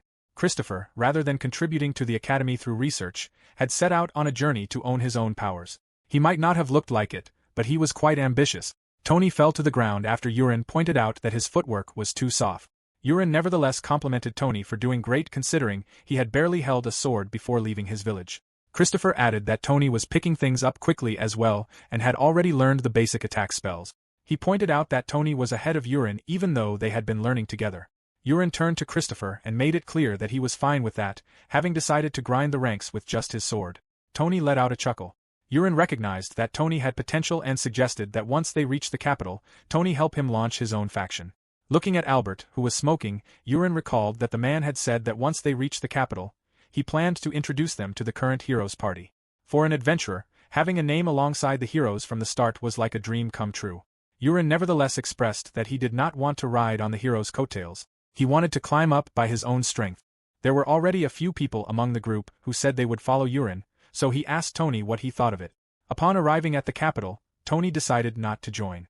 Urin happily accepted his decision, expressing his hope that perhaps the next time they met, one of them would be the next hero, and that both of them should give it their best. There was something deeply moving about the adventures Tony had shared with them every day, but ever since leaving his hometown, what had always remained in his heart was simply the desire to draw closer to the living legends of his era. Tony met the hero and learned his name. The hero made it clear that he did not really like talking about his past. Tony apologized for asking and urged the hero to pat his shoulder, telling him that it was already late and that starting tomorrow, Tony was going to work his butt off for him. He laughed and encouraged the hero to get some rest while he still could. The young Erin asked Tony whether he was some countryside bumpkin. She found it hilarious that Tony sympathized with the hero's sob story and simply could not leave him alone. Offended, Tony asked Erin whether she was mocking him. Erin clarified that she was not and explained that, for his information, the idea that the hero was a commoner from some mountain village was total nonsense. Tony could not believe what he was hearing. Erin explained that the big shots in the nation had covered everything up and crafted the perfect image of a hero. Even the dungeons he had cleared so far were simply victories for which he had bought the credit from other parties with money. Tony wondered why a nation would go so far just for some random adventurer. Erin explained that with dungeon conquest booming, all those rowdy adventurers had begun gaining influence, and the current hero was merely a pawn used to keep them in check.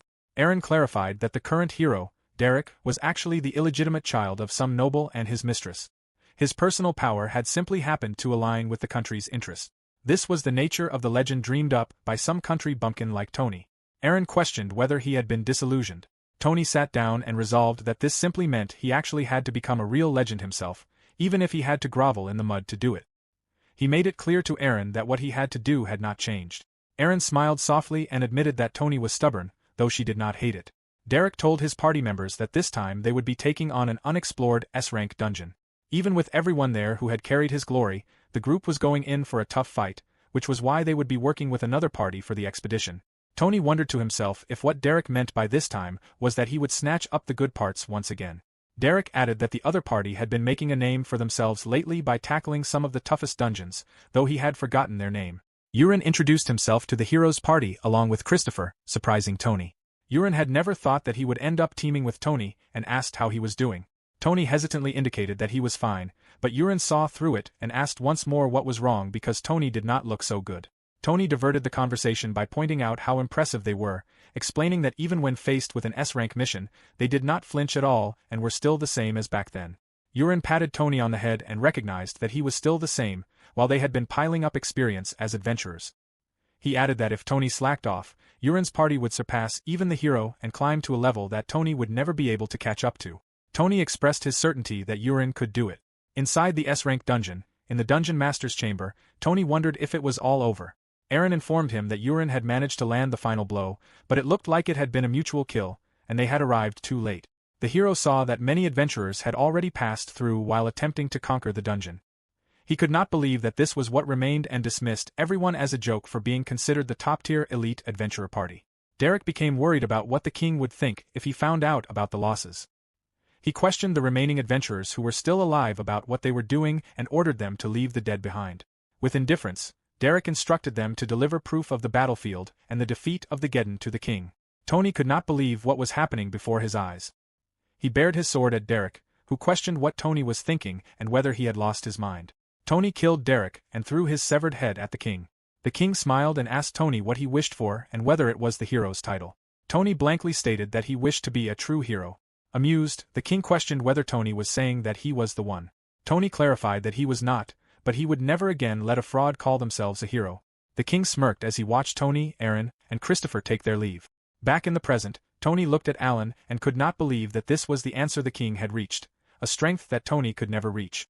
Alan's iron-fisted authority, combined with the fabricated image of a hero, continued to leave Tony in disbelief. Even during his final moments, he wondered whether a real hero could not exist. Alan made it clear that there was nothing more to follow than ideals that brought no result. He severed a part of Tony's stomach completely, resulting in Tony's death. Tony turned to take one last look at Alan as he dropped his sword and fell to the floor, bleeding. Victor called out to Alan and pointed out that it seemed his skill was back. Alan irritably dismissed the matter as nothing worth being surprised about. Victor accepted this, and Alan informed him that all the traitors had been dealt with. All that remained was taking out the dungeon master holed up in the back. Victor then wondered about the true ancestor. Alan assured him that Cruz was no match for him now. As they were about to leave, they turned back to Tony. Alan remarked that Tony had been as stubborn as a cockroach and questioned why he would not give up already, wondering what he could possibly still regret after clinging to a dream that would never come true. Tony stared at Alan and recognized fear deep within his eyes, realizing that Alan had been turning his eyes away from it this whole time. Alan recalled what Doma had said. Tony grabbed onto Alan's ankle and declared that someone who did not even have the courage to face the fear dwelling within them was no hero. He then declared that the one who would destroy Alan was his own fear, triggering Alan. Angered by Tony's words, Alan prepared to stab him again, but Victor stopped him because Tony was already dead. Alan admitted that Tony made his skin crawl. Victor observed that after Alan had left the hall, some kind of interaction had occurred between Alan and the dungeon master, and that Alan had regained his skill as a result. He considered it only natural to suspect that, though Alan himself would never admit the truth. Victor also recognized that this was not what Alan should have been doing. Alan told Victor not to hesitate and made it clear that they were leaving Tony behind. Victor agreed while continuing to think to himself that Alan was always like this. Leitz Clement was worth 6,800 DP, Aaron was worth 5,200 DP, Doma's Greygain was worth 5,600 DP, and Christopher was worth 8,700 DP, totaling 32,800 DP. Yuri explained that they had been planning to tweak the dungeon bit by bit depending on the party's progress, but they had ended up earning more than expected. Reed agreed and pointed out that there had been a few unexpected developments. With this much, they should have more than enough for the final preparations, even if their opponent was Alan with his skill regained. Yuri informed Rick that the two were about to enter the Fire Dragon's room and consulted with him about whether it was all right not to send Cruz as they had originally planned. Rick stood firm on his decision. Cruz wondered what there was to hesitate about. Alan had certainly given them some trouble, but there would not be a second chance. With the Fire Dragon in that room alongside Cruz, they would be unstoppable. Rick nevertheless refused. He recognized that it was strange for him to say something so unscientific as an alchemist, but Yuri and Cruz were underestimating the power of the human spirit. Alan's skill boasted overwhelming strength, but at the same time, it was incredibly unstable. On the surface, it appeared to be a skill that gave godlike buffs to all his stats, but based on Rick's observations from when they had been in the same party, he had developed one theory: self-affirmation. Alan's skill manifested what he believed to be the strongest version of himself. Fueled by overwhelming self-confidence, he could grow stronger without limit. Especially now that he had regained it, his self-belief had to be at its peak. The unusually long activation time was proof of that. Yuri could not believe it. Rick added that Cruz was indeed strong, but questioned whether she could really say she was stronger than Alan when taking into account how awful his personality was. Cruz recalled her interaction with Alan and admitted that it was difficult to say which of them was better. Rick explained that there was always a 1 in a million chance, but the one he was more wary of was Victor. Cruz wondered if he meant the man covered with wounds all over. Reed explained that this was exactly the kind of thinking that could get anyone into real trouble. Normally, an adventurer always kept the goal of surviving and bringing back results in mind. Victor, however, no longer had any of that. He was already prepared to die in this raid. When someone stopped caring about their own life, the power they unleashed always surpassed expectations. Even with the Fire Dragon fighting alongside Cruz, the risk posed by those two was still far too high. Yuri asked what Rick exactly intended to do. Rick answered that they would make sure the Fire Dragon took down Victor at least. After that, he would face Alan himself. Newspapers flew around the capital as the townspeople wondered whether the things written about the hero Alan were true. One of them admitted that Alan had seemed off lately, but the accusations were still shocking.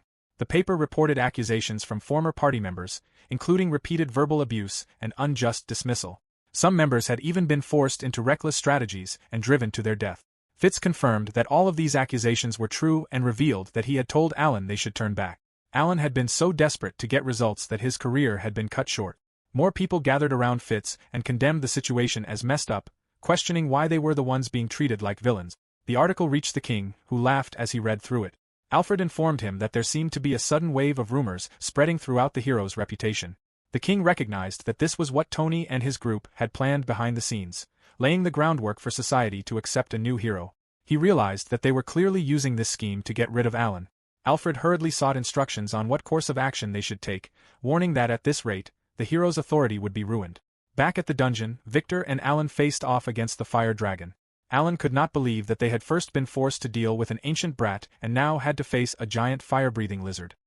He expressed his frustration at how much of a pain everything was as the dragon let out a roar. It shot fireballs at them, surprising Victor. The creature was an S-rank monster on par with the true ancestors, leaving him to wonder what was seriously wrong with these dungeons. Victor blocked an attack from the dragon and charged at it alongside Alan, but both of them were blown away by its breath. Alan ground his teeth in frustration. Victor checked whether he was okay, and Alan assured him that he was. Victor observed that even for someone like Alan, fighting against intangible flame and wind would truly test his skill. Of all times, a foe had appeared against whom brute force, full of openings, would not work. Victor scoffed at the situation, recognizing it as exactly the kind of thing Rick would plan. The fire dragon brought back a story he remembered hearing from Rick once, though Victor had to recall when it had happened. He remembered a conversation between Fitz and Rick. Fitz had asked Rick why dragons were always mentioned alongside treasure. Rick had explained that the belief came from dragons being wrapped in pure greed, hoarding human treasure like filthy misers and hiding away in caves. Rick clarified that this was merely a convenient story handed down by later generations to demonize them. In reality, it had to do with one of their key traits, their fiery breath. Dragons had a tendency to store treasure, or more specifically metals, inside their bodies. When certain reactions occurred inside their bodies, they produced flammable gas. They aligned their breath to form a clear firing path. Back in the present, Victor smelled gas. He continued recalling that dragons used their teeth, which functioned like flint, to strike sparks and incinerate everything along the line of fire in an instant. Fire dragons were even more interesting. Their skin was not as tough as that of ordinary dragons. Instead, they expelled gas from slits all over their bodies, then cloaked themselves in flames and ignited the gas through friction from the scales on their bodies. Victor worried that even if he remembered everything, it did not help now because he could not get close. Going solely by the books, this fire dragon had an ironclad defense covering a large area. Victor nevertheless recalled that fire dragons had a weakness as well. He urged Alan to listen to him while expressing his frustration at how annoying the flames were. Back at the palace, Alfred was confused by what the king had just said. The king explained that he was not doing anything, just as he had told Alfred from the start.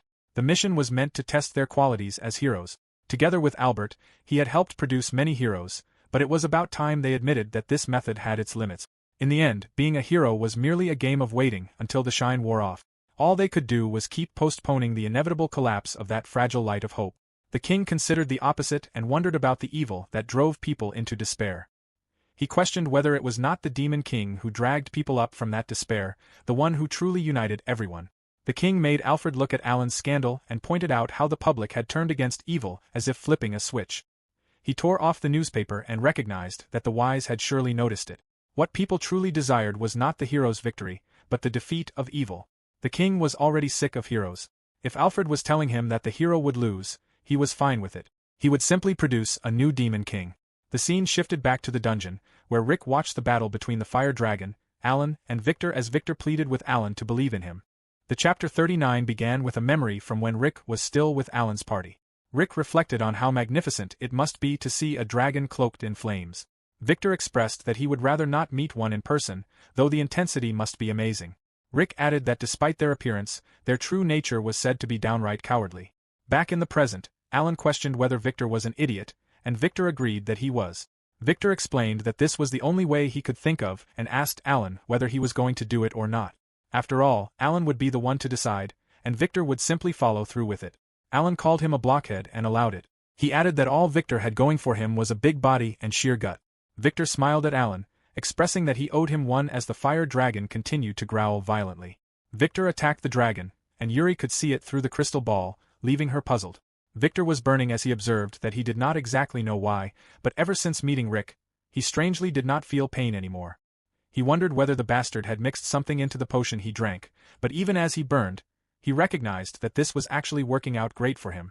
Yuri wondered why Rick had left Victor's consciousness intact. The Lich's necromancy could have easily forced the revived soul to obey until the body completely rotted away. Rick praised Yuri for the good question and explained that if all they needed was to buy time against Tony, then once that purpose had been served, controlling Victor would have been the most efficient way to eliminate Alan. Rick was certain, however, that it simply would not have been right. He continued flipping through the catalog. If Tony's betrayal had gone off without a hitch, they would have lost the chance to fight Alan and the others. Given the circumstances, turning Victor into an undead had been the only option. But if Rick had simply controlled Victor as a puppet, the battle he truly wanted would have become something else. This was not just another fight against an adventurer like before. It was like a ritual he needed to overcome his past. Rick asked Yuri whether it made any sense.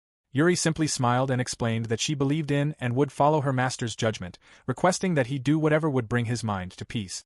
Rick admitted that this was not very Alchemist of him.